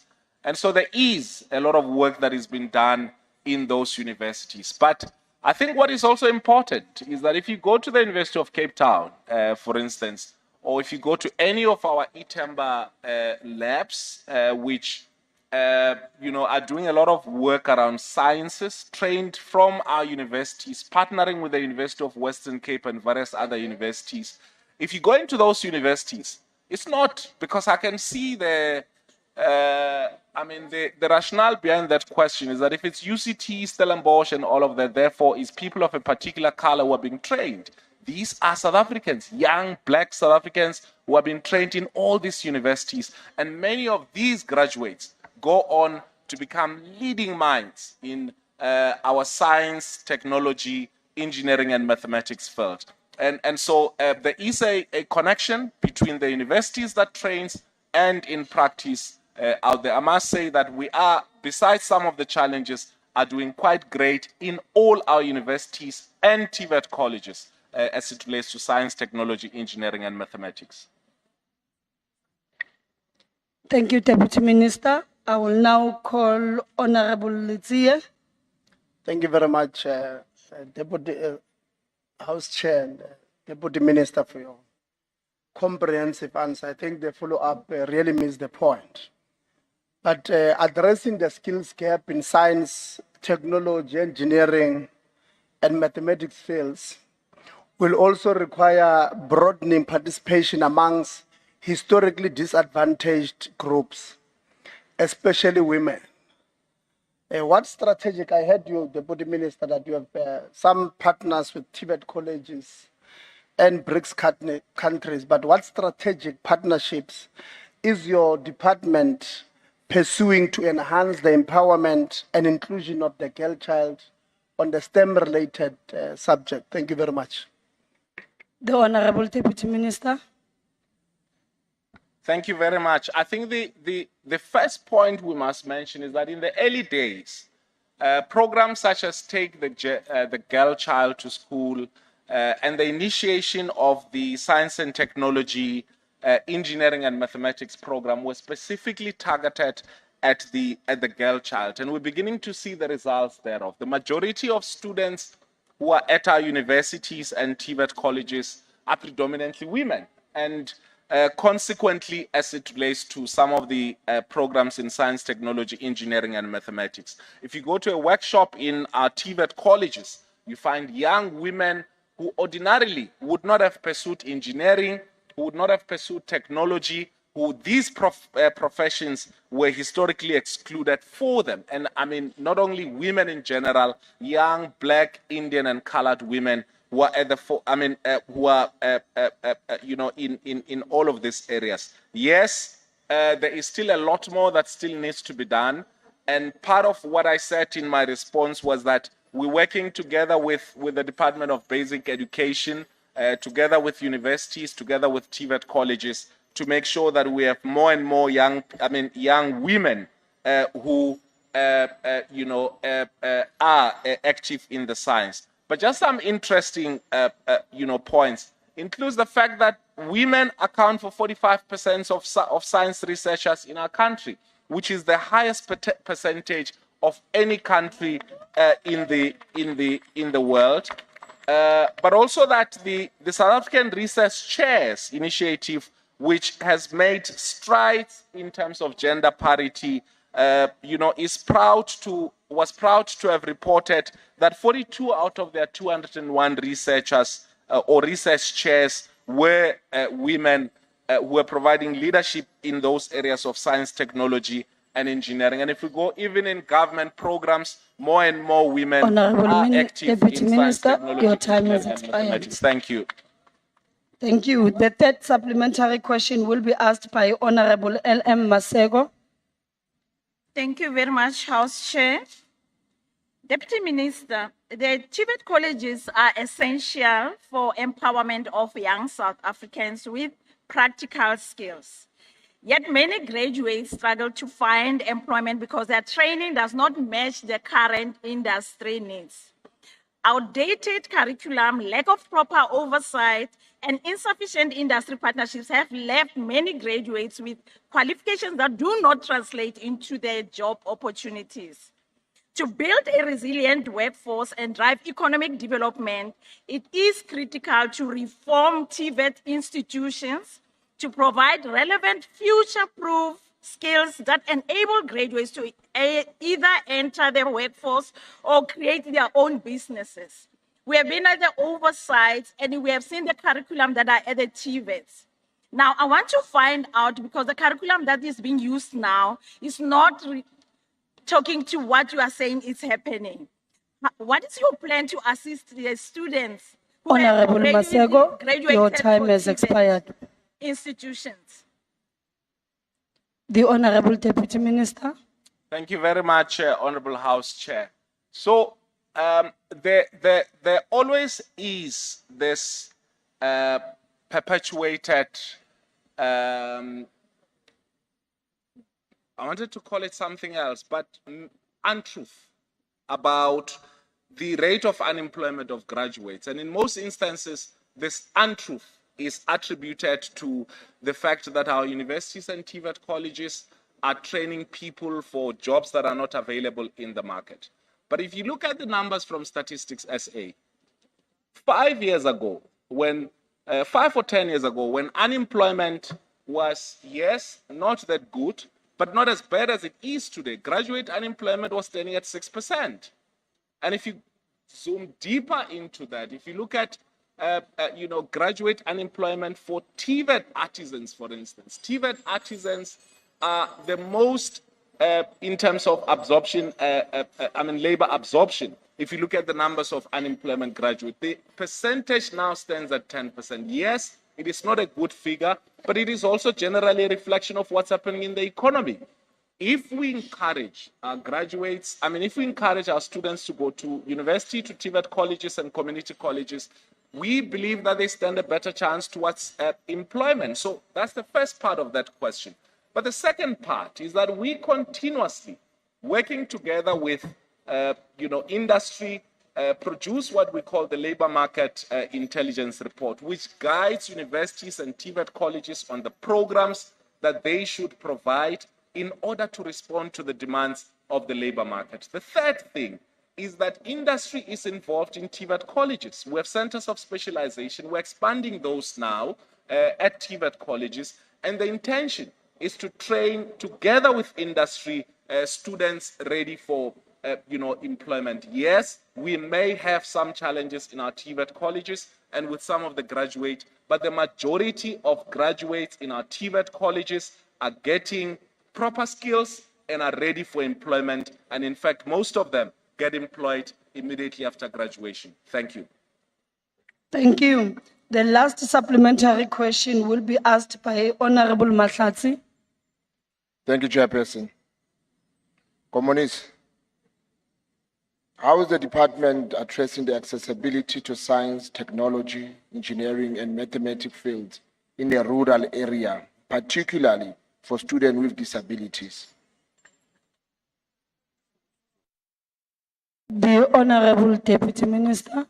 House Chairperson, I didn't get that question. Sorry. Honorable Mahlatsi, can you please repeat your question? Okay, I'll be slow. How is the department addressing the accessibility to science, technology, engineering, and mathematics fields in the rural areas, particularly for students with disabilities? The Honorable Deputy Minister. Thank you very much, House Chairperson. This is a new question, and I think we can provide additional information in writing. But we've had discussions with various organizations. So I think that's the first part. We've had discussions with various organizations working with people with disabilities to look at our post-school education and training infrastructure and whether that infrastructure is suitable or not, and what type of changes we should make. And most of our institutions have made significant progress as it relates to that. And this also links to... Honorable Deputy Minister, there is a hand. Honorable Mautwe. Thank you, Chair. Chair, I thought the Deputy Minister is a communist. He can speak with a communist voice because his mouth is very far from the mic, so he's very soft. It's like he's whispering, and we are okay with the whispering. We want answers, Deputy Minister, please. Deputy Minister, please, can you get closer to the mic? If it was possible, Honorable House Chairperson, I would cross over and use that mic, but I think this one is more closer. And if I do that, I don't know if the Honorable Member will even hear any of my responses. But the point, I think the point you're making is that Order. So we've worked with... No, honorable members, I'm sorry, Deputy Minister, we can't do that. You can't just open your mic and speak. Deputy Minister. Thank you. So we've worked with those organizations to advise us on our infrastructure. That's the first. But the second thing is that most of our institutions, universities, TVET colleges, especially the old infrastructure, have been working tirelessly to invest resources to ensure that people with disabilities who enter this institution enters with ease.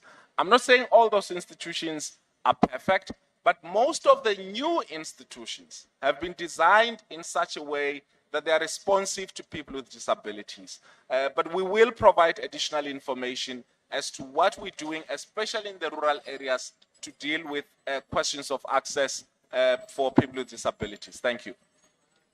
Thank you. Honorable members, the time allocated for questions has expired. The outstanding replies received will be printed in Hansard.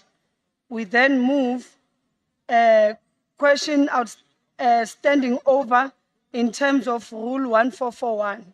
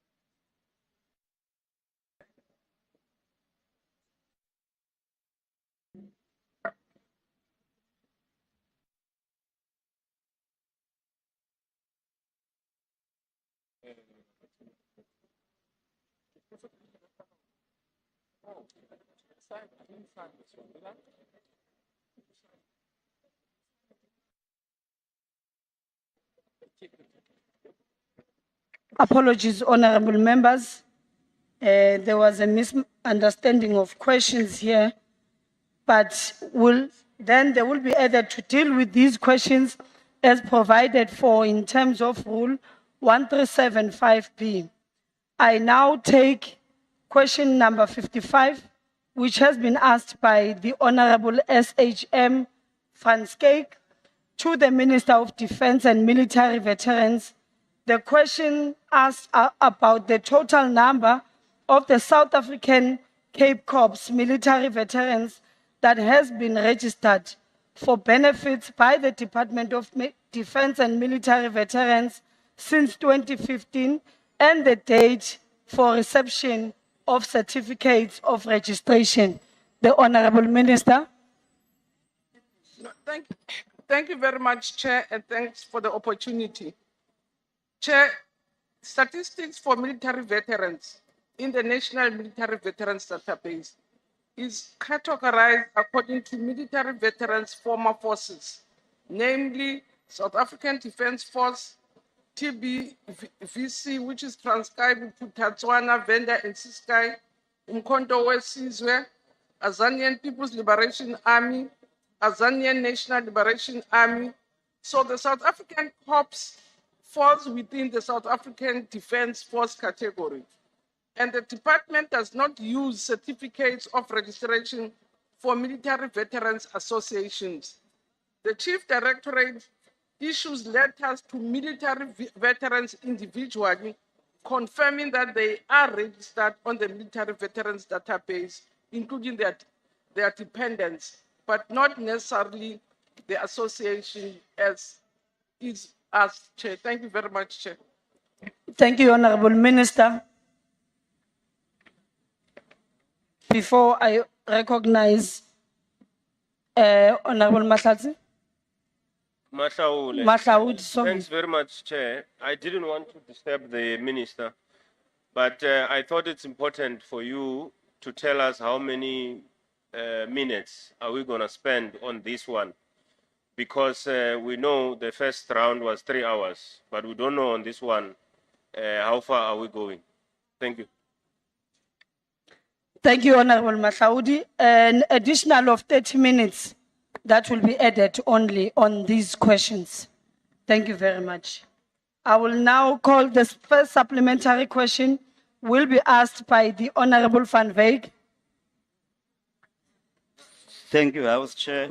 House Chair, I must be quite honest that the Honorable Minister actually did not answer the question now. But I will follow up here. In terms of the integration and the Demobilization Act of 1995, APLA and MK soldiers was integrated into the South African Defence Force, but the South African Cape Corps was never integrated in the South African Defence Force. Why is that, Honorable Minister? Thank you. The Honorable Minister. Chair, according to the reports I have, that the Cape Corps is not comparable to your APLA, your MK, is categorized as part of the former South African Defence Force. So it would have been registered not as the Cape Corps, but as SADF. So if there are members of the Cape Corps who during integration were not included, it means we have to check from SADF because, okay, they are part of SADF, not, that's why I said they're not comparable. So we're comparing things which are unrelated. They were part of SADF according to the registration and the systems of the Veterans Association. Thank you. The second supplementary question will be asked by Honorable Sokanyile.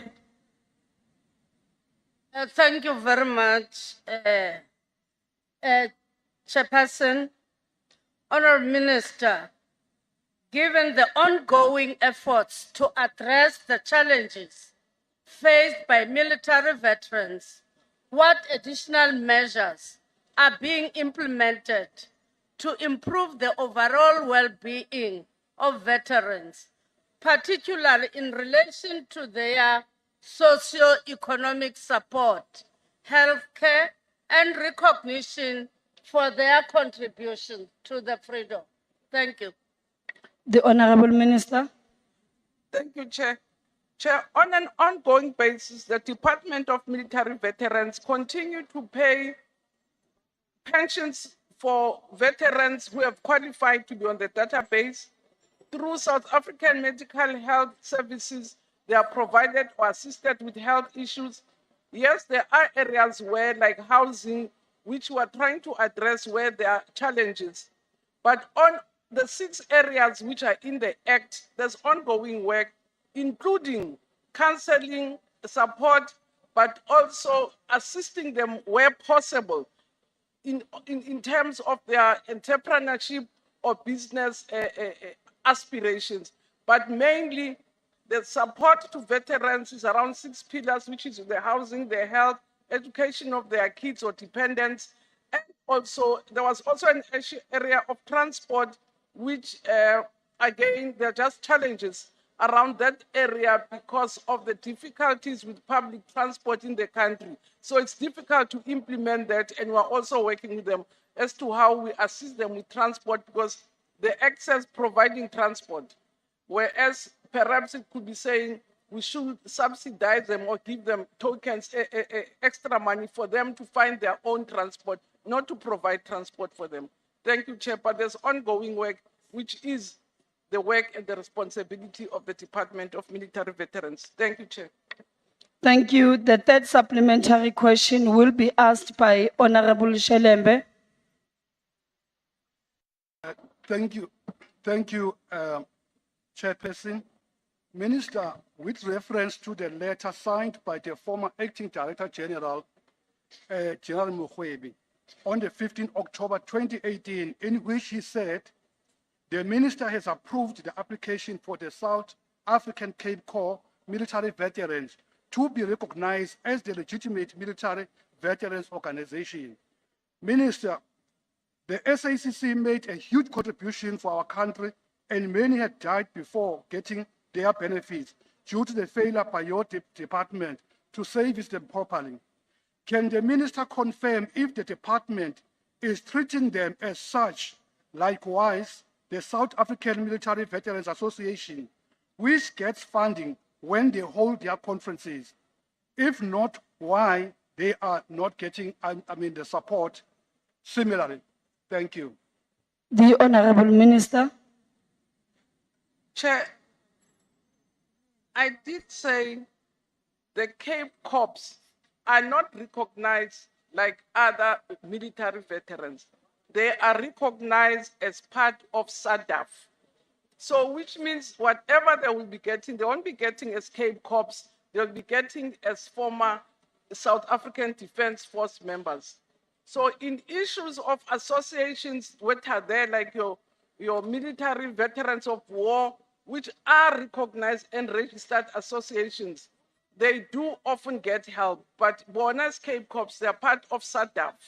But if there is ongoing, perhaps concerns, we're willing to look at that, but that's the response I have, that they are part of the South African Defence Force, and there's no denying that they sacrificed, they gave their lives to the war which was prevailing, but with them under SADF. And those are the things that we can attend to, because there's no interest in discriminating against any other person who had fought from any other side.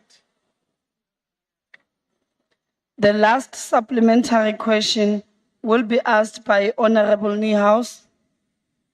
Thank you, Honorable House Chair. Honorable Minister, the issue of the military veterans database continues to cause chaos. And your answer this afternoon indicates to me that we continue to have this chaos. First of all, the military veterans database is not complete, and it is clear from the information that is received from the SAK Corps that they have not been treated similarly to other members of SADC. So therefore, Minister, when are you going to get the military veterans database sorted out? And when are you going to listen to the many complaints that there are about this incomplete database that has been rambling on for now almost 2 decades? Minister, this is an utterly unacceptable situation, and it is time Honorable for you Niehaus, your to time pull up has your socks. expired. Thank you. The Honorable Minister. I've just committed myself to say if there's still issues about the Cape Corps who were part of SADF, not any liberation movement, there is willingness and interest to check where the gaps are and see if we can assist if they were not properly integrated as part of the South African Defence Force. So there's no denial and there's no intention to, as I say, discriminate against them. The issue of the database and the verification is an ongoing issue because indeed, as the member will know, you have the real veterans who were part of liberation movements. They are wannabes that want to be veterans when they are not veterans. So we have to verify on an ongoing basis because they have wannabes and you can't take anybody who's there. So the verification continues to be done because sometimes genuine veterans would have been left out of the process, but the database will not be finished as long as the wannabes and the real ones have always aspirations to get onto the database. And we're reporting on an ongoing basis that we're working also with other, because the department doesn't have its own full capacity for finalizing the database, but it has a committee which rejects wannabes, also accept the real ones, and on an ongoing basis, put them on the database. So it is an ongoing exercise, Chair, which we are committed to because it is important, and I agree with the member that these are the people who have sacrificed and have to be treated with respect. Thank you very much, Chair. Thank you. We're moving to question number 33. Has been asked by the Honorable Wekana to the Minister of Defense and Military Veterans. The question is about the status and objectives of the South African National Defense Force mission in the Democratic Republic of Congo and whether the airstrikes will be used to stabilize the region. The Honorable Minister. No, thank you very much, Chair, and let me thank the member for the question. Chair, the first part of the question, we will be the first to admit that the situation in the DRC continues to be precarious and tense with ongoing engagements between the M23 and the Congolese Defense Force and creating a very serious humanitarian disaster or crisis. But I can also report, Chair, that this morning, all the 16 presidents of SADC countries unanimously agreed to review the Summit DRC mission, which amongst others will include intensifying negotiations between the warring factions, which will include your government forces and non-government forces. For instance, your Rwanda and DRC, on the other hand, the M23 and DRC.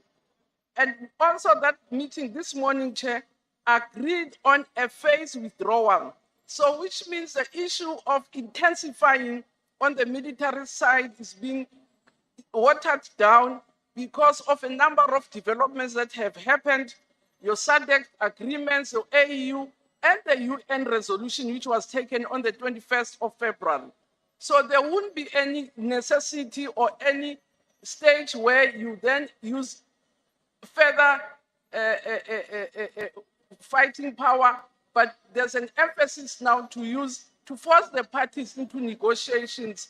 And this was agreed today, that there is going to be a gradual withdrawal, which is phased. On the other hand, there's going to be intensification of a peaceful negotiations. Thank you, Chair. The first supplementary question will be asked by Honorable Khwekana. Thanks, Chair. Honorable Khwekana is not available. I'll take the question. Now, in a situation where there are diplomatic processes that are in place, but of course, with a rebel group that can collapse engagements at any point, what then becomes the level of readiness now that the mission is to change to be either hard force, force operation, and no longer a peaceful engagement? Are we ready to deploy air force or air support at any point should these engagements collapse? And is South Africa really going to sustain this thing moving forward? Thank you. The Honorable Minister. Not definitely, Chair. The member is correct that as these negotiations happened with people like the rebels, there's always a plan to back up any collapse. And the advantage now is that the UN, in its meeting of the 21st, even committed itself to get into the fray and make sure that the process is peaceful, and also committed, if you read that resolution, to use any other means to make sure that these talks don't collapse. So there is a commitment from the East African community, so that it's not only now ourselves as your force contributing countries, but also, as I say, your South African, your East Africa communities is committed itself to come in. But more important, the UN Security Council has also committed itself to get into the fray if indeed, as you correctly say, the negotiations collapse and people's lives are threatened. So there is definitely a thought and a plan to make sure that that doesn't happen, or there can be ways of countering it in case it does happen. Thank you, Chair. The second supplementary question will be asked by Honorable Mutambi. Thank you very much. Honorable Mutambi is not around, but I wanted to reflect on the fact that the Honorable Minister has partly reflected on the issues that were going to be raised, because Honorable Mutambi was going to ask on the importance of the peacekeeping missions that have a strategic importance. Then the minister was to reflect on how these peacekeeping missions are of importance in Africa and the DRC in particular. Thank you.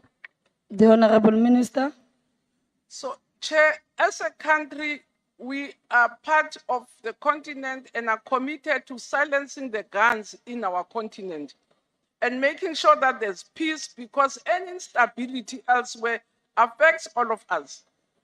In particular, the DRC is almost at the heart of the continent, and any instability there has a potential of destabilizing the continent. And hence, even now, Chair, all the Eastern communities, including the West, have joined SADC. We have Eastern community, we have Western community, we have AU, which also does realize the importance of these interventions. So it is important. It's our commitment as a country to be part of silencing the guns. We think it is important. And even ourselves as a country, we are a product of solidarity.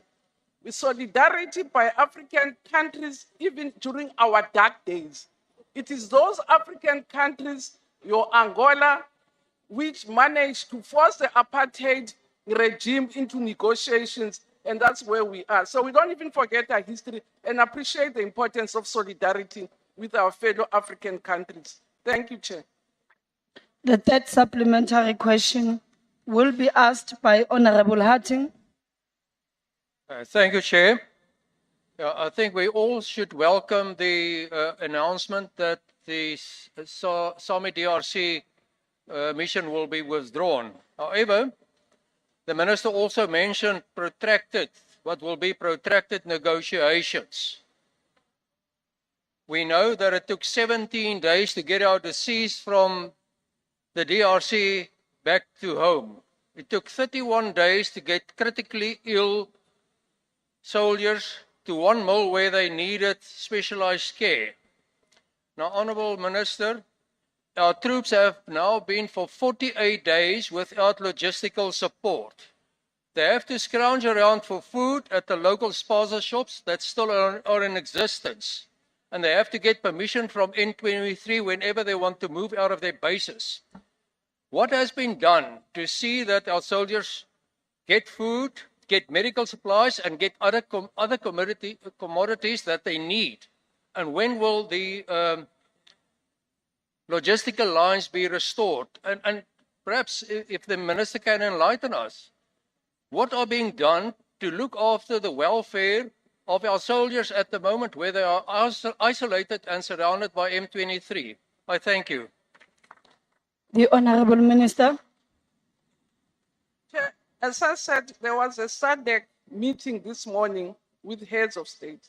The official report we received at that SADC meeting was that, one, through UNESCO, our forces have been taken care of. Secondly, the issues with the M23, our generals themselves reporting, because we're not fighting with M23. Not that when we talk to them, it doesn't mean that we're taking instructions. We're not fighting with them. There is a working engagement. And I think when we even reveal, after the adoption, I think on Monday, on how the reconsideration, it's not withdrawal, it's the reconsideration of the mission, how it's going to flow, you will appreciate that even the warring countries at a diplomatic level, your Rwanda, your Kenya, your Angola, even your Uganda, there'll be a seamless process of withdrawing. So I think the member is getting the information that he gets it from. I can't argue against it because I'm not privy to his information, but I'm saying from the formal report I received this morning, that through UNESCO, which is a United Nations organization, working with Summit DRC, matters are being addressed, including access to food and facilities and the safety of our soldiers. Thank you, Chair. The last supplementary. Yes, Honourable Member. Thank you very much, House Chair. I didn't want to disrupt the Minister while she was speaking. However, I want to raise a point of order on the Honourable Member from the MK with the peach jacket who was busy taking pictures in the House, which is actually against the rules. Thank you very much. Thank you, Honourable Member. Let us remind ourselves in the House, all of us, that we are not allowed to take pictures in the House or to even answer calls in the House. So can we refrain from doing such? Honourable Reddy. Thank you, Madam Speaker. Can the previous honourable member prove that the member from MK was taking a picture, or was he holding up the phone? Because she needs to be specific and prove her statement. Was it a picture that was being taken, or was it just holding up the phone? Which rule says you can't hold your phone up? Which rule? Thank you. Honourable Reddy, we've passed on this issue, and I am asking that from all honourable members that we adhere to the rules. There is nothing then that says you must then raise a point of order, because I didn't point at any honourable member from the MK. I just said all of us, can we remind ourselves that we adhere to the rules, and we continue. The last supplementary question will be asked by Honourable M.A. Maimane.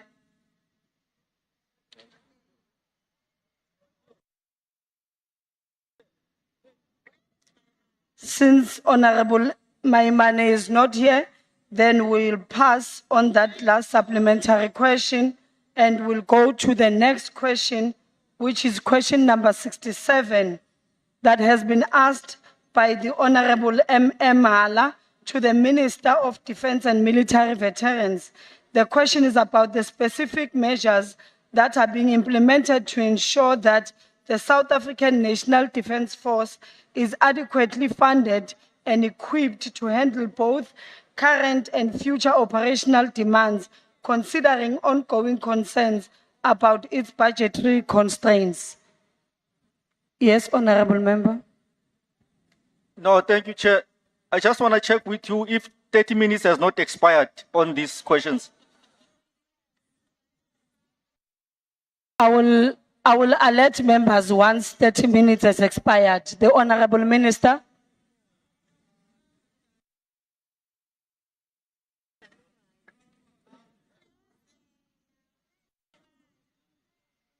No, Chair, as a department, we follow all the budgetary processes that are before us. That one, we do make representations to Treasury, which in return submits our requests to the Ministers' Committee on the Budget, and that goes to the Budget Committee. But on the other hand, we also make representations to all the different parliamentary institutions that we work with. So we have developed even a whole report as to what are the needs of the Defence Force, but what are the burning platforms that we require money for, and how we're going to address that. So using the existing legislative and government processes, we have made known what our needs are and what our challenges are. Thank you, Chair. The first supplementary question will be asked by Honourable Hala. Honourable Hala is not in the house. I will take the question. Proceed. How is the South African National Defence Force utilizing its strategic partnership and collaboration with other nations or organizations to strengthen its operational capabilities and ensure readiness for evolving security challenges? Thank you. The Honourable Minister. No, thank you very much, Chair. Chair, I can confirm that the Department of Defense is involved on an ongoing basis internationally with partners both in the region and internationally. It undertakes joint exercises with other defense forces in different countries, in different continents, but there's ongoing training that, as I say, happen, as I say, both internally to make sure that we sharpen our capabilities, but we cooperate quite closely with countries in the continent. For instance, on coastal monitoring, we work with Mozambique, we work with Angola, we even work with all the coastal countries. On other capabilities, depending which country is strongest, we also have joint exercises. Honourable Minister, please hold a hand. Honourable Reddy. Thank you, Madam Deputy Speaker. The member there with the wedding outfit, with the yellow, is on the phone, conversing on the phone. And you gave a ruling that there should be no one using phone. So can the member there with the yellow wedding outfit please stop using a phone? Thank you. Honourable members, please, can we proceed with the questions?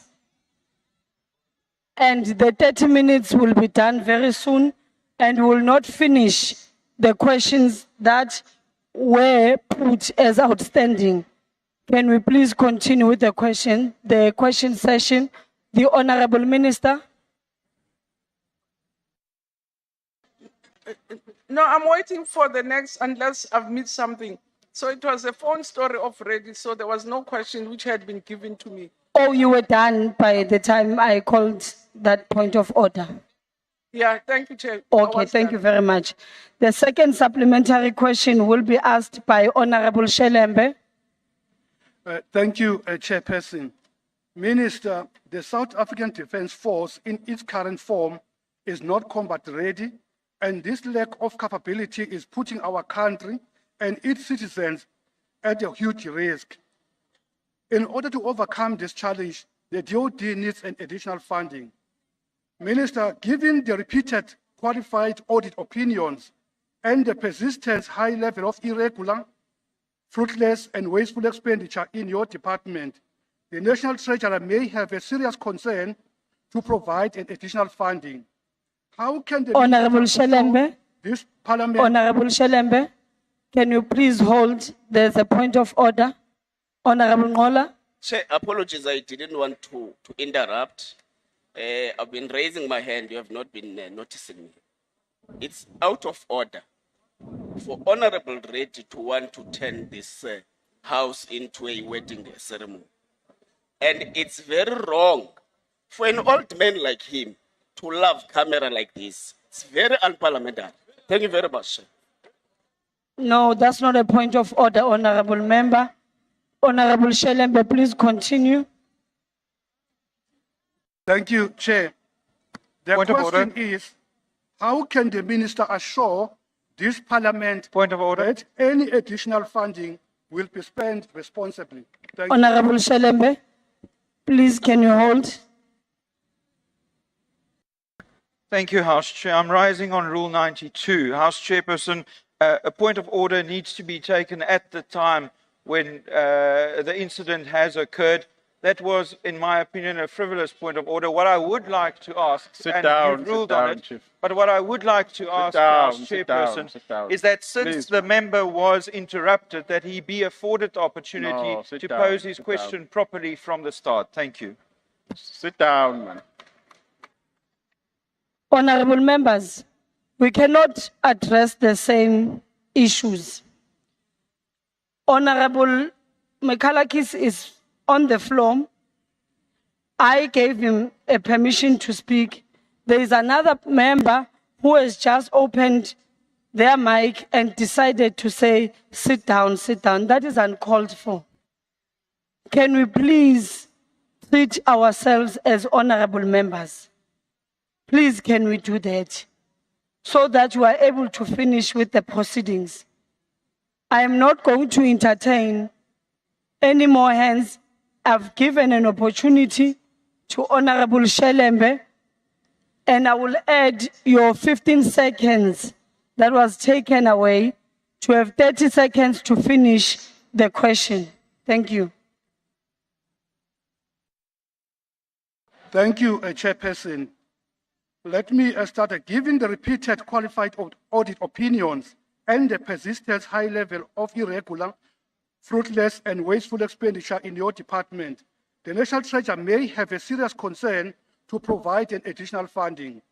How can the minister assure this parliament that any additional funding will be spent responsibly? Thank you. The Honorable Minister. No, thank you very much, Chair, for the question again. The question was whether Defense Forces combat ready. Yes, it is, I can assure it. That we need money, yes, I can confirm that we need more money. That's why we've been making the bidding. That will Treasury task to give us money. They appreciate the need for us to get money. We're engaged with them on an ongoing basis. They are agreeing to give us money within the limited resources that the state has, but they are in agreement with us. Reassuring the people that we will look after the money, I can confirm, Chair, that we're very committed to doing that, because exactly the points that he raises, that if we continue to have qualified reports which speak about fruitful and wastages in the system, it will indeed impact on the department's credibility, and I think right to be given more money. So with the deputy ministers, we are committed to making sure that we follow the money. We work with our officials to make sure that indeed the deputy minister, for instance, Deputy Minister Holomisa, has even been given the task to follow up on every audit query that came and agree and work with the department on how to close gaps. So I agree with him that if we continue on this trajectory, it really has a risk of impacting on the image, the integrity of the department, but also its opportunities to be trusted with money. So I agree with him that we have to get that right. Thanks, Chair. The third supplementary question will be asked by Honorable Nchingila. Thanks, Chair. Honorable Minister, in light of the glaring report from the AGs on maladministration, wasteful and irregular expenditure, corruption, and the high rate of vacancies, can the minister bring the nation into confidence that there is indeed capacity and and you will be able, and when can you deploy the additional equipment with the 2.1 billion that was recently appropriated so that we can be able to see if indeed we will be able to assist the highly exposed deployed soldiers in the DRC. So should we not believe that the responses we are giving are not fallacious? Just bring us into confidence that indeed we have capability and the capacity to really intervene with the little that has been given to the department. Thank you. The Honorable Minister. No, Chair, I can confirm that we're in the process of filling vacancies. There are lots of adverts that have gone out. Even on Saturday will be short listing. So there is a full process of filling vacancies, but making sure that it's not rushed. Because, for instance, the Department of Military Veterans, we had to first get concurrence from DPSA to make sure that the posts advertised are aligned to our structure. But even in terms of the processes, that process is underway and quite a number of posts are being filled. We advertised from last year, we're filling those. In terms of the phase withdrawal, I hope I don't miss any other question. In terms of the resources that we have been given, I've just reported that today there was an agreement on phase withdrawal. So the money that has been appropriated, we will use it to phase out of the DRC, but also to make sure that we have capacity to assist the peace process in terms of your peaceful negotiations. So what is going to happen under the summit DRC is to reconfigure how the resources are going to be used, because they're not going to be used now to recapacitate or to reinforce the engagements, the military engagements, but are going to be used for the phasing out process, which is equally expensive. But we will be able to, because at least a ballpoint figure has already been worked out by Summit DRC of what it will cost to have this phased withdrawal. But what we could do, maybe through the committee, is to say what is going to be our contribution. And as a country which has more equipment in the DRC, how are we going to get out and how the money is going to be spent? But it's going to be used differently from what it has been appropriated for, because it's now going to be used for the phased withdrawal, which is likely to take 2 to 3 months. So it's going to be, we'll come back with how the plan is going to go. Thank you, Chair. Thank you. The last supplementary question will be asked by Honorable Zibi. I will ask the question on behalf of Honorable Zibi. Olobje, looking Selene, Corno, Amir Bizimi, Kombela Timali, Corno, Bamniketa Mali, Gofungofu ya defense. So you could say, ba MP Magneto week will. Olobje Atimalu, who under MP Magneto at all. Would you say you are satisfied, somehow satisfied or unsatisfied with what the treasurer has allocated, and whether you are confident that there's enough capacity within the defense force and the department to spend the money that has been allocated appropriately? Thanks very much, and Councillor Mtamashtul. The Honorable Minister. Chair, to say I'm satisfied would not be very true, because the needs of the department, as were expressed, are massive. And the state, with all the financial challenges, will not be able to fund all the needs that we have. The needs far exceed what is affordable.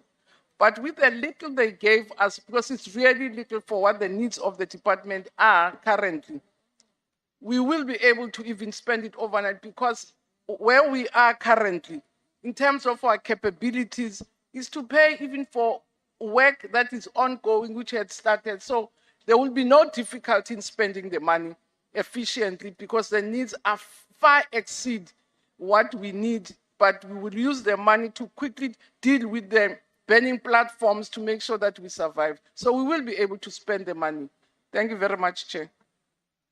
Thank you. Honorable members, the time that was allocated for the outstanding questions or the additional of 30 minutes has now expired. We will now move to the second order, of which I will request the secretary to read. Consideration of report of Portfolio Committee on Social Development on annual report of Central Drug Authority for 2023-24 financial year. I now invite the Honorable P.S. Masango.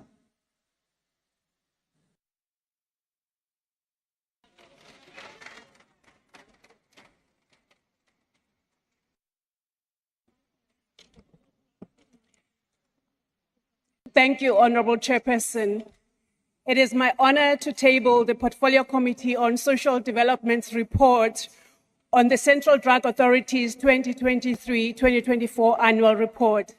The Central Drug Authority is a statutory body established in terms of Section 5.3.1 of the Prevention of and the Treatment for Substance Abuse Act, number 70 of 2008.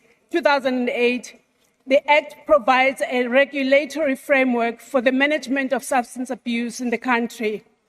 The CDA is mandated to oversee and monitor the implementation of the National Drug Master Plan and to coordinate efforts across government departments and civil society to counter substance abuse and illicit drug trafficking in South Africa. Honorable Chairperson, the CDA's role and mandate are critical in the fight against what could be described as a scourge that has and continues to contribute in a major way to violent crime, gender-based violence and femicide, poverty, reduced productivity, unemployment, dysfunctional family life, the escalation of chronic diseases such as HIV and tuberculosis, injury, and even premature death. Given the extent to which substance abuse and illicit drug trafficking is destroying the lives of South Africans, it was disturbing to hear that the country does not have a national prevalence survey, which begs the question of how can the National Drug Master Plan be effectively implemented without this crucial information. As we speak, the CDA is dependent on Southern African Community Epidemiology Network on Drug Use, which monitors drug use trends to provide essential data for policymaking and intervention programs. As this data is obtained from treatment centers, it does not give accurate information on the full extent of the problem. Chairperson, another matter that needs urgent attention and the committee deliberated and made a strong recommendation on is the insufficient budget allocation that hinders the CDA's ability to execute its mandate. This is due in large part to the National Drug Master Plan's lack of clear targets and costing.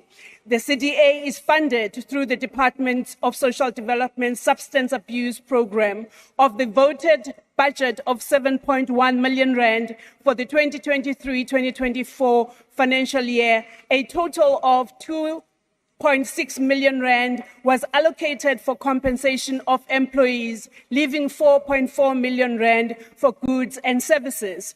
Honorable Chair, this funding model, together with the current structure and governance of the CDA as provided for in this Act, limit the powers and authority the CDA needs to fulfill its mandate across government departments. Whilst the committee commended the strides made by all stakeholders involved in implementing the National Drug Master Plan, it expressed concerns about the lack of coordination across all spheres of government, as this hinders progress and leads to duplication of efforts in some areas and leaves rural areas, for example, without these vital services. We also support fast-tracking the establishment of an interministerial committee to improve participation by all 20 departments.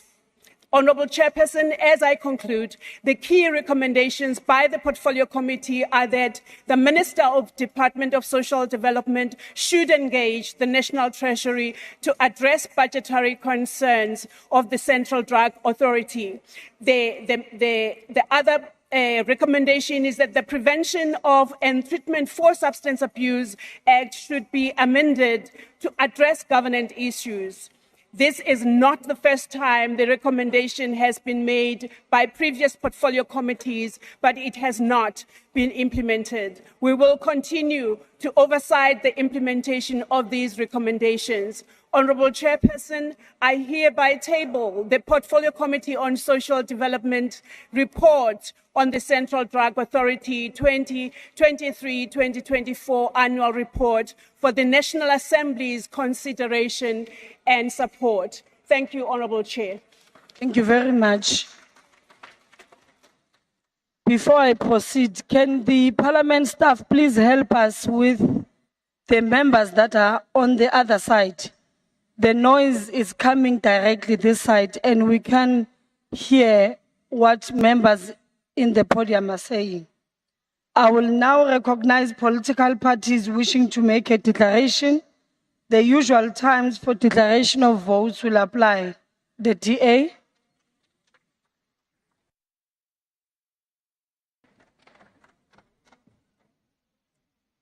Thank you, House Chair. In preparation for this declaration on the Central Drug Authority's report before us today, I went through the reports from the previous administration to draw a comparison. What I discovered is deeply disturbing. The same challenges persist, with recommendations unimplemented, casting serious doubts on whether this current report's recommendations will yield any meaningful results.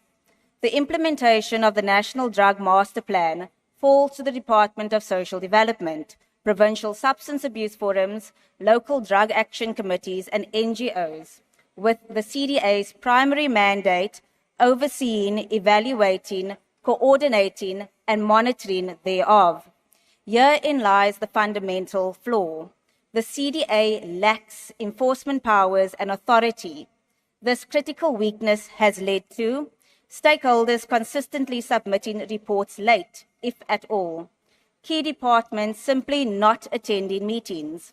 Some departments continue to work in silos, resisting integrated planning, and have not developed sector drug master plans. Provinces failing to establish functional provincial substance abuse secretariats, and only 46% of municipalities having functional local drug action committees, and no significant progress has been made on finalizing the National Harms Reduction Strategy. Now, the solution has been identified. Amend the Prevention and Treatment of Substance Abuse Act to restructure and empower the CDA. This recommendation was adopted by the National Assembly during the 4th Parliament, yet it remains unimplemented by the Department of Social Development.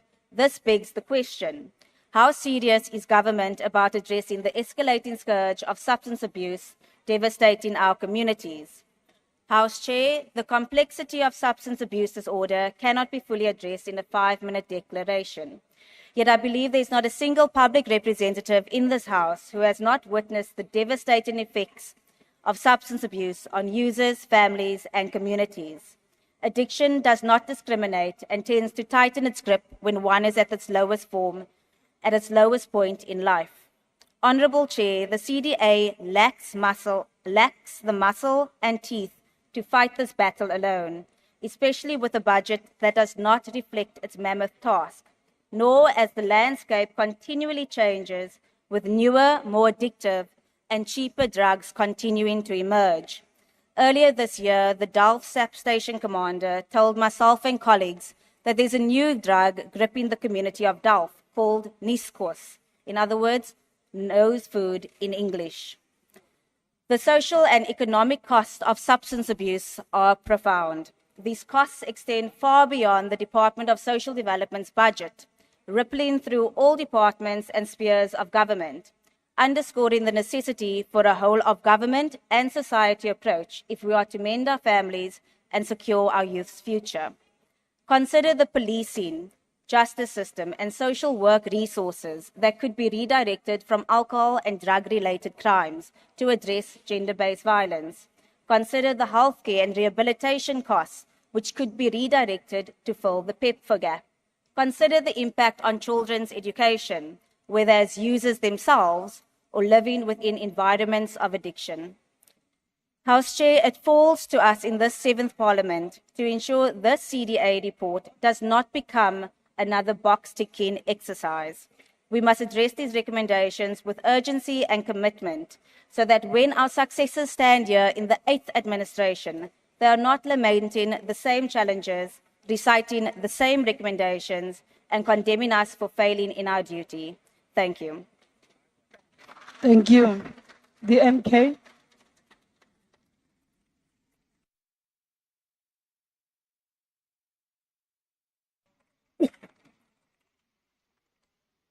Honorable members, the Central Drug Authority is a statutory body established to address the challenge of substance abuse in South Africa. The report projects a disturbing lack of commitment to address the scourge of substance abuse, which is devouring the future of the nation. We all can attest to the fact that young people are zombies in the inner city's traffic lights. Our children are turned into zombies. Honorable members, the GNU must hang its head in shame and ask for forgiveness from the nation. We hear that 4 million rand has been allocated to fight this scourge. Our young people are leading lives without a future. 60% of them are unemployed, and that is why they take to substance abuse to deal with this alienation. To be black and young in this country is to be in hell, and to escape, the young people take to substance abuse. Alcohol abuse has become culturally accepted. That is why in every street in the township, there is a tavern. There is too much talk, too many plans, but no commitment from the so-called GNU to address one of the biggest challenges we face as a nation. The MK Party government shall declare substance abuse a national disaster and allocate sufficient resources and efforts to effectively address the challenges of substance abuse. We must go back to radical economic transformation. Our young people are unemployed because they are landless. Our young people are alienated because they have no share in the economy of this nation. We can address this issue by addressing the big question of economic transformation. And we know that agenda has been set already. Return the land, return the economy, make sure that our people are part of the national wealth. And in that way, our young people shall be saved. Thank you. The EFF.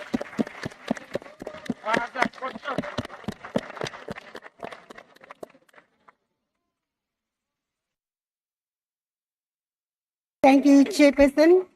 Chairperson, today we as a nation confront a crisis that echoes through every home, every street, and every broken family in our nation. A crisis of drug and alcohol abuse that the Central Drug Authority, the CDA, established under the Prevention of the Treatment of Substance Abuse Act number 70 out of 2008, has utterly failed to address. This body tasked with oversight, coordination, and implementation of the National Drug Master Plan has become a shadow of its mandate, crippled by weak leadership, legislative impotence, and a shameful lack of political will. The CDA board reshuffled with each government cycle, stumbled towards with inexperienced members with no continuity, undermining its duty to monitor and guide our fight against addictions. Out of 257 municipalities, Only 118 have compliance local government drug action committees, a glaring failure of the CDA's oversight role.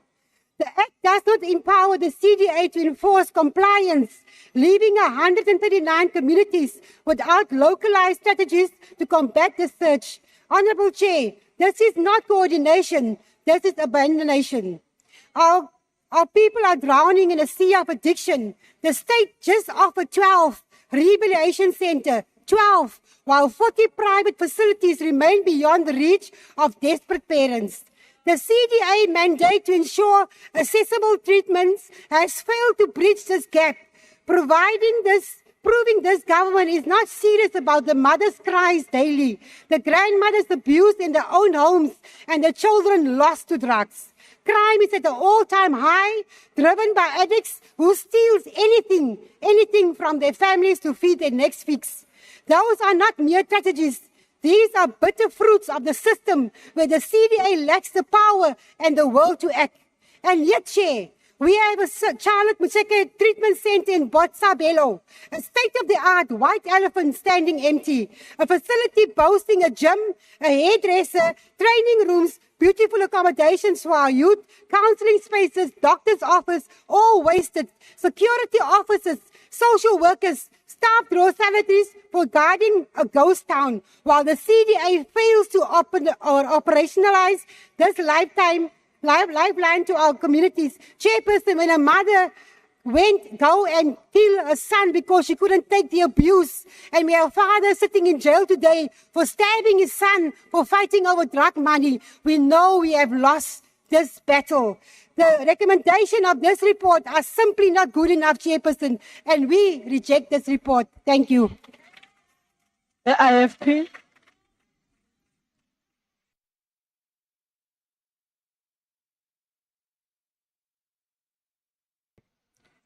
Honorable House Chair, thank you.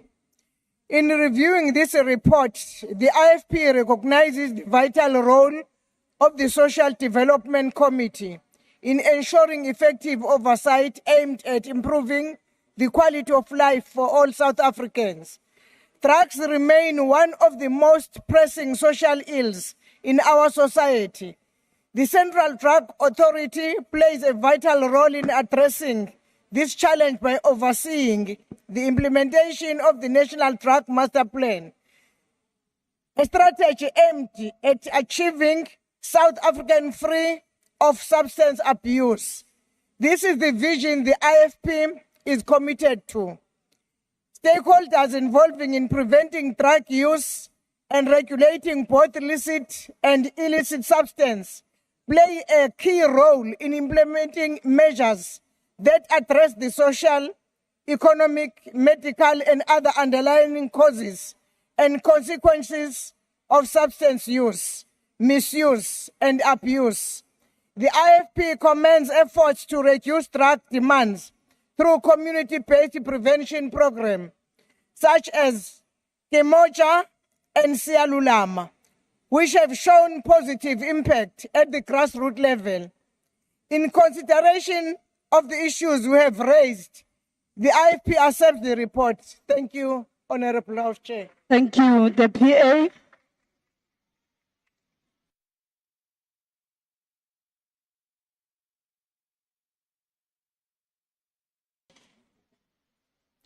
Assalamu alaikum, good evening, Chairperson, Honorable. The annual report which highlights the annual report of the Central Drug Authorities 2023-2024 reveals a rise in substance abuse devastating families and communities. Current efforts have fallen short, necessitating a holistic approach that addresses root causes and provides the actionable solutions. Our plan begins with education prevention. We must fund public awareness campaigns on the dangers of substance abuse and promote healthy choices. Collaborating with schools, community projects, and healthy providers will establish a nationwide support network. Next, we must strengthen our healthcare system to ensure accessibility, effective treatment for those struggling with addiction. This includes expanding rehabilitation facilities, increasing mental health funding, and training healthcare professionals to address substance abuse. We cannot allow our people to suffer in silence. Socioeconomic factors like poverty, unemployment, and lack of opportunity fuel addiction. By investing in social programs, skills development, and job creation, we can break the cycle of despair and offer hope for a brighter future. The Central Drug Authority's report is a wake-up call, and we must act decisively. The Patriotic Alliance is dedicated to overcoming these challenges through education, healthcare, socio-economic support, and accountability. Together, we can eradicate substance abuse and build a better future for South Africa. We support this report. Thank you. FF Plus.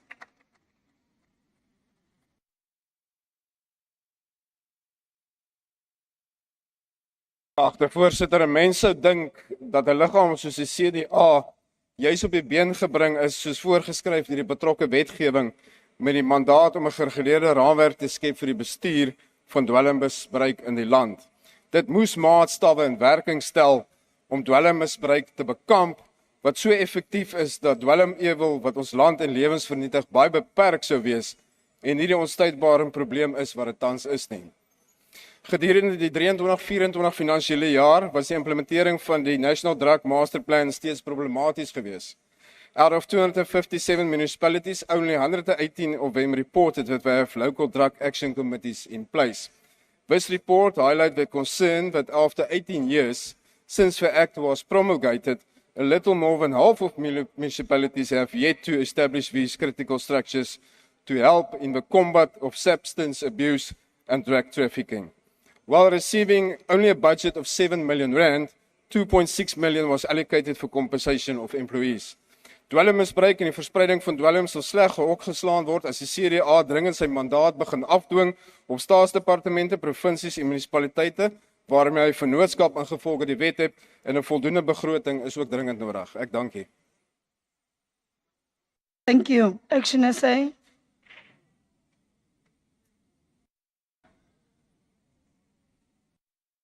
Thank you so much, Speaker, and thank you so much to RISE for giving us the 2 minutes. Substance use disorder, the new struggle, battling the new struggle, wiping out the youth of this country. Honorable Member, that is not allowed. RISE will not be giving you any additional 2 minutes.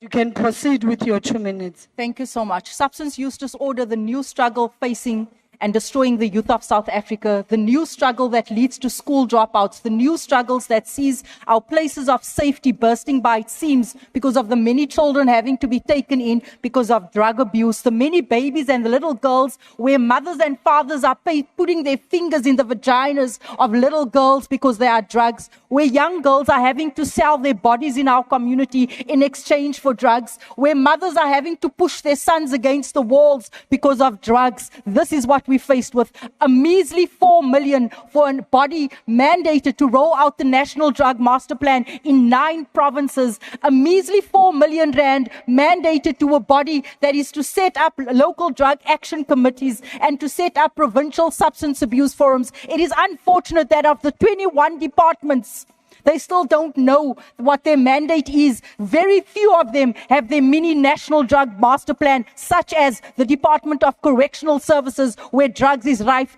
Earlier on this week when I asked, why are we not allowing drug users that are using and abusing because drug addiction is a disease? The National Drug Master Plan in 2013 states that we need to move away from the punitive approach, that we can support families. As Action SA, we believe that we need to support drug users and we need to arrest drug dealers. It is time that we educate our nation, educate this house on how to differentiate between a user and a dealer. We cannot put the two in the same pot. It is with that we support this report, and we say that the additional funding needs to be made available for something that is destroying families in this country. I thank you.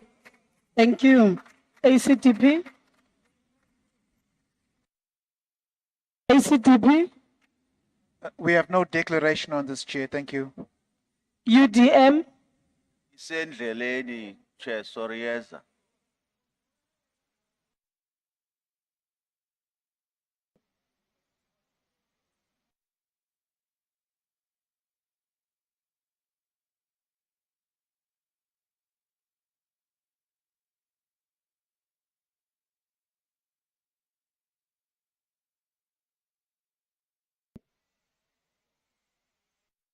Thank you, Honorable House Chair.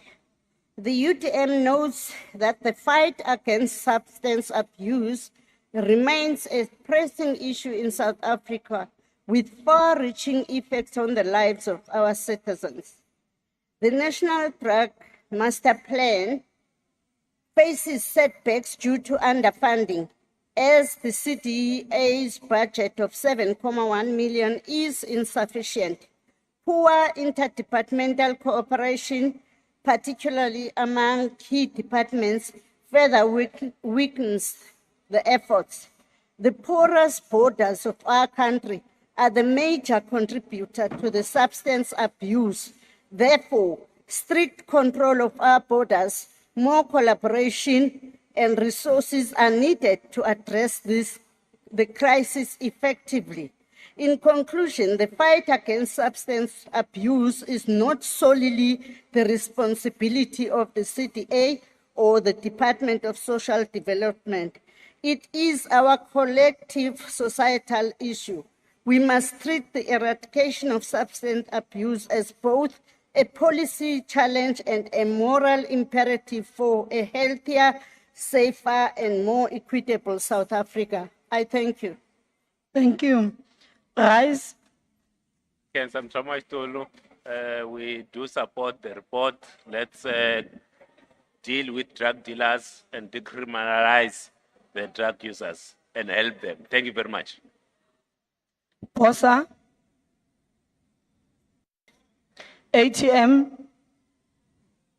Al-Jama. NCC. DAC, UAT, good, the ANC.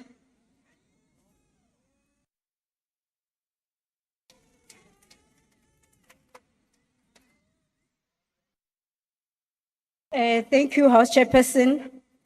In reflecting upon the report issued by the Central Drug Authority for 2023-2024 financial year, we underscore the African National Congress' steadfast commitment to addressing the critical issue of substance abuse in South Africa.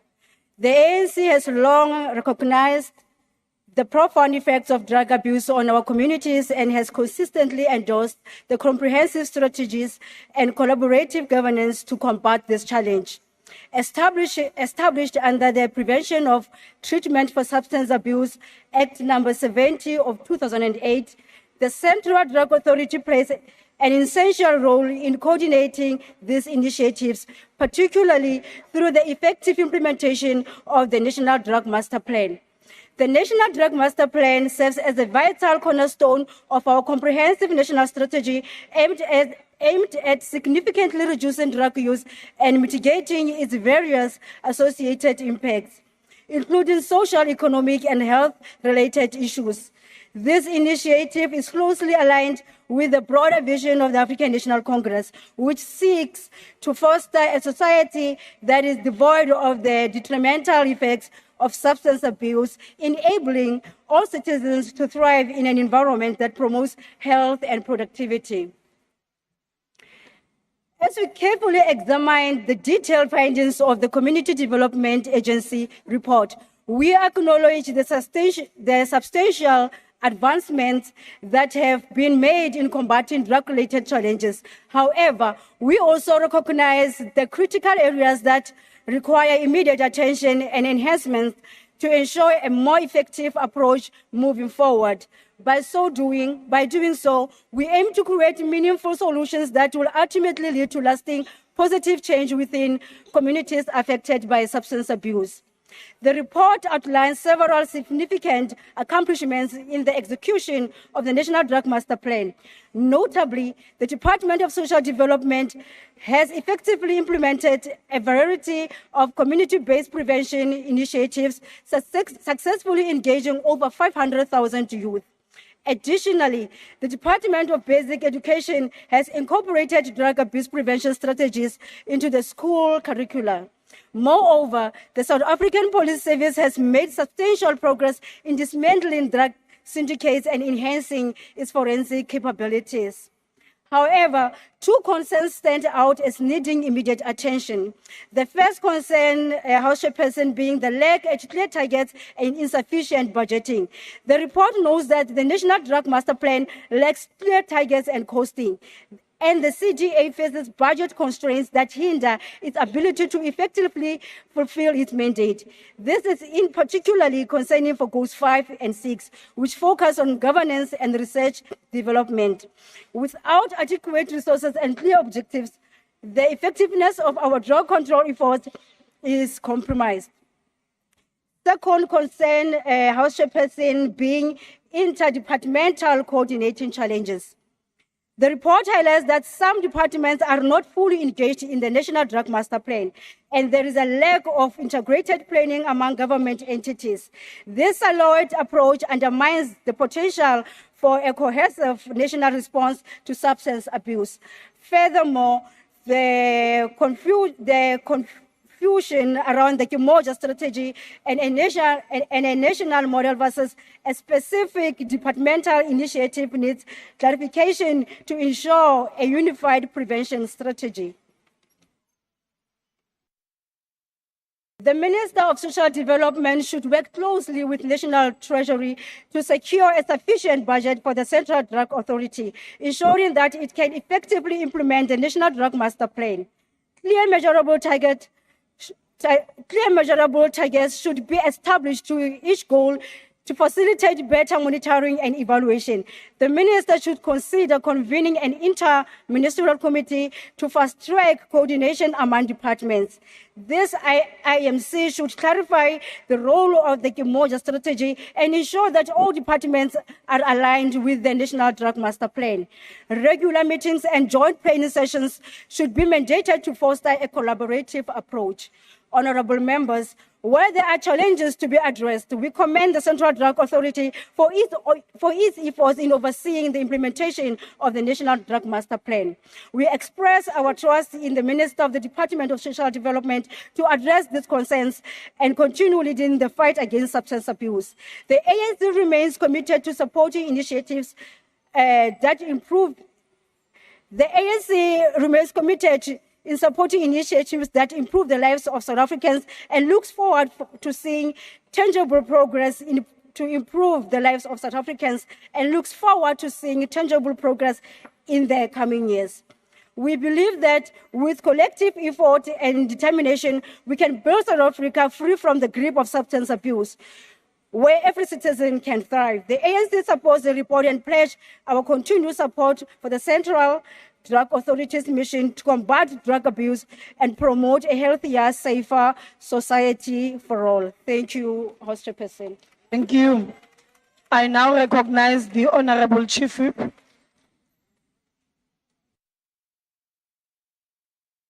you very much, Chair. I move that the report be adopted. Thank you. Honorable members, the motion is that the report be adopted. Are there any objections? Honorable Manyi. Thank you, Chair. The MK party vehemently object to the report and... Honorable Manyi, the only thing I asked and the question that I asked is that, are there any objections? I'm expecting an objection or not. No, but you can't say that, Chair. No, you can't make a statement. But no, I asked a question. What statement, Chair? Because I'm about to talk about whether we call for a division or not. You're not giving me a chance. Exactly, then you should go there, but do not make a statement. What statement did I make? We are not going to have this. Which I am statement did I telling you, make? Honorable Manyi, do not make a statement. Which statement did I and make? say if you do object or Which not. statement did I make? Which statement did I make, Chair? Honorable Manyi. Okay, let me start from the beginning. As the MK party... And can you get we closer to your object- mic because we can't hear you? Right. Can you hear me now? Yes. As the MK party, we object vehemently to this report and we are not calling for a division. Thank you. Honorable Ntangweni. Honorable Ntangweni. Thank you, House Chair. The EFF objects to the report. Thank you. Honorable Ntangweni, can you speak to your mic again? Thank you, Chair. I did speak to my mic. If your members on the other side were not so busy screaming, The EFF objects to the report. Thank you. Thank you. With those objections, the report is agreed to. The secretary will read the third order. Consideration of report of Portfolio Committee on Higher Education and Training on National Student Financial Aid Scheme Annual Report 2022-23 and Manufacturing, Engineering and Related Services Sector Education and Training Authority Annual Report 2023-24. I now recognize the Honorable W.T. Liet. My apologies.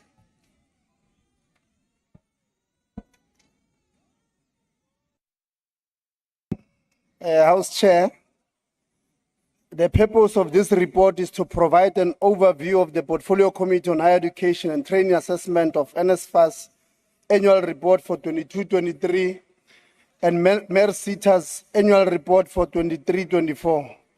The committee derives its mandate from Section 55, subsection 2 of the Constitution of South Africa, Rule 227 of the National Assembly, 9th edition, which outlines the mechanism set forth in Section 55(2) of the Constitution.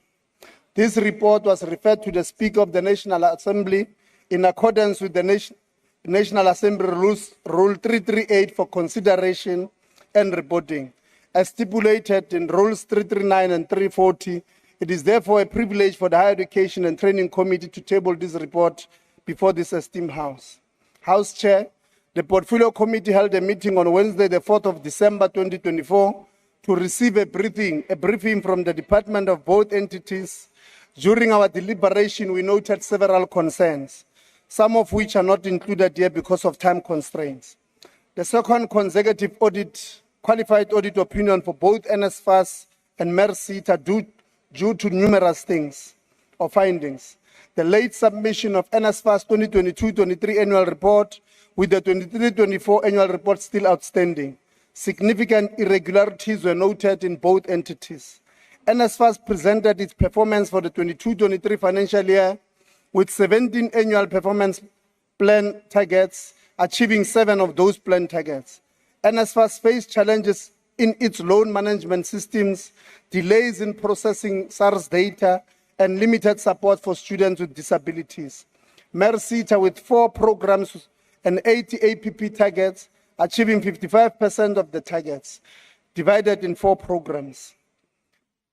The Portfolio Committee, after assessing the NSFAS 22-23 and MERSITA 23-24 financial year annual reports, has noted the following observations. 1, with NSFAS, delays in vacant posts or in filling vacant posts and leadership instability contributed to the entity's poor performance in the 22-23 financial year. The entity was allocated 119 million for ICT upgrades. However, its outdated systems remains inadequate, and manual processes have led to delays in student allowances.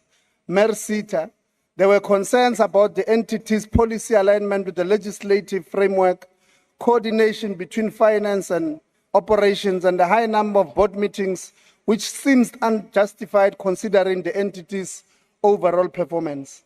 On recommendations, after considerable discussions, the committee resolved as follows. 1, on NSFAS, expedite the procurement of a loan management system for timely disbursement of loans in 2025.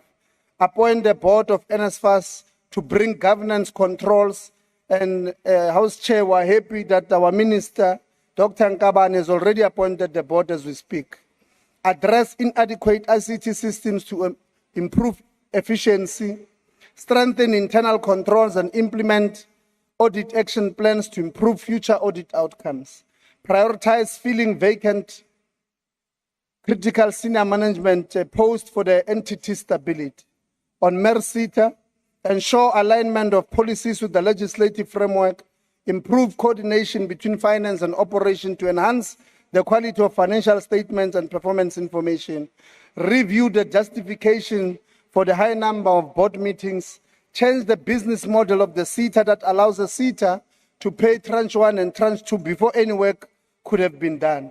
In conclusion, considering the various challenges outlined above, The committee strongly believes that through the recommendations, these recommendations will enhance the quality of education and training while ensuring financial accessibility. This effort seeks to promote a more inclusive and sustainable education system. The primary objective is to better align NSFAS funding with skills development, guaranteeing that students from underprivileged backgrounds gain the necessary skills to succeed in the workforce. Furthermore, we place our trust in the newly appointed NSFAS board, which has been tasked with resolving the financial and governance challenges that have plagued the scheme. We are hopeful that their leadership will bring about reforms needed to stabilize and strengthen NSFAS, ensuring its long sustainability and effectivity. The committee recommends that the House adopt the report, as its approval is crucial for the implementation of the proposed improvement. Thank you very much, House Chair. Thank you. I will now recognize political parties wishing to make a declaration. The usual times for declaration of votes will apply.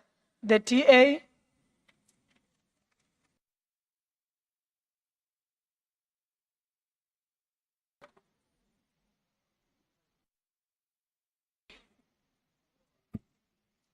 Thank you very much, House Chair.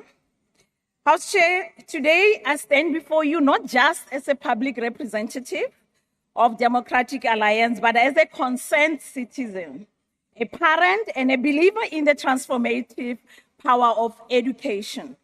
Education is often described as a great equalizer, the key to unlocking opportunities and enabling individuals to break the cycle of poverty. However, what we are currently witnessing with the NSFAS and the MERSETA is disheartening and must spur us into action. When students apply for financial aid, they do so with the hope that their educational journey will be supported, that they will have the means to attend classes, pay for textbooks, and secure fundamental living expenses. However, reports reveal that NSFAS has achieved only 41% of its planned performance targets. This is not just a statistic, it represents thousands of students whose potential remains untapped. Consider the students who have worked tirelessly, overcoming numerous obstacles to get accepted into a university or vocational program. When they don't receive their funding on time, they are left in a limbo. Delayed payments lead to missed classes, financial strain, and ultimately the risk of dropping out. We must confront these realities head-on, recognize the human cost of these inefficiencies, and hold NSFAS accountable for its shortcomings. The Auditor General adverse opinion on NSFAS further compounds this concern, calling into question not just mismanagement, but a lack of accountability. 136.5 million rand in irregular expenditure is not merely an accounting error. It is money that could have supported a generation of students. Each rand unaccounted for is a missed chance for someone to pursue their dreams. We must demand that these funds are safeguarded, that proper systems are implemented to ensure they reach those in need. We must also spotlight the pressing need for technological upgrades at NSFAS. The allocation of 119 million for ICT improvements should reflect an urgent commitment to modernize and make processes efficient.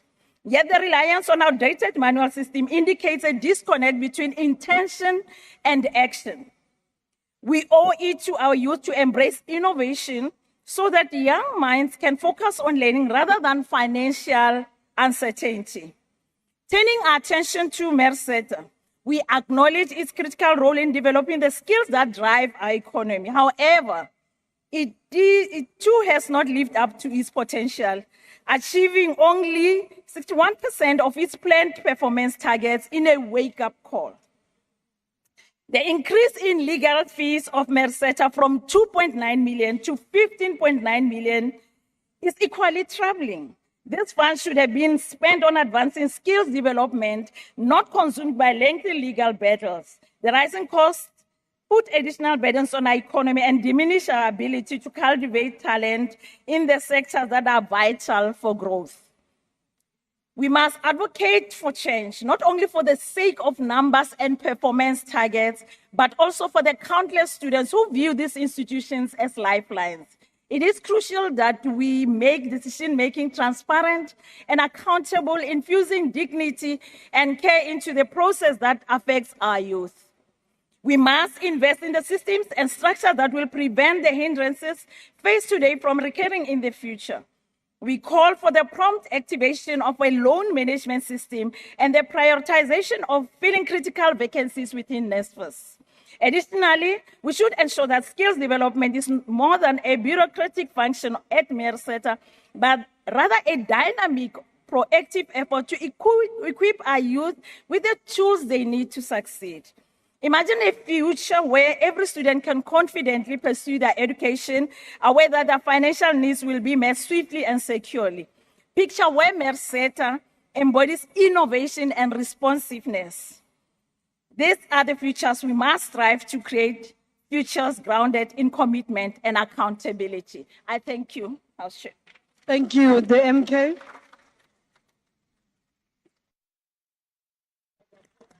Put it on, put it on.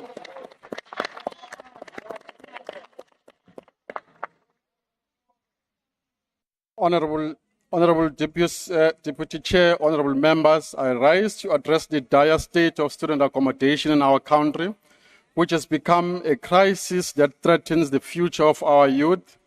Institutions like Cape Peninsula University of Technology and Northwest University, to mention a few, have become a flashpoint of students' frustration due to severe accommodation shortages. At CPUT, students were left stranded to a lack of adequate accommodation, forcing them into unsafe conditions. Across the country, students sleep in lecture halls, in toilets, libraries, and police stations. This is a clear indication of a failing system by NSFAS. At Northwest University and CPUT, the shortage has driven students into expensive, unsafe, unaccredited accommodation, thus facing students in financial and personal risk. This crisis stems from years of poor planning, corruption, and failure to invest in infrastructure. We demand a nationwide audit and full inspection of student accommodation that is managed by NSFAS, and increased funding for university-owned residencies, and urgent NSFAS reforms to ensure timely funding. Education is a right, not a privilege. Yet this government's failure has left students homeless and hopeless. The MK's party and its student movement stands with them and demand that an immediate action needs to be taken to solve these issues. Here we're speaking about an institution called NSFAS that has been mismanaged for a long time, that runs its loan management system through spreadsheet, no informed decision on why it must outsource all of its work. It has never embarked on employee wellness assessment. The executive and the employees are at loggerheads with one another because of outsourcing. Employees at odds with employers. And we welcome the new board that has been appointed, and we hope that it will start to change the direction of this institution. So NSFAS has been mismanaged all along, and it's a dire institution that is being managed. MERSETA on this report as well is being an institution that has not been submitting financials for the past 3 years. Both of these institutions have been failing to submit financials. And MERSETA as well has been an institution that has been mismanaged, an institution that is paying grants to service providers 50% upfront without checking on what task that has been done on the project. Many financial wastages in this project. So these institutions have been mismanaged for a long time. And as MK Party, we reject and we do not support this report. I thank you. Thank you. EFF.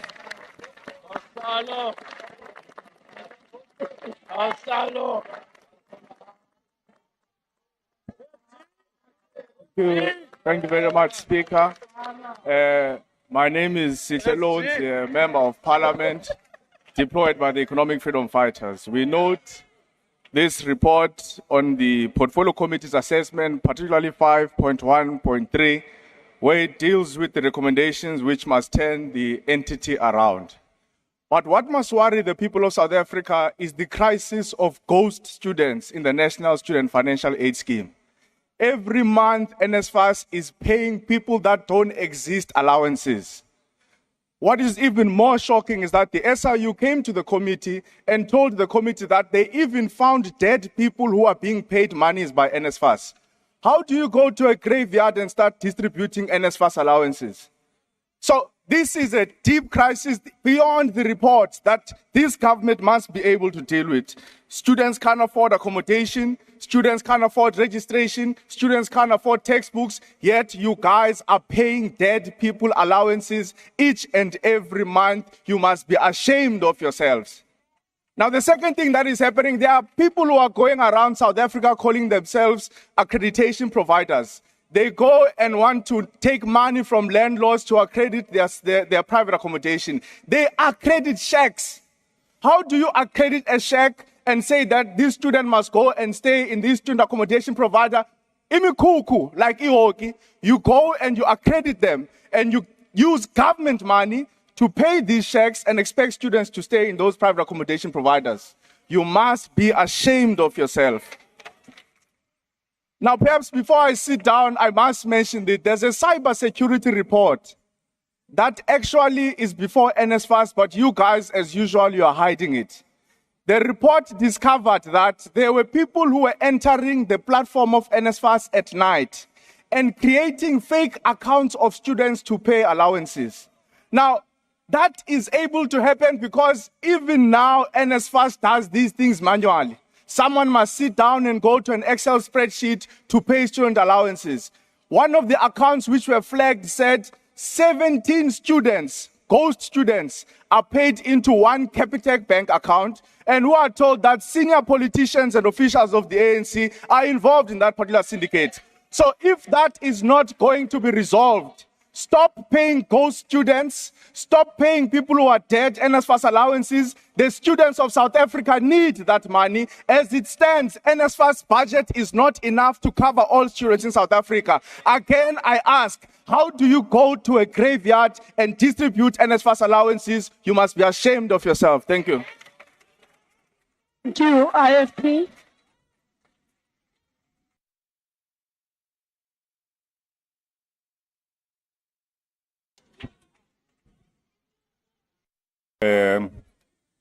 Thank you very much, Honorable Chairperson. Honorable Chairperson, these reports highlight serious concerns regarding governance failures, financial mismanagement, and inefficiencies in institutions meant to serve our youth. NSFAS's second consecutive adverse audit indicates a troubling lack of accountability, which is unacceptable for an organization supporting thousands of students. We advocate for a transparent student funding system and call for immediate intervention at NSFAS. The government's inaction regarding financial mismanagement raises alarms, and we demand accountability for wasteful spending. Similarly, MESETA's performance is concerning, raising questions of governance and financial integrity. Setters must be held to higher standards as they are crucial in addressing South Africa's unemployment crisis.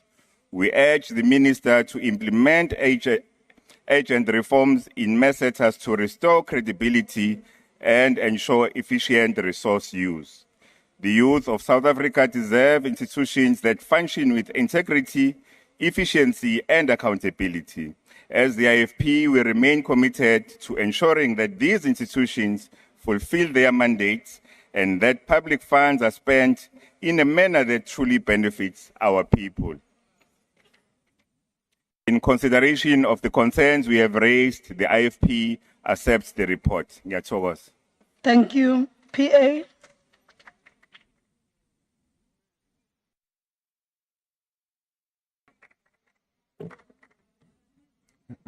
Thank you, Chair. There are two types of young people in society: those who made bad choices and asks for a second chance. As we know that a second chance can make you the president of the fastest growing party in this country. The other type are young people who makes good choices and only asks for the first chance at success. NSFAS, in its legislative design, is meant to make the first chance at academic success possible for young people. Kiabetswe Nkosi from Naledi, Soweto, a university student who is the epitome of academic excellence with the Dean's Merit Award, and Rihanna van der Nest from El Dorado Park, who both applied to NFSAS during the years under review in the report tabled for consideration. For Kia and Rihanna, the online portal, for which 119 million is reported to have been allocated to upgrade the ICT infrastructure, remained on verification and provisionally funded status respectively without any response for an entire year. And the system now wants to punish them for not having a 2025 application. Pure malgheid. I want to reassure the young people of South Africa what has changed is we now have a GNU with a highly capable minister and deputy minister committed to make NFSAS functional again. And the portfolio committee chair, which we are led with, which is brilliant and constituted by members from different parties in the GNU and the opposition, working together to fix the problems through our oversight function without seeking individual glory for strides made. Even the DA members in our committee displays this quality, unlike the display of arrogance we see from the organization on the tabled budget. Together we shall make the first chance possible for all young people in South Africa. The PA supports this report. I thank you. Thank you. FF Plus.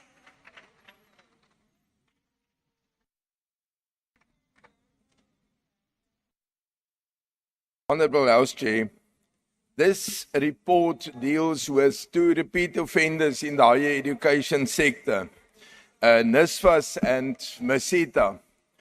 And the Portfolio Committee has been involved with these two for at least the previous 5 years in a very profound way, but yet a Portfolio Committee cannot ensure the success of a state institution.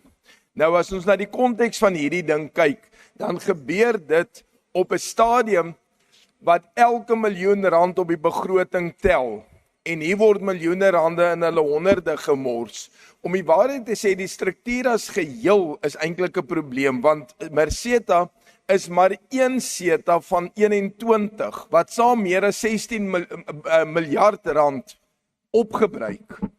Elkeen met sy eie bestuur, sy eie CEO, sy eie CFO en sy eie raad, wat 'n klomp geld kos om in stand te hou, terwyl jy in werklikheid dieselfde werk kan doen met een omvattende Education and Training Authority met verskillende afdelings wat die werk doen, dan het jy een raad om te betaal en een baas om te betaal. NSFAS is as 'n kleinerige leningsskema begin en het gegroei as gevolg van 'n presidensiële aankondiging tot 'n reusagtige beurstoediener. Met ander woorde, die grootte eintlik van 'n bank wat hulle die werk moet doen en hulle administrasie kon eenvoudig nooit bykom nie. Die oplossing in hierdie twee probleme is nommer 1 dat NSFAS se administrasie onder intensiewe sorg geplaas moet word en dan herstel moet word. En die SETA's moet op 'n baie meer rasionele grondslag hanteer word, dan is dit dalk nie eers nodig om BTW met enige persentasiepunt op te skuif nie. Ek dankie. Action essay.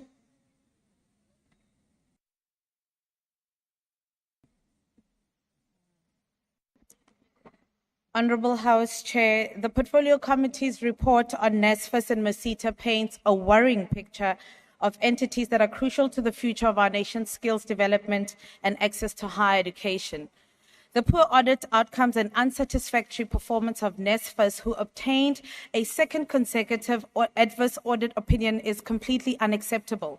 This, with the 2023-2024 annual report still outstanding and another 136.5 million in irregular expenditure that was wasted in 2022-2023 financial year. This, whilst a stone's throw away from where you and I are sitting, are students at the Cape Peninsula University of Technology battling with issues of accommodations and still having to sleep in the streets. After receiving 119 million to upgrade the entity's ICT systems, NSFAS still battles with paying students on time, leaving thousands of them without food or necessities, which will ultimately impact on their studies. This needs to be addressed urgently to ensure that students can complete their studies without any further interference.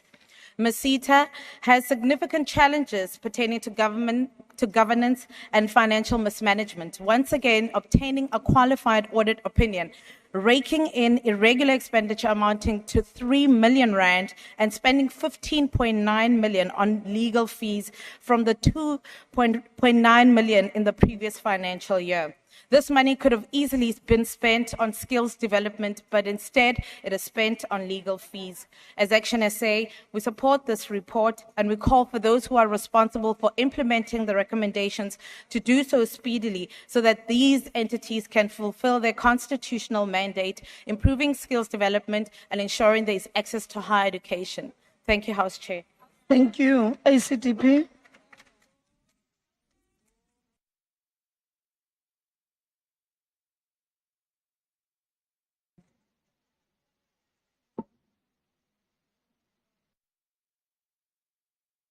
Thank you, Honourable House Chairperson. NSFAS has the mandate to provide financial support to disadvantaged students seeking to further their studies, while Masita is mandated to develop a skilled workforce by promoting skills development, learnerships and training.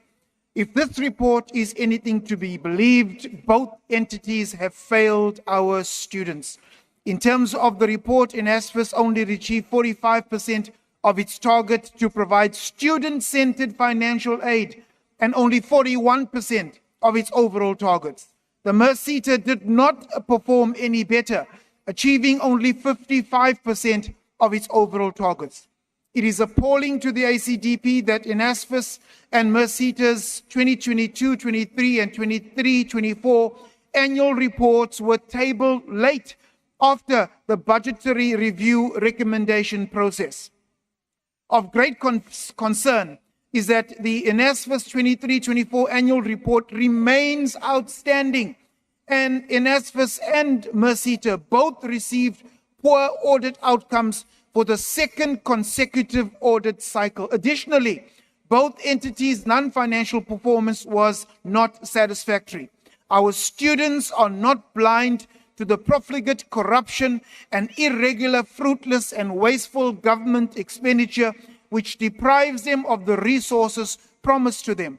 The mismanagement and administrative failures leaves both entities incapable of fulfilling their administrative duties, leading to delays in paying student allowances and failing our students by compromising the critical skills that our country needs.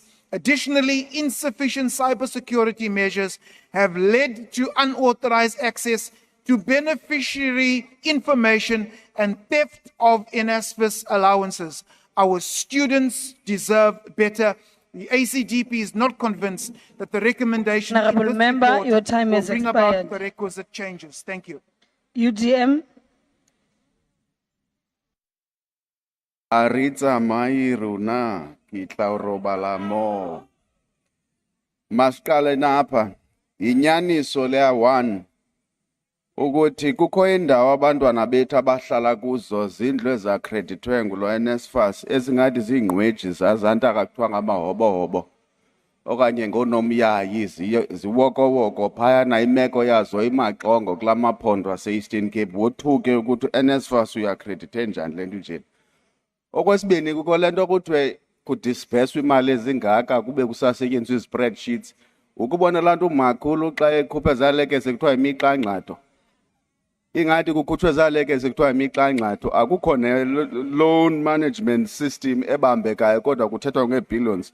Naturally, in a situation like that, izaba khona i-problem ofumanisa ukuthi because kukwezo challenges there will be irregular expenditure but kuzawubhatalwa nabantu ababhubhileyo njengoba bekutshiwo apha ngaphambili, which is a problem. Enye into ebangela ukuthi abafundi bethu basokole kakhulu ngakumbi yilento delays distribution allowances ebangela ibalambise. Abe lo NSFAS sebethethe nge-surpluses in the year 2022-2023 abantwana bethu besokola bene-challenges ezininzi ezingakhange zisetyenziswe. Enye into kukureducewa kwe-accommodation cap from about 60,000 to 45,000 yabangela abantu bahambe bawukhangela ezinye indawo zokuhlala okanye bathi le shortfall bazama uzifumanela ngokwabo besuka kumakhaya ahlwempuzekileyo. Andiyazi noba yade yalungiswa okanye sinayo indlela oyilungisa into yoba kukho ezi ngxaki ezininzi nje no-NSFAS esifuna sizilungise ngakumbi echaphazela abantwana kwezi zikolo zethu zihluphekileyo yinto yoba kwezi venkile xa uhamba bayayinxila nale mali ezi-allowances nabantwana bethu bamane betshintshisa bathenga utywala baphume beyayatheka phaa batsawugqiba bathi balambile. Yinyaniso emsulwa leyo singasoze siyikhanyele. Ndidla ngomapha e-Alice beme kaninzi befuna ubuthenga ukutya babhatale benze wonke laa mfungumfungu. Honourable Member, your time has expired. Rise. Thanks, Chair. We are happy with the work of the committee. Be closer to your mic. Nakhensa ni ri no hi tsakile mintirho ya committee. Oh, thank you. Bosa. ATM. Al-Jama. NCC. PAC. UAT. Good. ANC.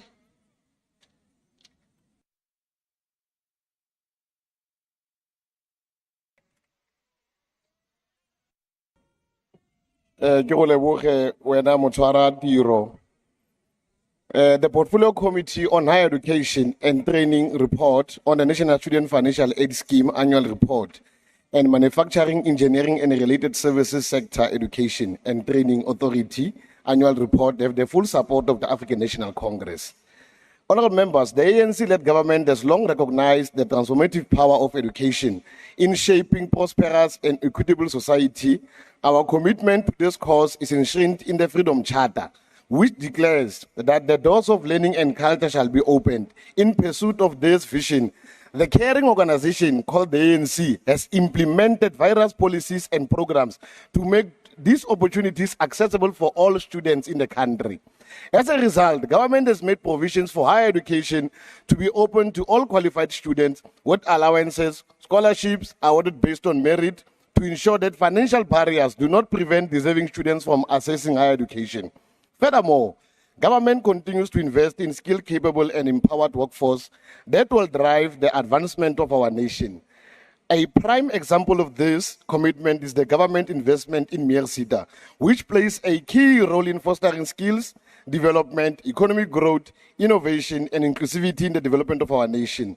This approach reflects the government's steadfast dedication to education as a fundamental right and a powerful tool for socio-economic mobility.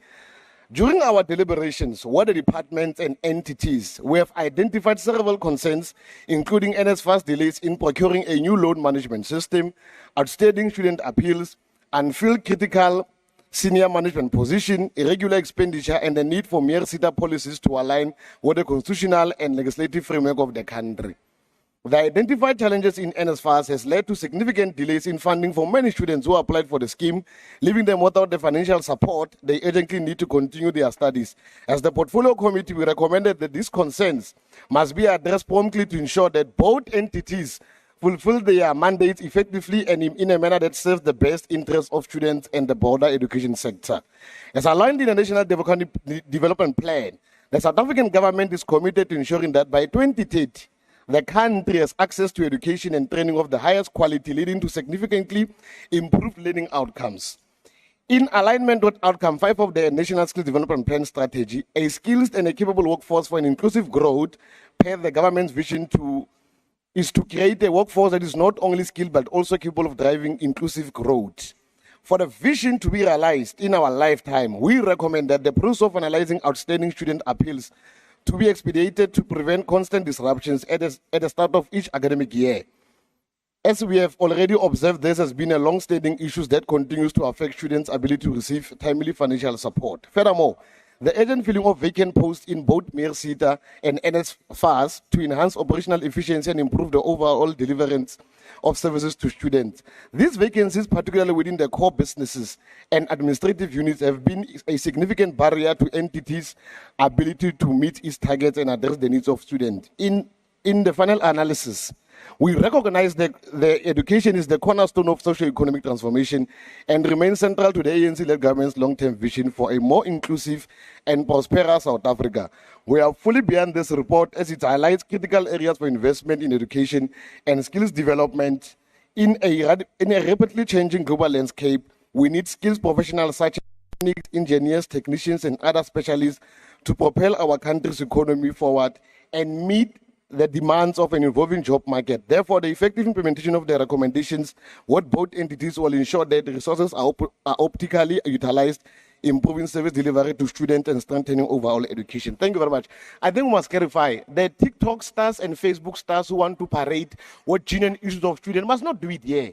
If there's allegations of any ANC leaders who have been corrupt or doing what, go to the police station, not in a podium. We don't want you to come and gain popularity or cheap politics of our students. Honorable member. Thank you.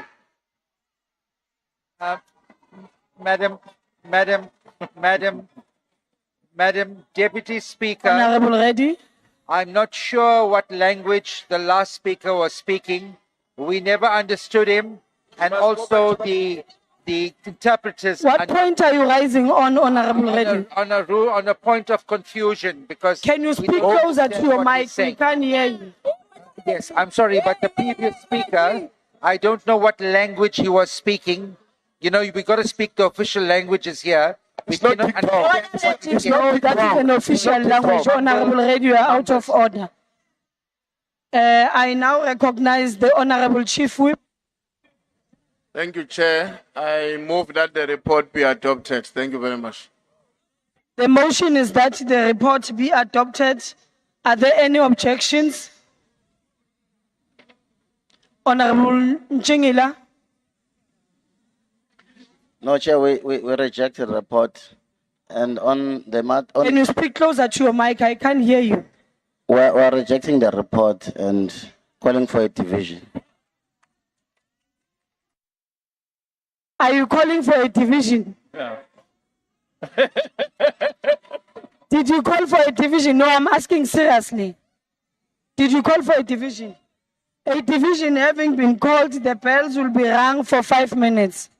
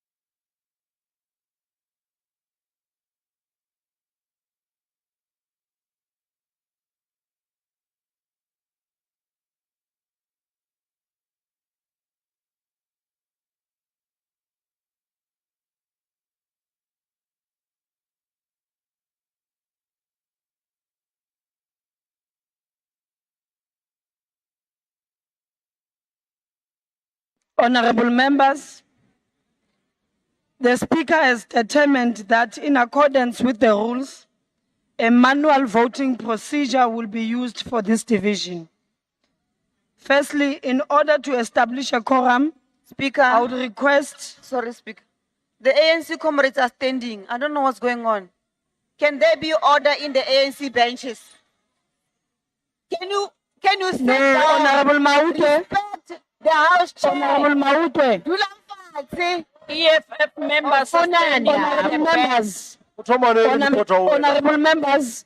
You must look behind you before you speak. Please, can we just take our seats and we proceed with the session?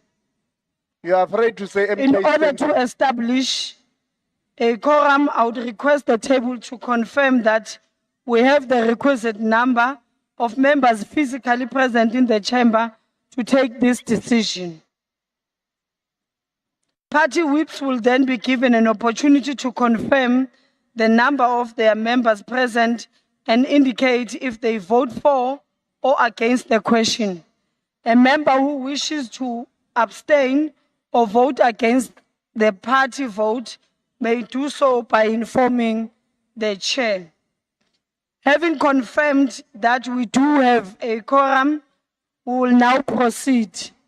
The question before the House is that the report of Portfolio Committee on Higher Education and Training on National Student Financial Aid Scheme Annual Reports and Manufacturing, Engineering and Related Services Sector Education and Training Authority Annual Report be agreed to. Voting will now commence. The doors of the chamber will be locked and members will not be allowed to enter until voting is concluded. Whips, could you confirm the number of your members present in the chamber and indicate if you vote for or against the question? The table will assist if needs be.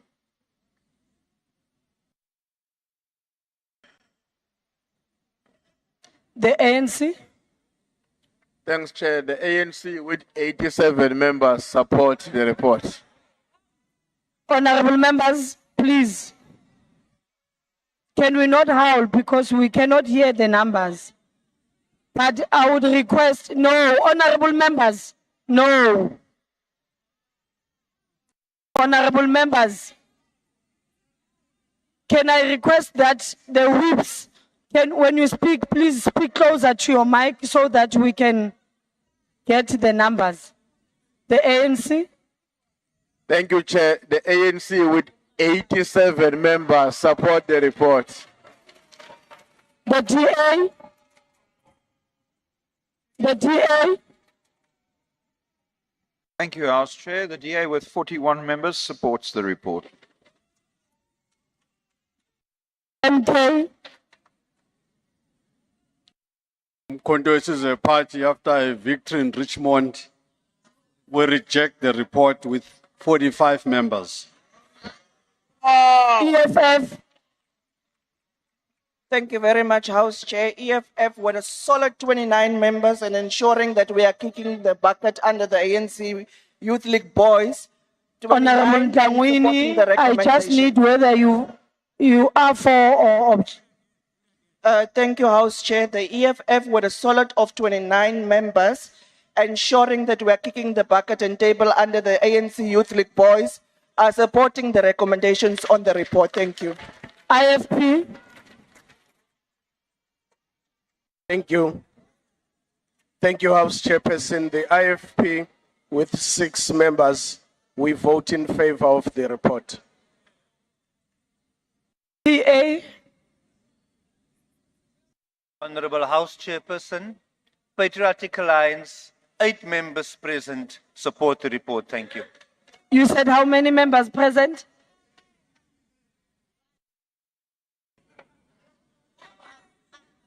Call, House Chair. Sorry? 8. Okay. FF plus? Huisvoorsitter, die Vryheidsfront het 1 lid teenwoordig en ek het bevestig almal van ons is ten gunste. Thank you. Action SA. Thank you, House Chair. Action SA with 3 members. We support the recommendations. ACTP. 1 member in the House Chair and reluctantly supports. UDM. Thank you, House Chair. One person in the House support the report. RISE. Rise 1 member and we support. COSA. ATM. Al-Jama. NCC. PAC. UAT. Good. Is there any other member that wishes to abstain or vote differently to their party?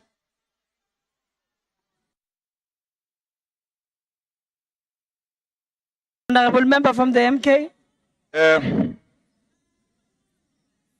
All the parties have supported the suffering of our students. I thank you. Order.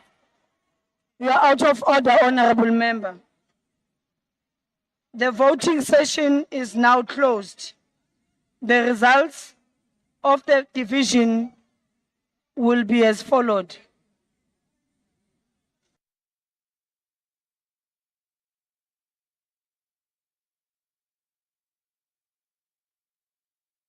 Abstentions, 0. The noes, 45. The yes, 178. The report is then agreed to.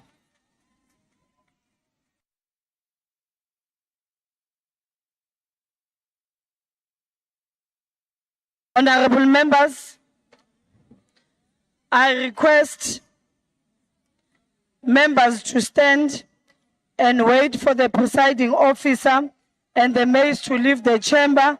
That concludes the business of the day and the House is adjourned.